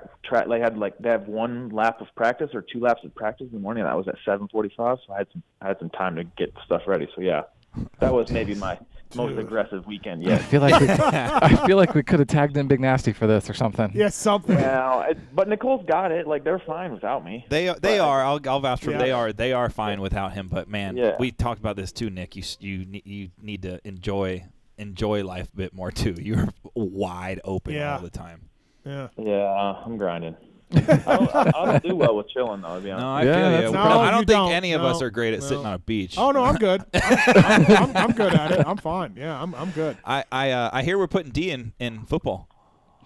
I don't know. D's down. He's definitely. That's the talk at the football field is that D is joining the team. D-Way is coming out. Yeah. Oh, really? Yeah. That's what we were hearing because my boy and a mutual friend of all of ours, Bob Zing, his youngest boy, they play football together. Okay. And D is the same age, similar age. So that's the word on the street. Yeah. Nick's got time. Yeah, why not? Get to a football game. Yeah. Gymnastics, moto, football, why not? Do you think that Vince, obviously it's your kid and you want the best for him and you want to hope for the best for him, but like, does he show potential? I don't know. Like, I don't know anything about this. So does he? I mean, you never know what can happen, but does he have something that you think that he can take this further and further and maybe make some money as a professional one day? I mean, I'm like a bit skewed because I believe in him, but I'm also realistic. Yeah, I feel like you are. Because I don't necessarily because I guard against this whole like me not being there is like as I am there most of the time. He is. But sometimes like I do my best because even to answer your point directly, like I don't think I'd be this invested with it unless I thought he had the ability to do this. Okay. Yeah. So at this point, I'm fine tuning his mindset, like to be stronger, really, with like trying to maybe make things a little harder than they should be. Yeah, like taking him out to we have. What's the damn turn track near Star West? Oh yeah. Yeah. There's a lot of stuff. Oh, it's a secret track? This gnarly sand track. Taking Vincent out there in the rain and like on his little 80 and like, dude. Because I mean, to Nick's point, Nick did really well for himself and has the resources and experience to put Vincent on a path ahead of every other kid. Yeah. But I think what Nick's getting at is he's very conscious of the fact that if it's too easy for him, that he doesn't build that grit and perseverance. And Nick is smart enough to know that he has to make it hard. Yeah. He has to make them want it. The sport is littered with guys that kind of had it easy and had everything given to them for a long time and didn't quite make it, you know. Yeah. And then it's littered with guys that you never heard of that much or had gritty backgrounds and, you know, got better as a pro, right? So it's easy to see. There's a balance there somewhere. 100%. I think you know Nick's trying to find that balance with all of his experience. And Nick, for the listeners, what would you say is more challenging, trying to get the most out of your son that thinks dad doesn't know what the hell he's talking about, or somebody like Cam that has a bunch of talent or is super fast but just can't seem to keep it on two wheels and stay healthy? And what is more challenging for you personally, working with your son or trying to get something out of a guy that just keeps getting beat down like Cam? Yeah, I mean, I think it's racing. It's always pretty tough, right? There's always new factors in which you're trying to overcome, or different parts of the track or bike that you're trying to do better with.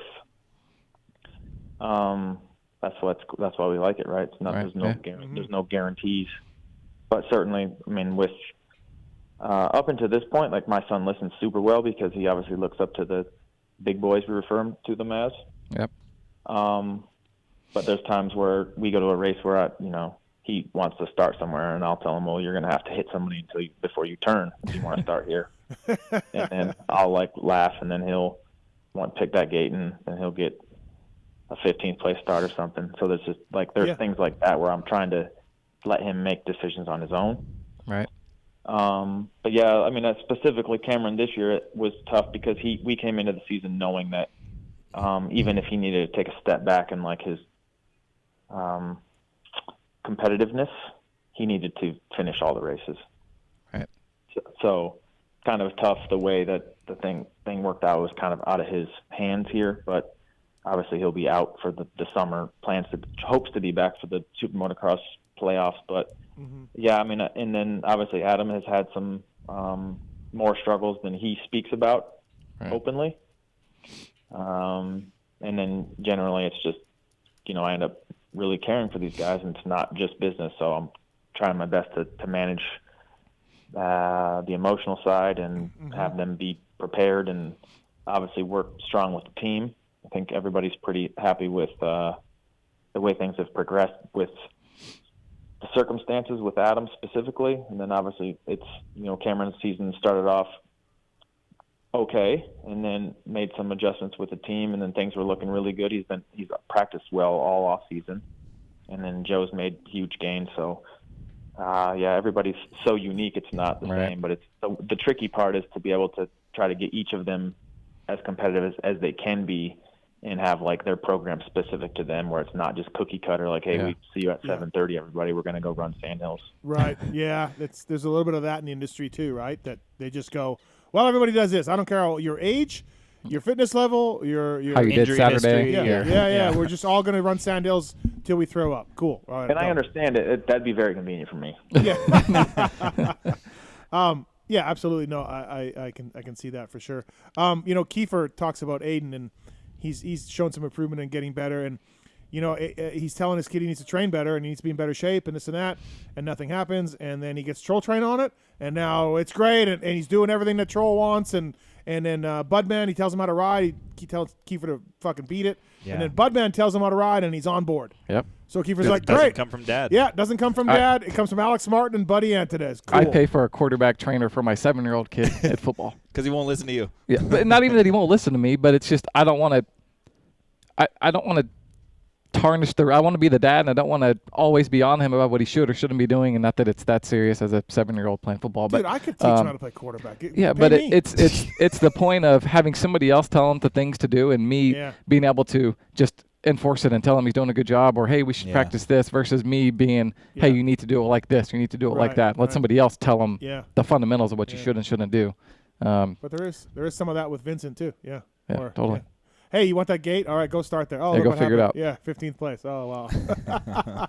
So. And I think for Adam specifically, not that Nick, that's a really unique spot for Nick, because I think Nick was super durable, I guess would be the word for his career. He made a career out of being there and not getting hurt a lot, and so dealing with kids that are getting hurt a lot has to be unique. But I feel like Nick brings a lot of experience to Adam specifically, because Nick was a super successful amateur that turned pro from Mitch's team and had sort of everything right in front of him, and injuries and things and Ricky Carmichael and all those things, I think kept Nick, he would tell you, from reaching the potential that he felt like he could reach. And I think Adam is at a point where he's the same thing, right? Where he's trying to get to the potential that was in front of him as an amateur. So I think Nick probably brings a pretty unique perspective to Adam that, hey, I did this. I was you. I was literally you. I wish Nick was a little more durable in 02 when he didn't hurt his knee, and then I didn't get paid from Moto Triple X for like a month. so I wish Nick was a little more durable that year. Win some, you lose some. Yeah. Yeah, me too. Me too. Sorry, Steve. Yeah. All right. Go ahead, sorry. Yeah, but some of this stuff, though, like even getting down this road of training and coaching is kind of been a bit therapeutic for me, if I'm being completely honest with you, because I always have this feeling of like, I didn't necessarily reach the goals in which I set out for. But again, I went at it like my own unique path, and certainly I ended up sabotaging myself many times just based on, what I thought was right as a man. Mm-hmm. And obviously that took away from some of my competitive nature with the equipment I was able to have given to me. But then at that point, same with working with Steve and then the MDK group a bunch. There's just so many things, invaluable lessons that I learned through that hardship as to where like I had to be involved, right? Or we're testing X, Y, and Z tire and so many things. And I'm like, well, I don't want to do this, but I guess it serves me to know. But there's been, a ton of relationships that I've gained through that, whether it's with you three directly or, like Brian Fleck, he sent me a super nice email today about his family and helping out a mutual friend because I never would have known about his personal life because he's so private. Right. But, these are like, and he helps obviously my son a bunch. And yeah, it's just, I feel fulfilled that way through relationships that I've gained, through just people just respecting the way that I would go about doing things with the extra effort and such. But generally, like the coaching training side, I really like the way it makes me feel to help these kids. Right. But generally, I'm obviously trying to do my best, and same as everybody, just wanting to get and reach new heights with helping them. Yeah, no, and doing a good job, and maybe not this year. It's been a little rough for you with the injuries and everything else. Hasn't been super smooth. But yeah, generally speaking, we got a phone call from you for you, Nick, from Max. Max, welcome to the show. What's your question for Nick Wey? Hey, Nick Wey. You've ridden so many factory bikes over the years. Not many guys have ridden the number of bikes that you have. Pro Circuit, Factory Cowie, Moto Triple X, YZ250, Factory Suzuki. YZ250. Yeah, Factory Suzuki. So I'm curious, which one do you look back on with the most fond memories? Which one do you look back on and just think, man, that was the perfect bike? To be honest with you, every bike has its strengths and weaknesses, but like the one bike in particular, I don't know if it was because it was coming off of like a factory team and then rebuilding my career kind of in my mid-20s, was that 06 MDK Honda was a sweet bike. Partially due to the fact that Rob at RG3 had done a ton of testing with that bike and had a bunch of parts made specifically for it because he had a relationship with Motorsport. Mm-hmm. And so he was selling a lot of parts, so he had a lot of work into it. And so the chassis was pretty dialed. And then I used basically the same engine that Laraco used, and so Mitch helped him a bunch. So we had like multiple different, like the one engine that I raced outdoors was way too fast for Supercross. Mm-hmm. And it was like, I think one of them had an X head that had smaller valves, and it was like an off-road head. So it had a ton of torque. It was very, very modified. So like that particular bike was pretty sweet for the fact that there was a lot of factors into the development of it that I was able to, take advantage of beforehand, even though it wasn't obviously a factory bike. But was this the year you were teammates with DV? No, that was the year before where I was like the only one on the 450, and then they had, I think, a 250 team also. Well, the year you were with DV, that was a good look. Gear, bike, it's a good look that year. Yeah, Anderson's always giving me a hard time about the X-Wyance. That was the year of the what was that, water? It was energy drink, right? Was that water? Oh. Yeah, I don't know. It's like an energy drink, I think. Oh. Zions, they sponsored UFC or something. Mm-hmm. And the year with DV, that was the year of the Wey Bell replica, right? Yeah. Yes, because I wore the HJC the year before. That was the first of the 3-year Bell deal. Ooh, nice. Yeah. We liked those replica royalty checks. Yeah. Yeah. All right, Max. Thanks for the call, man. Yeah. Thanks for calling, man. Appreciate Thank it, you. man. Also, I don't know. Maybe you're a little bitter because you were going up against 4-strokes, but your RM 250s were probably pretty sick too. No, for sure. That was a cool bike. But that was I think it was the first year we ran unleaded fuel. Oh, okay. And then the bike was new. So, man, I did a lot of testing. Yeah. And I was like, at that point, I'm like, oh, my goodness gracious. Because I'm like, I had, because we rode what we had in 02 and learned some, but we didn't really, like change a bunch of stuff. Yeah. Do you think we would have done better if you had allowed me to do porting earlier in the year like I did late? I don't know. Okay. You mean you're porting? What do you do? You got the Dremel out and the. This was just blindly, like I'm gonna open this port up a little bit here. Yeah. Yeah. Really? So after the fact, he did not do it during the year. Mitch helped. And Mitch did all the stuff. Okay. But then after, did he? Steve Cycle wanted to show off his expertise. So Moto XXX leased the race bikes, or however it worked, Alan Brown sorted out to one of what is supposed to be a donations at Glen Helen. Yeah. World Cup. Steve was stoked to provide a bike in which Steve Cycle he breathed down the port. Oh God! Yeah. Wait, who rode your bike? A guy from Estonia. He said it had lots of bottom. He said it had lots of bottom. All he was telling me is my guy blew by my Steve Cycle porting. I did it in the garage. Oh my God! Yep. We put on the flow bench. What did we do here? No. I looked at Mitch's. Okay. Eyeballed it. Yep. Eyeballed it. Kind of did like a thumb.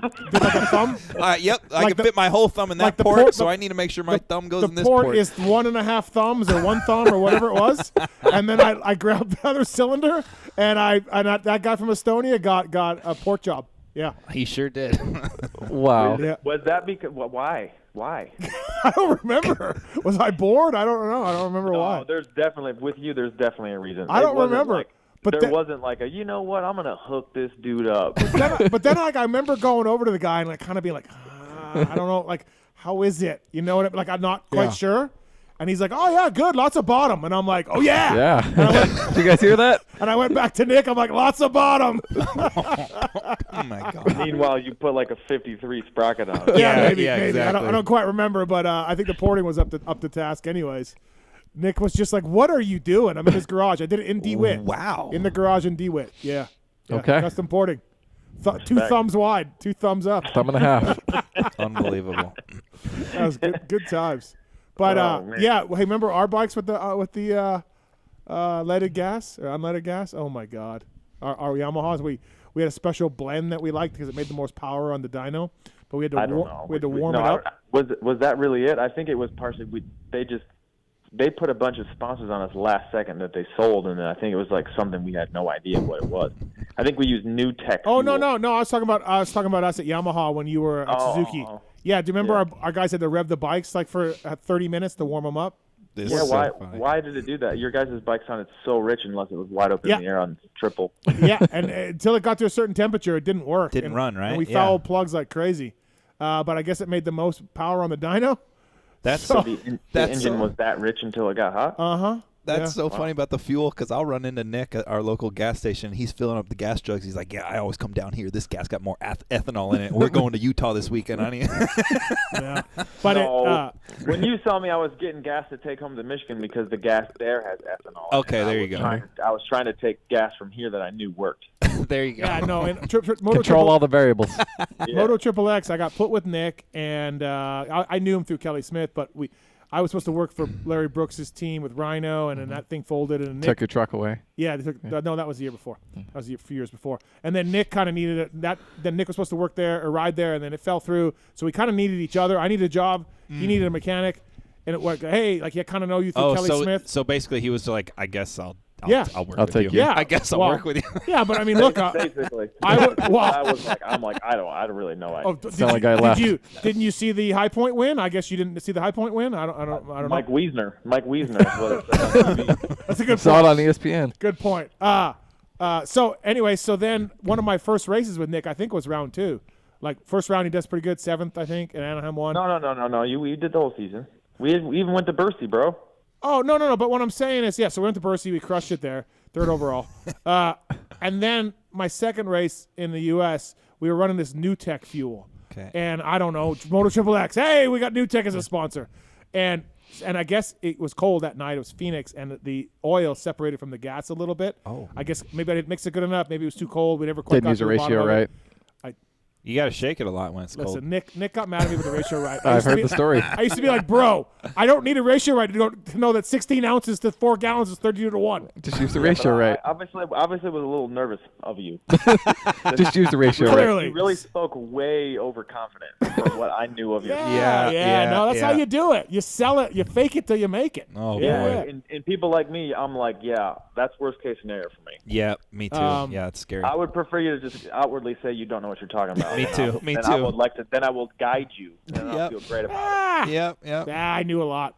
Anyways, so you did, and then it bothered me after. Then it didn't bother me once I knew you knew a lot. But at first, I'm like, I'm not trying to die by the hands of this guy. Yeah. You could tell. And then actually, I forgot. So then the bike was cutting out. We switched gas. We're fine after that. So that was a bit of a. Nick was like, this fucking guy. But I mean, again, wasn't really my fault. Fuel. Cold, like whatever. Yeah, but I was aware of those problems because coming from Michigan, like 927 does not stay in gas. Oh, okay. So yeah, I was aware of that, but I thought that was like a fuel problem because I have a lot of experience with riding a bike where the oil separates from the gas in cold, and I didn't even feel like it was cold enough to do that by any means. And then Southwick, all 5 of Nick's pressure plate bolts backed out.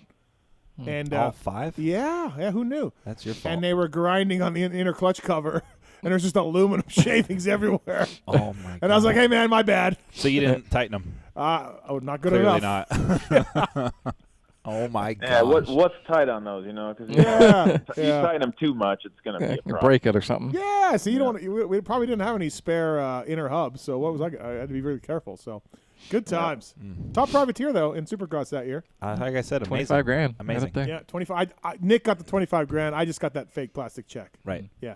The one part that I remember about Phoenix, besides that gas portion, is we were supposed to use Max's tires, and then was like, I got to show up here, and then.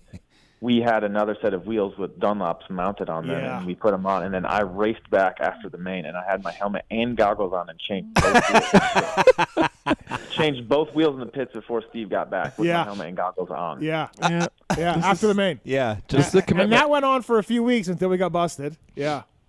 Most guys wouldn't put the effort in. No. Just come back, put on stand. In Minneapolis, I was running the Maxes, and I could not pass Damon Huffman, and I was about to go ride the bike into the stand after the race, and I felt the back, and I'm like, is it flat? And I'm like, no, she's rock hard.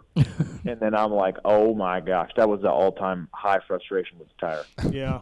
They were plastic back then. We had already been going round and around and around and around with the whole thing. Yeah. There was some good times. Top privateer though.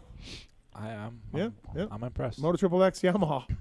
And then, hey, one year later that year at Washougal, Larry got 3rd overall, Kyle got 5th, and Nick got 5th. Like, Motor Triple X just crushed the Nationals at Washougal that year, too. All I remember about Washougal, you put new aftermarket brake pads on, and I got a really good start, and I aired off down that hill, and I damn near blew through the fence at the horseshoe corner. There's no way I put new brake pads in for a moto. You didn't break them in? You couldn't give them a little tap. Evidently, they were drag them through the pits? Dude. Yeah, they were aftermarket, dude, so they glazed up, or that or my guy FC1 the brake well, pads. Either way, that's possible. That could be more likely. Yeah, he probably wanted his brake line to bling, and he just overshot it right onto the disc. That's more viable than me putting new brake pads on for a moto. Like, there's no way I'm going to do that. There's just no way. Oh, really? Dude, I had to put on brake pads with Dino. Yeah. Oh, no. I'd have a rotation. Like, every time the bike came off the track, I would have the one that came off from practice that were resurfaced. That bad on them. I'd have to just kept doing it. Yeah. Like 3 sets of brake pads rotating. I did that with clutches with Nick. Yeah. With clutches, I would take them out and just have, just spares, spare after spare. But brake pads, really? Jesus. Oh, he stood on it the whole moto. Yeah, Dino, stop. And throttle wide open and used the clutch to slow the bike down. I do the same thing. Oh, boy. Yeah, Nick was pretty good with that. But we had clutch problems for a while, too. Dave Chase helped us at Pro Circuit a little bit. Maxima made us some oil, but Nick was really hard on the clutch. Maxima made you some oil? Yeah, they made us some oil. I found a can of it in the barn last year. Wey Blend. Oh, nice. Wey Wey Blend. Blend. Yeah. Wey Blend. Henson had to make us special inner hubs for Dino. Yeah. Steel inserted inner hubs because he would spin out the splines of an aluminum inner hub. Crazy. Yeah. Oh, really? Yeah. I've never seen that. Imagine what Tomac must do. Imagine what they must do to Tomac's clutch. I know. On a 450 with the amount that he uses it. Good God. Yeah. Barsha. Yeah. So, Cherubies USA, fork lugs. Get them while you can. They're probably sold out though, but get them when you can. Cherubies USA, at a Cherubies USA on social media as well. Anything else for Nick Wey before we let him go?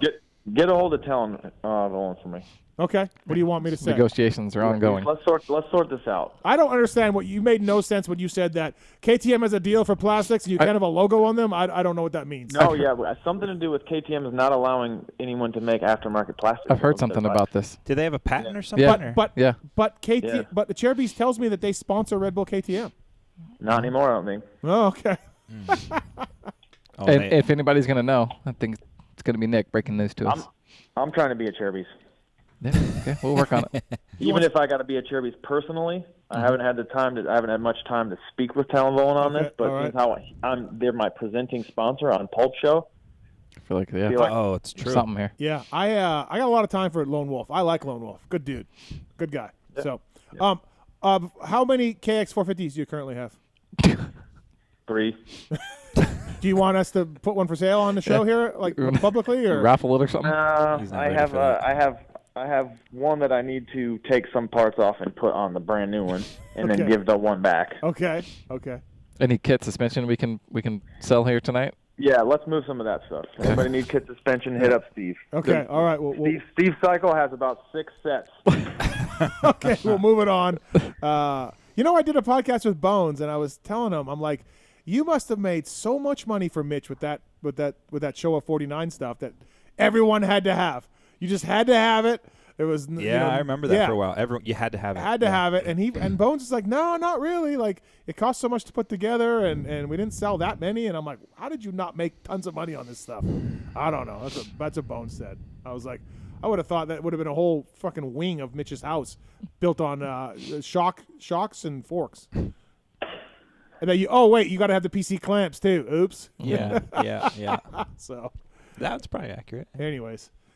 Good times, Nick. Well, hey, man, thank you for coming on the show. It's been a while. Glad to have you on, and I guess we'll see you in Nashville. It's a day race this weekend, so. You find a flight out? Dude, yeah, of course. Where? What time? On Friday morning. Yeah, but you went on I know, Southwest. I'm talking on Saturday night. Oh, yeah. I don't know what time it ends. I didn't look into any of this. So you're going on Sunday morning? Yeah. Oh. I did look into this.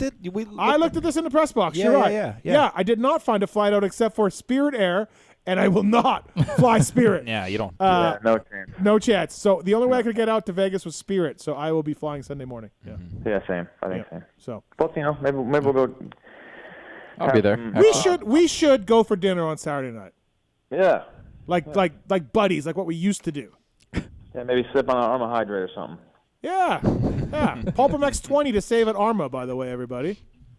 You know who's using Arma right now? You know who I got on the Arma train? I know maybe you got to go, but Pookie has been doing the Arma protein after she gets back from the gym. Love that. She's loving it. Yeah. She's on. That's cool. She's doing a hard cut. She's on board with it. If you don't have a lot of experience with protein, generally it would give you a stomachache, but very light on your GI tract. The isolate whey protein that Arma Reload has there. Okay. So I'm happy she's liking it. Yeah, she is. Absolutely. PulpMX 20 is the code to save. So let's go to dinner Saturday night. Let's just try to figure it out. Am I invited? Why don't you come down once a week and we can hang out in the garage while I watch you work? Now we're talking. We can take him out to Greer. Yeah, and then you can you can work on bikes until the sun comes up. And then we would have such a great time. Great. I got to work on my own bike and stuff. I mean, yeah. That's fine. Bring yours. Yours is very little stuff to be done to it. I can handle your that. drill. You can get your drill. Well, I'll make you. I got my drill. He gave me the drill. Well, I'm sure you got something else. He gave me the drill. He gave me the stand. He gave me the stand. Oh, we're all square. Yeah. He told me the stand was an Anaheim parking lot and to drive around and look for it. And then as I was doing that, he's like, I'm just kidding. I didn't bring it. That's great. I like that. This fucking guy. I like that. It's always something. So the Works Connection guy told me legit, don't give Mathis his stand back. I love that he talks about it. yeah, for sure. They're getting free advertising from it. That was from Kessler. Yeah. From Kessler. Yeah. Your wheels. My wheels. DNF. Yeah, we're old wheels. Sorry, bro. Sorry. They got a lot of load from me and my big air that I get. So. We're going to leave that one alone. Yeah, just leave that one alone. We'll leave it alone. All right, sounds good. Thanks, NYK. Talk to you soon. All right. All right, guys. See you, man. All right, see ya. See ya. That's Nick Wey, everybody, brought to you by the folks at the Cherubies. Good times. Yep, always. Yeah. How about that work schedule? How about that weekend schedule? Dude, That's what I mean. He is gnarly. He's gnarly. Absolutely. I think his role with Adam for sure, but Cam and Joe and the younger guys, like, it's underrated how much I think he's influencing those kids, like, general outlook in life and stuff, right? Not only results, not just results, Life-wise, just how they carry themselves, how they work with sponsors, how they interact with the team, and how they're appreciative of the things and the people on the team are doing, because he brings so much knowledge and experience, right? Like if I have a PulpMX like kind of business issue or business problem with a sponsor, or I want to get a sponsor, or I want to do this, or like anything, I oftentimes give him a call. And just be like, hey, man, so this company said this, and this guy wants to do this, and, what do you think? Like, dude, he's full of knowledge like that. He really is. He kind of knows. He's always paying attention. Yeah, he knows what's going on in the scenes with the industry, and yeah, just really smart that way. So it's funny to see him like that. I can remember working for him, and he got a new helmet from Smoots, and we're sharing a room. And he just gets a new helmet out of the bag, and he puts it on top of the TV. And we're laying on the bed, and then we're just watching Wheel of Fortune or whatever. Yeah. And then he gets up and he turns it like a quarter turn, and he goes back to bed. I'm like, "What are you doing?" He's like, "I'm just looking at the helmet, man." And then like he would just turn it. He didn't have a mobile turning thing, so he had to get some time on each. Every 10 minutes, it just turned it on top different of the TV. Eighth or sixth of the and helmet. I'm like, this fucking nut job. Like, did he go put the goggles on it and get the strap lined up? lined up? No, I don't think back then he did. No, but dude, I was just like, this guy. He is unbelievable. So. No stone left unturned. See, that's why I think you need to come to Loretta's one year, is because that's some of the best times hanging out with, because Nick will drink a little bit, and like we're there for the week, and T-Way's there. T-Way's there. It's T-Way. Like it's good banter. It's fun. Like it's the best. As Weege would say, it is the best broing down of the year. Yeah, no, absolutely. He's right about that. I want to thank the folks at motorcycleindustryjobs.com. Upload your resume for free today. It's the first and only job board built specifically for the motorcycle industry. And if you're a company looking for some real good people, if you're Stasic, if you're Renthal, you're looking for good people, contact motorcycleindustryjobs.com and post a job up. Well, I guess that really wouldn't work for the UK, but let's say if Renthal was looking for somebody. Like an off-road brand manager or something in the U.S. maybe. Yeah. Yep. All right. Good place to start. Job of the week, district sales manager for Kawasaki. This is in the Utah territory. Utah, Idaho, and Nevada. District sales manager. So, yeah, big job for Kawasaki. Doesn't Ken Essex do this for? He's regional guy in Texas. Yeah, okay. Well, this is a regional guy. No, this is a district sales guy. I don't know what the difference is. I think it's the same thing. Check it out. Kawasaki, 3 states, full-time job, great company with benefits and all that kind of stuff. So please check it out. Job of the week, you'll be going to dealer visits and things like that. Motorcycleindustryjobs.com. If you want to get involved in the industry, check that out. And thanks to those guys for coming on board the show. Race Tech Rant of the night. Pulp 23 is the code to save with Race Tech. Here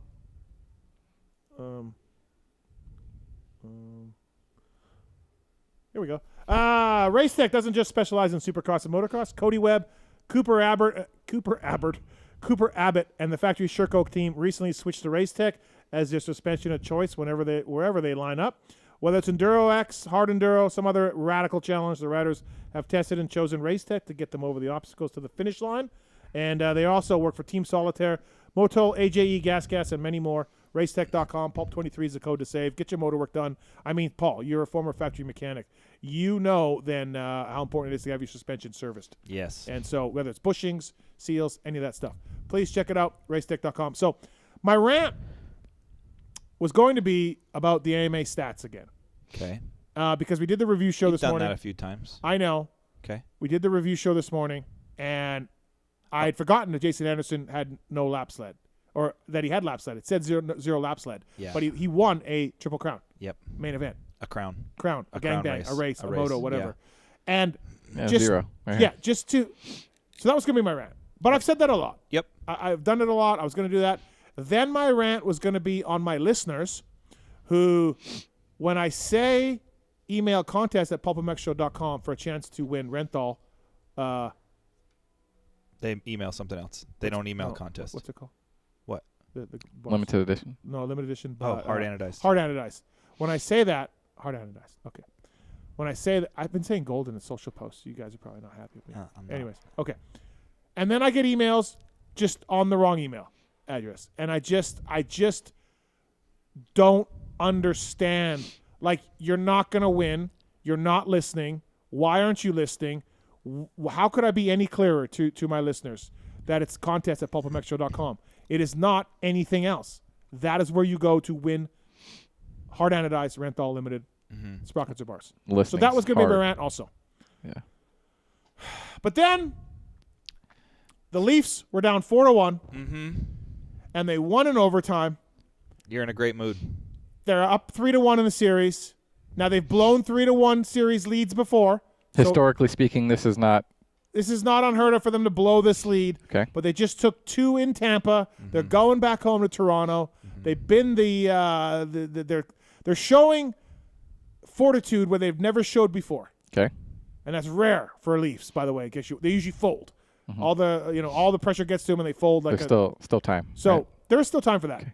But in honor of this incredible win tonight, there is no Race Tech rant. Everything's good.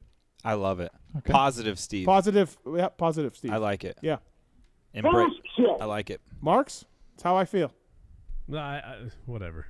The Knights are winning too. They're about to be 3-1. Yeah. I'd fly the girls in from LA, boy. And the Leafs just came back 4-1 in the last 10 minutes, so don't count your chickens. Anything can happen. Yep. Got it. Fantastic job by the Toronto Maple Leafs, and we're up 3-1. They haven't won a playoff series since 2004. What do you mean? They haven't won a playoff series since 2004. Not a single one. Series. Not a series. No. Like best of 5, 7? What is it? Not 7? even in the first round or nothing. They have not been out of the first round. Oh my God. Yeah. Steve, what will you do if they lose this series? Is well, the question. they didn't make the playoffs 8 years in a row, so they didn't even make the playoffs. Right now, at least we're getting into the first round. 7 straight years of first round defeats. Is that better or worse than the 8 years? It's slightly better, but not kind of much. like being a Cowboy fan. It's a little bit like being a Cowboys fan. They blew a 3-1 series lead against a team they were 23 points better than. They lost the best of 5 series to a team that they were much better than. They had a 3-2 lead against Tampa last year in the series, and they lost. So yeah, but you know what? No rant tonight. Okay. Let's go. Let's do this. Hopefully, Race Tech won't be mad at you. They won't. Okay. No. Let's bring this home, Race Tech. Let's bring this home, Toronto. Let's do this, Maple Leafs. Hey, by the way, also lost on all this hype for the Renthal hard anodized giveaway is Stasik. Yeah. We're giving away a bike of choice. Email. No. Yeah. Stasic.co/PulpMX. I thought there was still an email. You'd put your email in there. Well, you just fill out the form there. It's just your name and email. All right, go ahead. Say it again. Stasic.co/PulpMX. Okay. So STACYC. And just sign up. That's it. We're just going to pick a random winner out of the people that sign up. Next Monday. Yeah, we'll pick next Monday. How are we doing the random winner? How are we doing that? We'll do some sort of randomizer. Maybe I'll lean on Travis okay. for that. I don't know. Those. I don't know if there's going to be just Paul signing up or Paul and Travis, or there's going to be a lot of people. Am I eligible? At this point, I don't know if we're going to get anybody to sign up, so sure. I think you should have to have a kid to be eligible. Well, I'm for sure signing up. I definitely have like 4 kids now. So. Well, thank you for that. Yeah. And cool. let's touch on that a little bit. How's everything at Stasic? How's it going? It's good. You were 100% for a long time, pro taper before that. Yep. Living in Southern California, you packed up your super hot wife and went up to Texas to get a job with Stasek. I did. And yeah. Life's good? Life's really good. Born and raised in Texas, so it's not some sort of big culture shock, really. Right. Although I'm 4 hours away from where I grew up. But, yeah, it's been really good. Definitely slower pace of life. And Stasek, man, it's a different role for me, but it's really fulfilling. It's like the whole... You're marketing there. Yeah, marketing. I'm not involved in sales. There's a lot less going on for me personally. Yep. But just as opposed to like 100% where you're just like, just a whack-a-mole. Hey, Paul, something's wrong with Jet's goggles. Paul, this dealer's online for. Yeah, he wants an order. A lot. Yeah, a lot. Right, and it was great. It was super great experience. And really, I didn't leave 100% on bad terms or anything. But just the whole mission of Stasek, right, of sharing the love of riding with your kids was so relatable for me with a 7-year-old and a 4-year-old that loves riding. And Steve knows the right amount of money. Steve will love kids.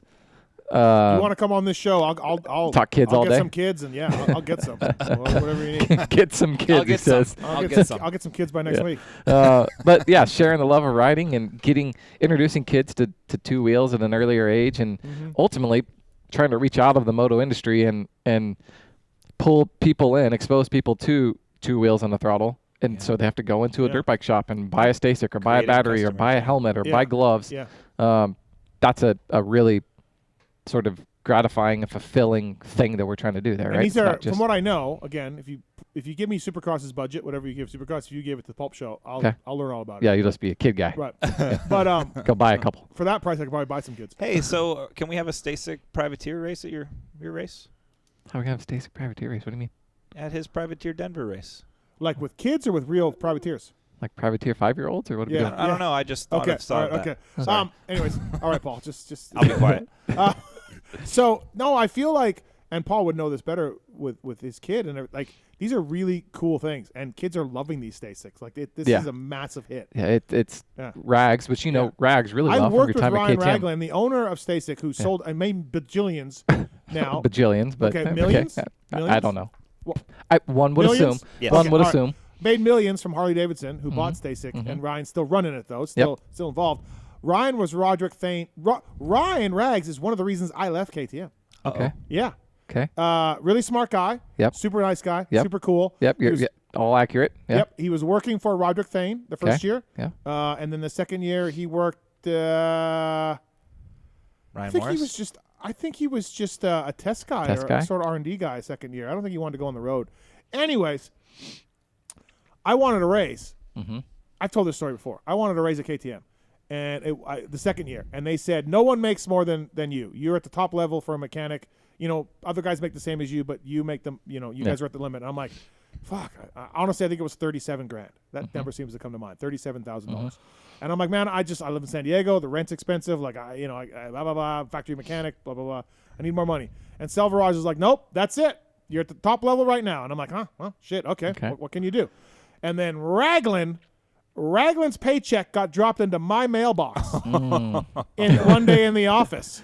Rags. Yeah. And Selvaraj liked Rags. Yeah. And Rags is smarter than me. So now that we got all that clear. No, Rags is smarter than me. He was. He was a super, sort of intuit testing guy. Yep. But it doesn't matter.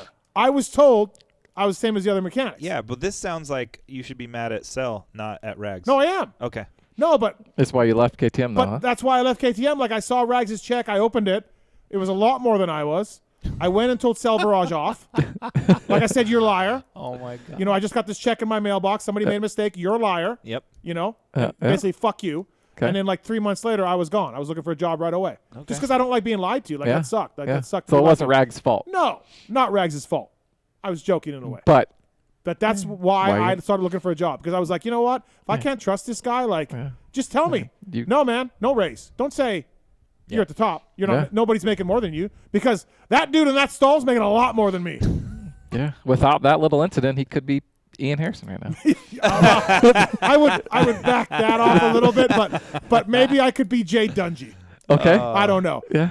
But anyways, Rags is super good guy. Yeah. He started Rags this Stasek thing. What an idea. What an American feel-good story for him. Totally. And now he's a bajillionaire in Texas, and you work for him. And And we had him on a show years ago, too. But pretty early, right? Yes. In the process. And I think a real reason why it's successful and why it's grown so much in the short amount of time is it's a really authentic thing. Like he started it to share riding two wheels with his son. Yeah.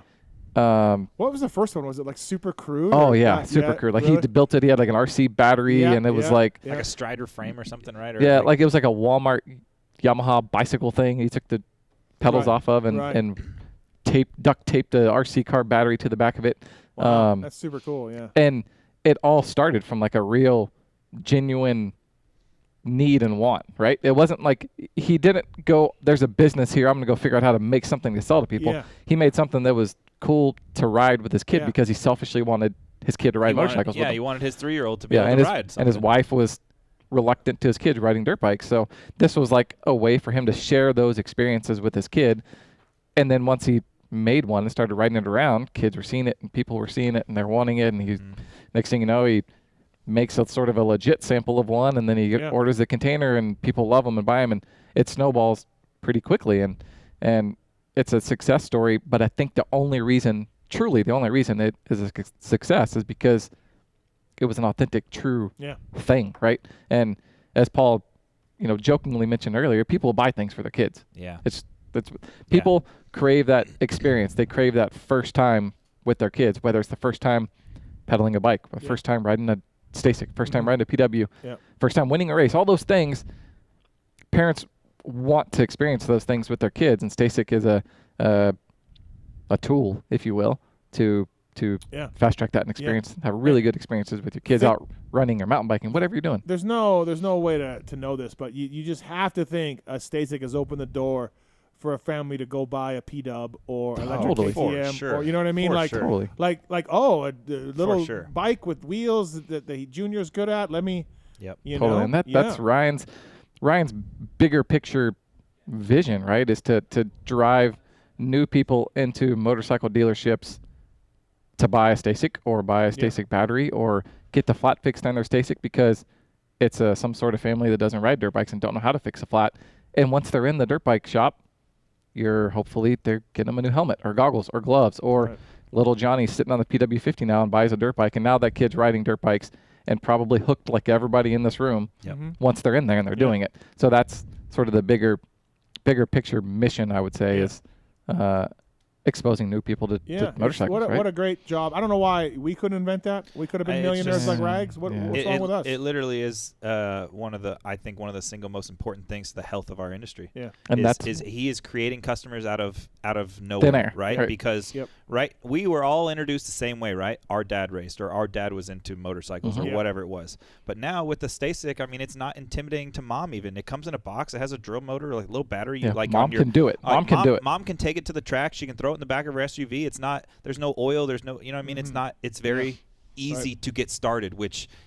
That is the hard part of our industry. Is it's hard to get started. Motorcycles are expensive. Yeah. All the things that you need to go ride your motorcycle is really expensive. So if you can start out on a $600 Stasic and see if there's something there. You got Tony Alessi taking it to new levels. Yep. Just how it is with anything. That's the beauty of something with a motor, right? You're gonna want to race it. Yeah. How to put this? Going down. Because Tony, I'm trying to think how to word it, but Tony's commitment to his daughter succeeding on a Stasic is very much in line with what you would envision Tony's commitment to his daughter succeeding on a Stasic, is how I'd put it. Much like I joked with Nick, there's no stone left unturned. Yeah, no, absolutely. What if Tony and Nick got in the same room or got on the same race team? They would dominate. They would be, or they would kill each other. One of the two. I don't know. wouldn't make it to the track. Yeah. Okay. Fair Tony's enough. He's making sure every ounce of it is optimized and successful. You understand that? You went to Dallas, obviously, but you Supercross. Supercross. You're moto through and through. We all know your story, and 100% and Pro Taper.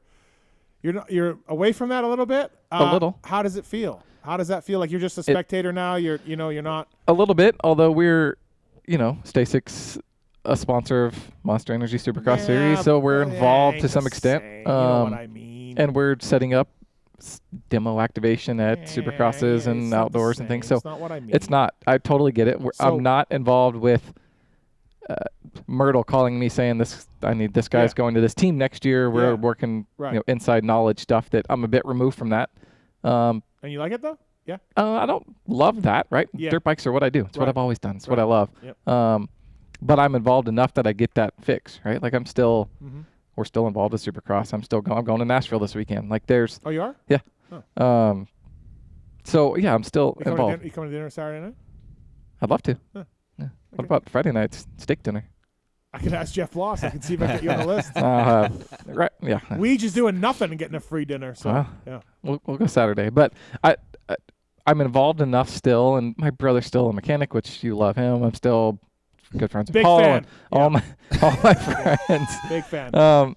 So I'm still involved enough, right? I'm getting my fix, if you will. So yeah, you don't feel like you're in Texas and the industry's passed you by or whatever. No, it's strange. Like strangely enough, I still feel like I'm part of it, right? Like I don't know, maybe that will gradually go away, but no, right now, I just feel like I'm still working at an industry job. It's just a different one, but it's not when you think about it. Well, thanks for doing that, Stasic giveaway. Follow my social media for that. We'll give one away. They paid for your flight out here, so thanks to Stasic for doing that. To get you out here for the show again. So big things from those guys coming, obviously. And then the Supercross commercials are cool. Right? We do Ricky talking about it like a little bit, right? So. We do there's a commercial on most of the races, and we do Stasic Live each week, which you just go to our website, and there's a spot you can submit a video of your kid riding a Stasic, and we go through them every Tuesday. We pick the one we want, send it over to Feld. And did you have anything to do with Wygant's kid not knowing when the flag dropped in the Stasic race?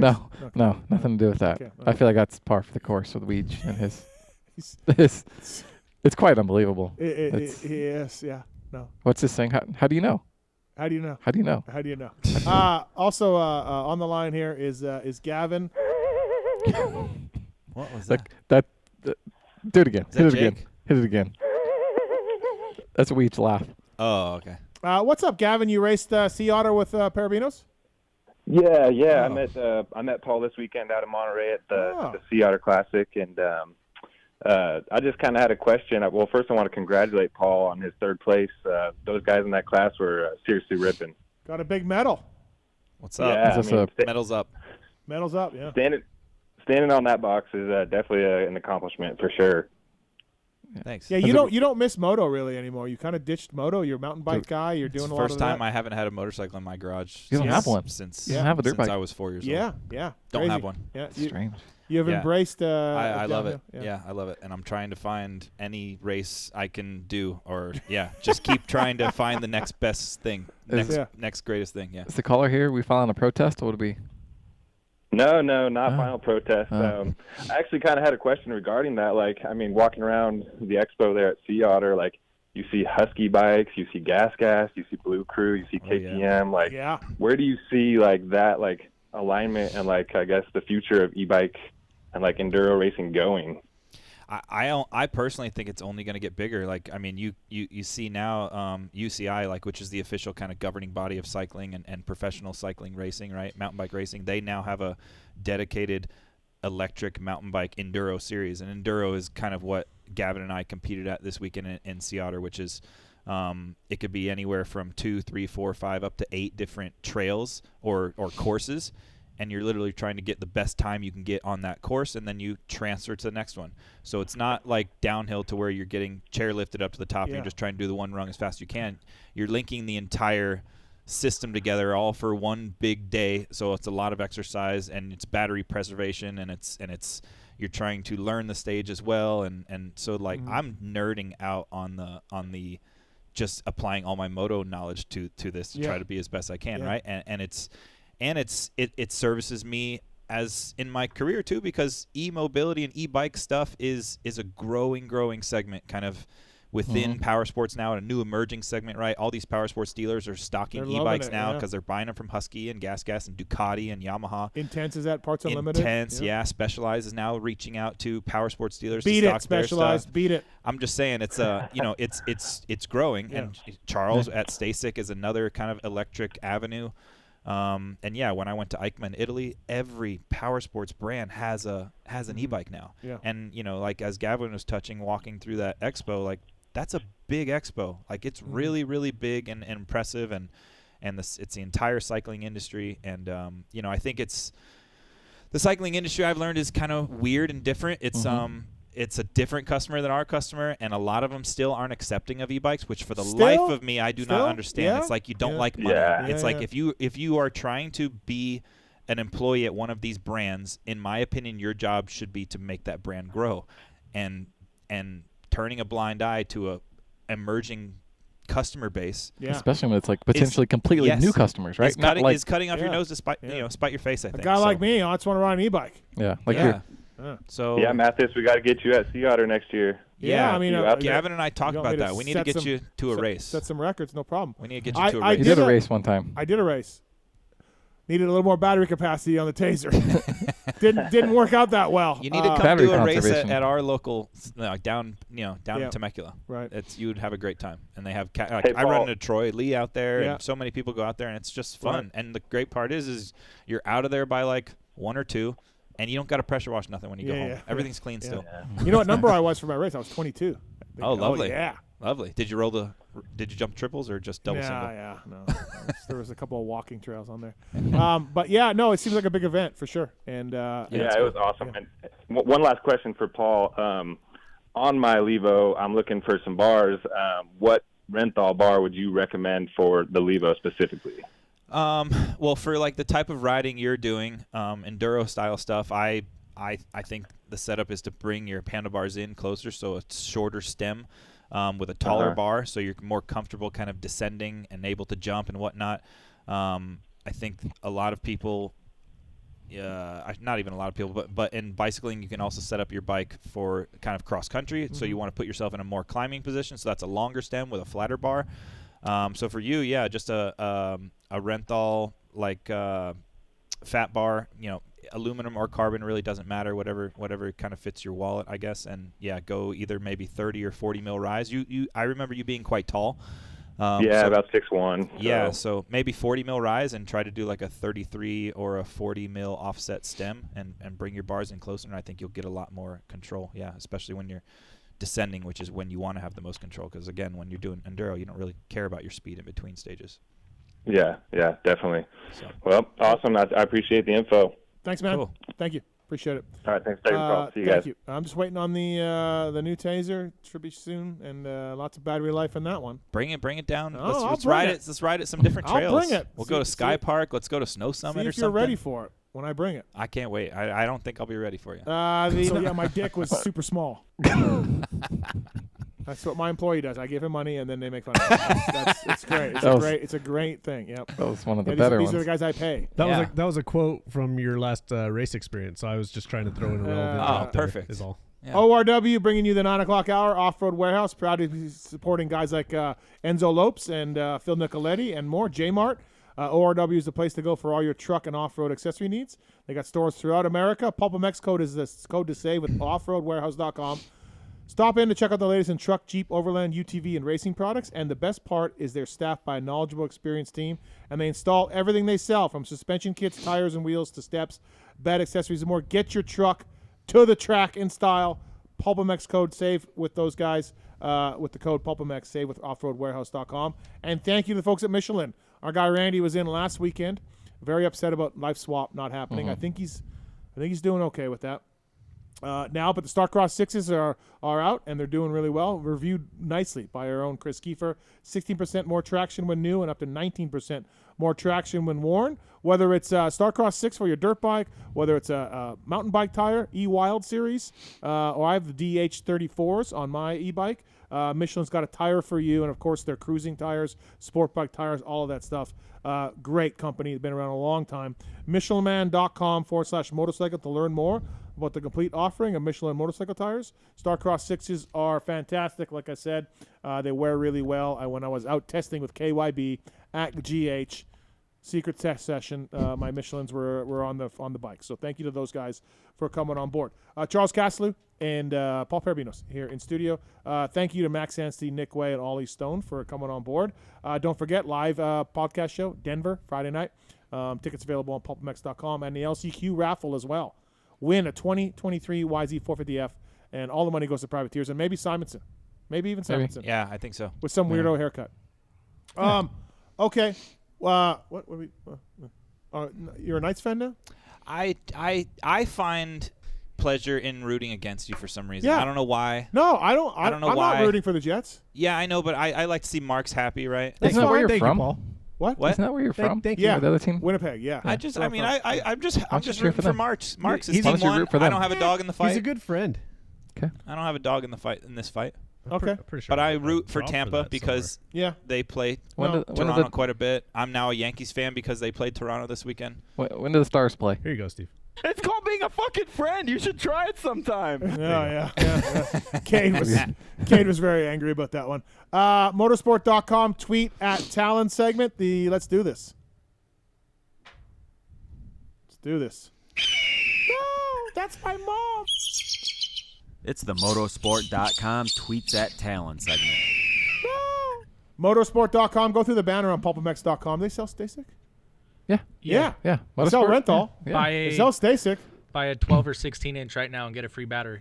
Oh, Boom. How about that? How about that gearhead over there in the How about corner? that? How you like that? Talon, you're a gearhead and you're based in Vegas. Yeah, so most of the gearheads are all working remote from home. Yep, all remote. Yeah, they give them a laptop and some screens. Yeah, I know. How do they know I know you- they went remote. Like How do they during know you're not at COVID, but- 7-Eleven or whatever, like just hanging out? So our computers, they want us hardwired in for security purposes. So we're pretty much like stuck at the house, and they can see everything we do on the computers. Definitely for security That's purposes. what they say, right? Yeah, definitely for security purposes. 100%. Mark's can code you up some stuff that just makes it seem like you're there all day. Can you go to the fridge or no? Like, there's time limit. Yeah, I mean, you have like Clock out? a working rate that they want you to be in. So, I mean, if you have to go to the bathroom or get a glass of water or whatever, you can just go to break for, a few minutes and okay, so you can do that. Yeah, it's not I mean, like, you want to be like ready taking calls and everything as much as you can, but if you have to go to the bathroom or grab water or whatever, you can. But if you want to make yourself a sandwich or something, come back. We call this micromanaging.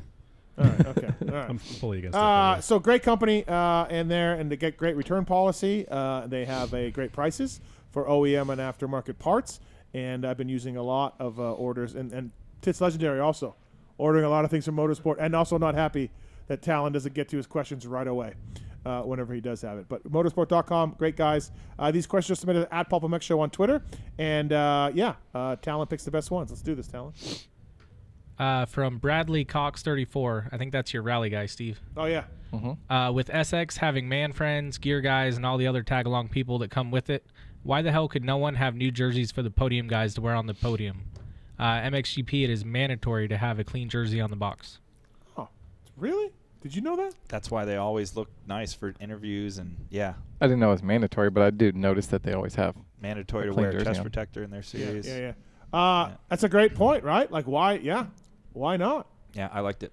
I like it because we had muddy jersey interviews this whole weekend, and as a sponsor, like right. those guys are bummed, But right? You couldn't really see what. But then again, isn't it authentic to just have mud in your teeth and mud in your hair, and you're getting interviewed and like? I don't Sure, know. it is, but okay. All right. From Ranham84, who's a more likely title contender next year for Supercross, Barsha or Roxon? Chuck? Roxon? It's a tough question. Yeah. I mean, is Roxon going to be on HEP? We don't know. Yeah. Right? Yeah. I mean, I think there's 3 or 4 people I put ahead of either of them. Yeah. being title But he just contenders, asked which one of those more. Two. I'll go Roxon. Yeah, I'll go Barsha. Sure. There we go. All right. Sorry. From Kelson Ammons 941, Paul, am I crazy saying I think a twin wall feels easier on the hands, forearms, than a fat bar? My theory is less flex equals less moving parts and more connection to your suspension.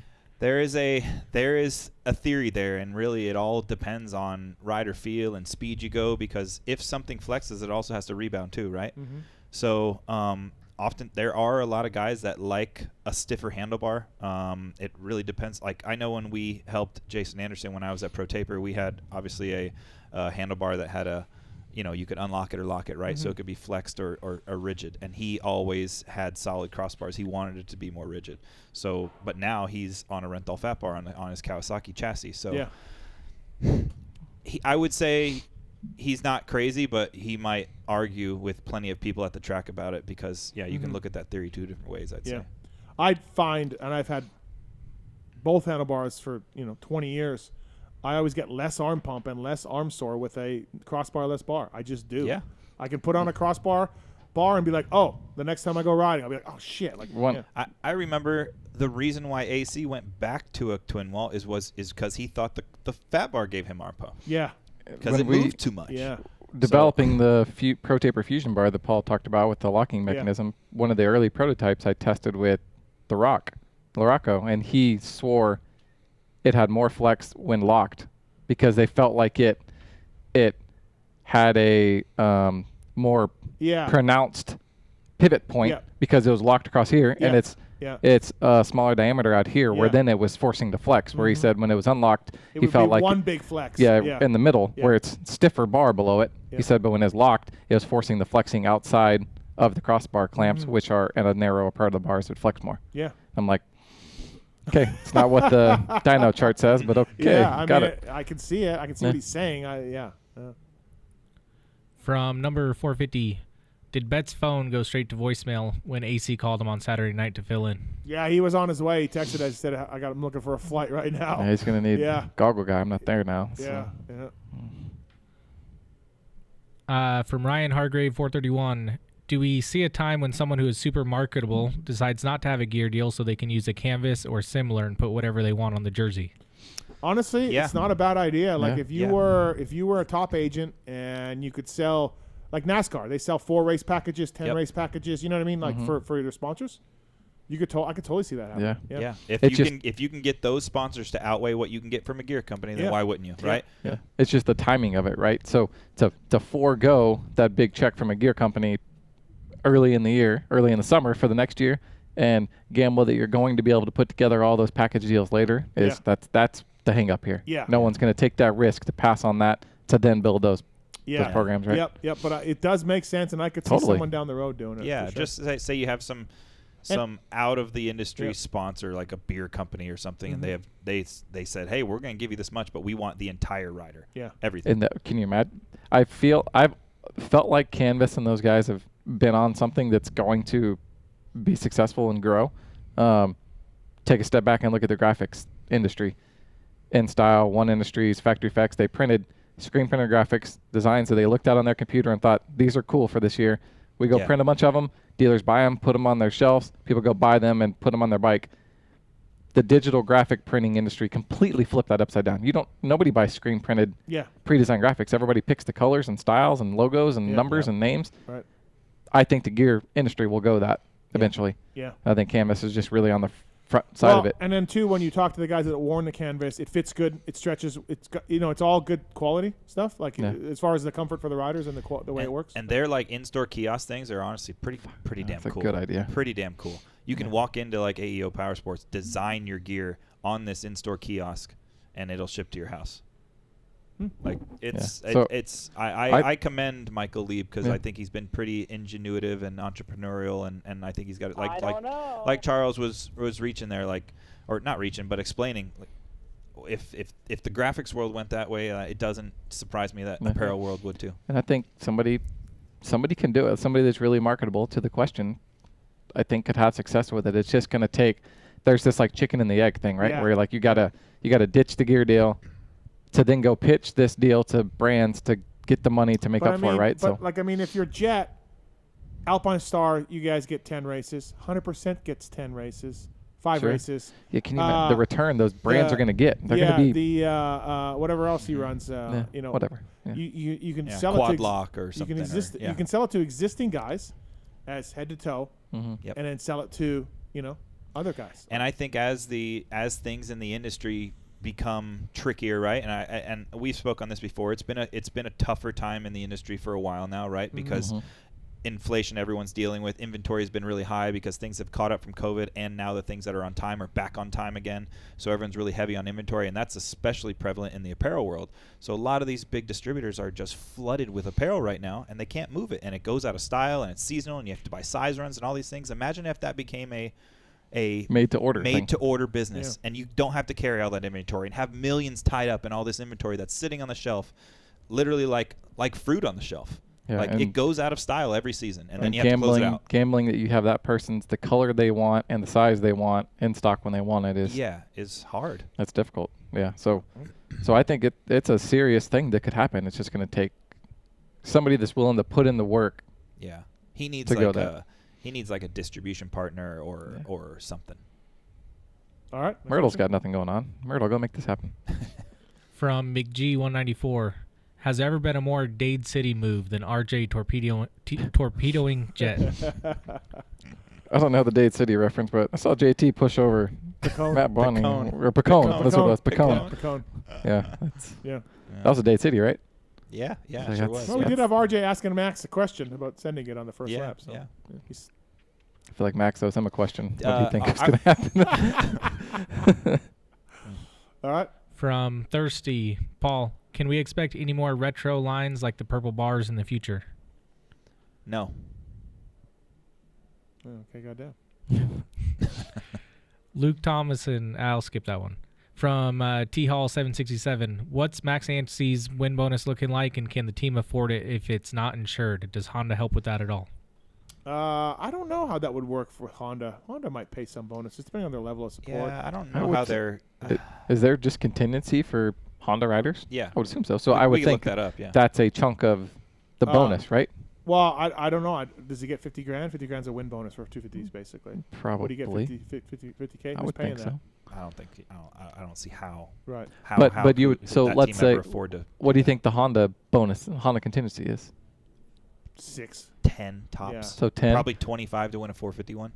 So maybe it's 10. You could look that so up. Then, like you so can then look up on a No, contingency. well, Max made a joke about he hopes Uriv has that bonus check ready for him. So something's coming from Uriv. Never mind. So I was thinking that a guy like Anstie probably doesn't get Honda contingency money. I would think Uriv gets that or something, and then he I pays would him. feel like Uriv is probably on like a triple contingency deal or something. And then through he Honda, pays and then Max. he pays Max or something. So let's But say maybe, it's 10 grand and Honda ends up giving him 30. He has to write Max a check for 50 because that's what's in his contract. Reeves only got to come up with 20 or whatever. And Fly probably gives him 5 grand for a win and whatever. Yeah. So I bet it's not this big random amount of money that Uriv doesn't have access to. Right. Like I think there's sponsors that are going to collectively come up with a big chunk of it, and he probably has to write a check. But like it's not like he's just lighting 50 grand or whatever it is. Right. Out of nowhere. All right. Mouthful of Chisholm. Okay. The Gas 250 guys haven't lived up to too many people's expectations this year. What's the problem, and why is it Will's fault? Definitely Will's fault. Yeah, it's got to be Will, right? I mean, Mosman is. I mean, look, he got hurt last year. He broke his neck. It was sort of serious. The team kept it under the wraps, and he struggled to come back from that. But yeah. Is he up there, or does he have another year? Or no, he's up. He's up. up. Yeah. What do you think happens with that? I think he's out. Yeah. And then Pierce, I think they're working with Pierce. I think they like him. I think he does show speed. I think he does everything the team wants and Will wants, and I think they like him. So Mosman was getting podiums in Supercross Mosman was 1 year ago, right? Yeah. Mosman was challenging for wins. Yeah. That's hard to let go if you're a team. I know he's a little funky, but I think somebody gives him a spot. Something just changed, right? Like I think I heard rumors of him contemplating retirement in the off season, and I think he has some health things going on, and then it could be as simple as he just doesn't fit in. Somebody picks him up, I think. Yeah, you for know sure. What He's fits too in, talented. Though? You know what fits in is Troll Training. TrollTraining.com. Please check them out. John Westling, Alex Martin. Whether you are a vet rider trying to beat your buddies, whether you're an off-road racer, whether you're an up-and-coming amateur racer like Aiden Kiefer. What's it say about e-bike upper 30 people on the e-mountain bikes? Yeah, I need to look into that. Nothing for those guys. Yeah, they might have something for that. I got a trainer. I don't need Troll Training. I got a trainer at home. I pay her in Wiener, and she does a great job. Oh wow. Okay. Please check out TrollTraining.com. Learn from Alex and John's mistakes over the years. They share similar passions for health and fitness and created TrollTraining.com with the goal of providing the resources you'll need to prepare for your next race. Check out TrollTraining.com. Thank you to those guys. And we're going to have Alex on the show here shortly. Got my ride day coming up. And Get ECUs as well. The guys at Get are doing great job, whether it's 4-stroke ECUs, 2-stroke CDIs. Dan Truman putting that whole Honda and Get deal together. Imagine that. I used to consistently say Dan was the hardest working man, and our sport, but Yep. I think Nick has that now. Nick has that? Yeah, I think Okay. Nick's out hustling. All right, Dan. if you want a deal from Get, he's working if you want a hard. deal from Get and Athena, email us using the contact form on PulpMX.com. Pass it on and give these people a deal. All right, Tallon. From Mark's hot ass wife. Oh wow. Okay. Who uses the rev limiter more, Barsha, Deegan, or Piazza? Oh boy. I'll just you know what? I'll just go Barsha. It's just I think simple. Barsha. I think right? that's accurate. And we'll I just think move it's on. Barsha. Yeah, we'll just I think move it's on. Barsha. From Jimmy G. Steve, will you consider adding the prize of an invitation to the Millville Ride Day to the Pulp Fantasy Supercross, Motocross, and Privateer raffle? 3 golden tickets. No. I got enough of you people trying to get in this private ride day. October 14th. Yeah, and I don't want anybody watching me when I go out first. That's another rule. Marks, you want to add that as a prize? Fantasy? Yeah, sure do. Yeah, I kind of like that idea. Yeah, no, not going to happen. Oh, well, if it just shows up there, then let's get it's not like Steve looks let's at the get side some of anyway. our other partners to vote on that. Maybe we can overrule it's him. Private ride day. It's private. It's private. Those, Millville. Those emails may just show up in the winner list. Me, Kiefer. You know. You said buddy. it was 100 on the first day. 150. That's not very private. That's like more than a local race. Full watered, prepped. Yeah, both days. And aren't you demanding something like ridiculous, like you get first 10 minutes alone or something? Yep. So you can do 1 lap. Yep. We are not going all the way up Mount Martin. We are going up into making a left. Oh, yeah, so it's like a.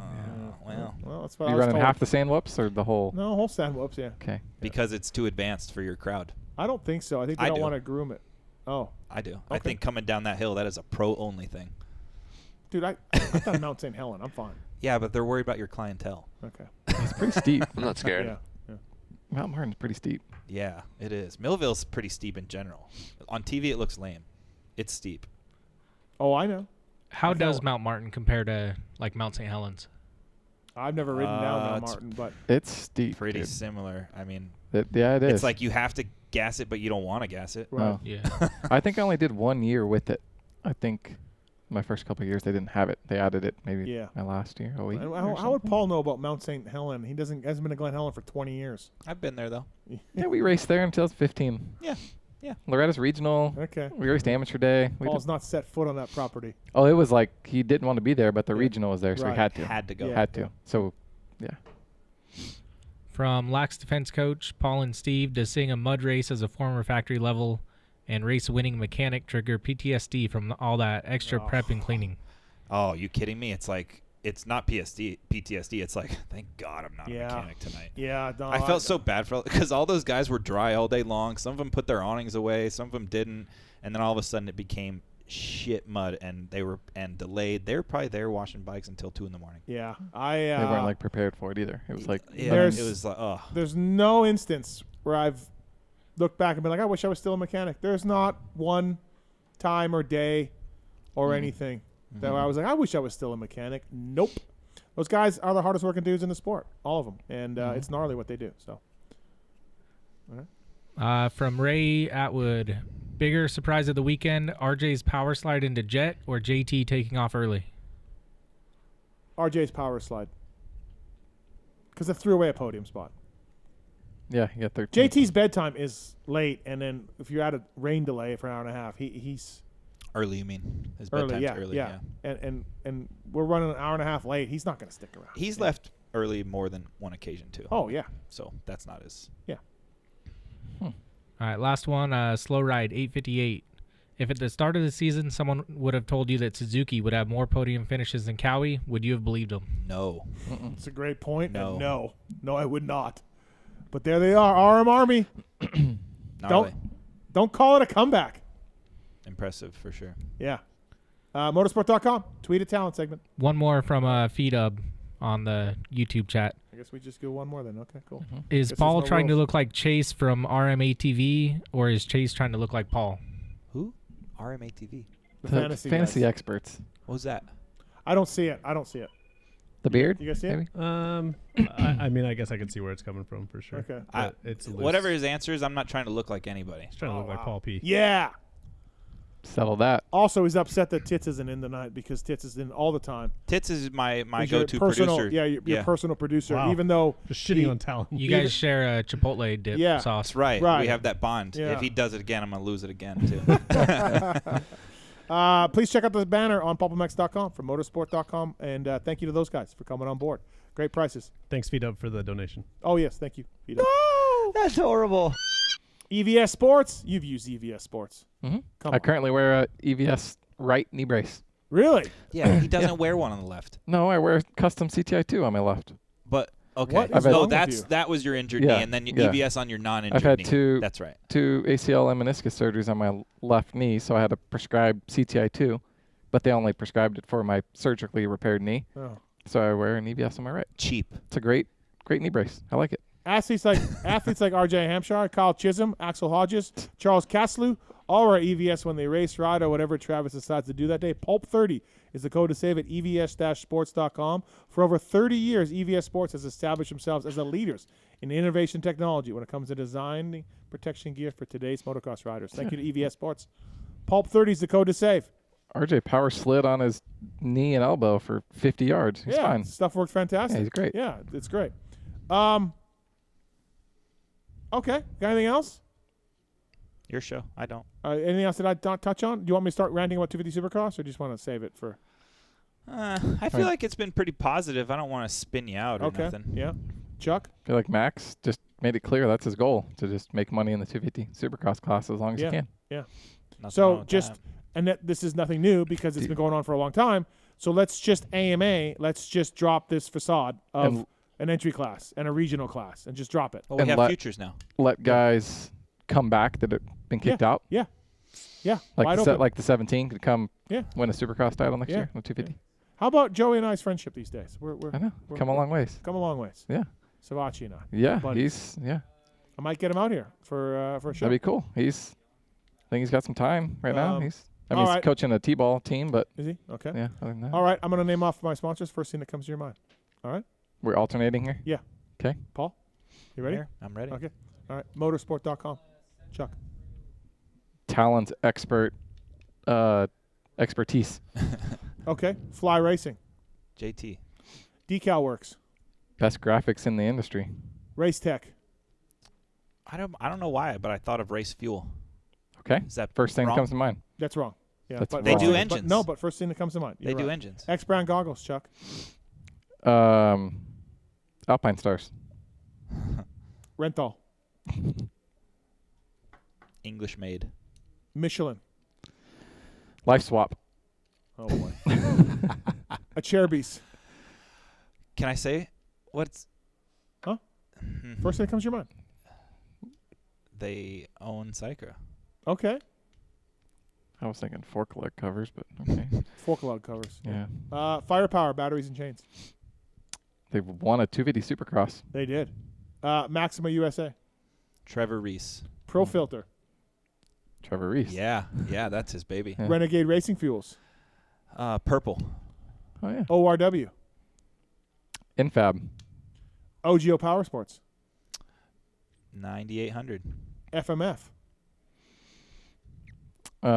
Made in America. Guts Racing. Seat foam. Atlas Neck Brace. Noof. Works Connection.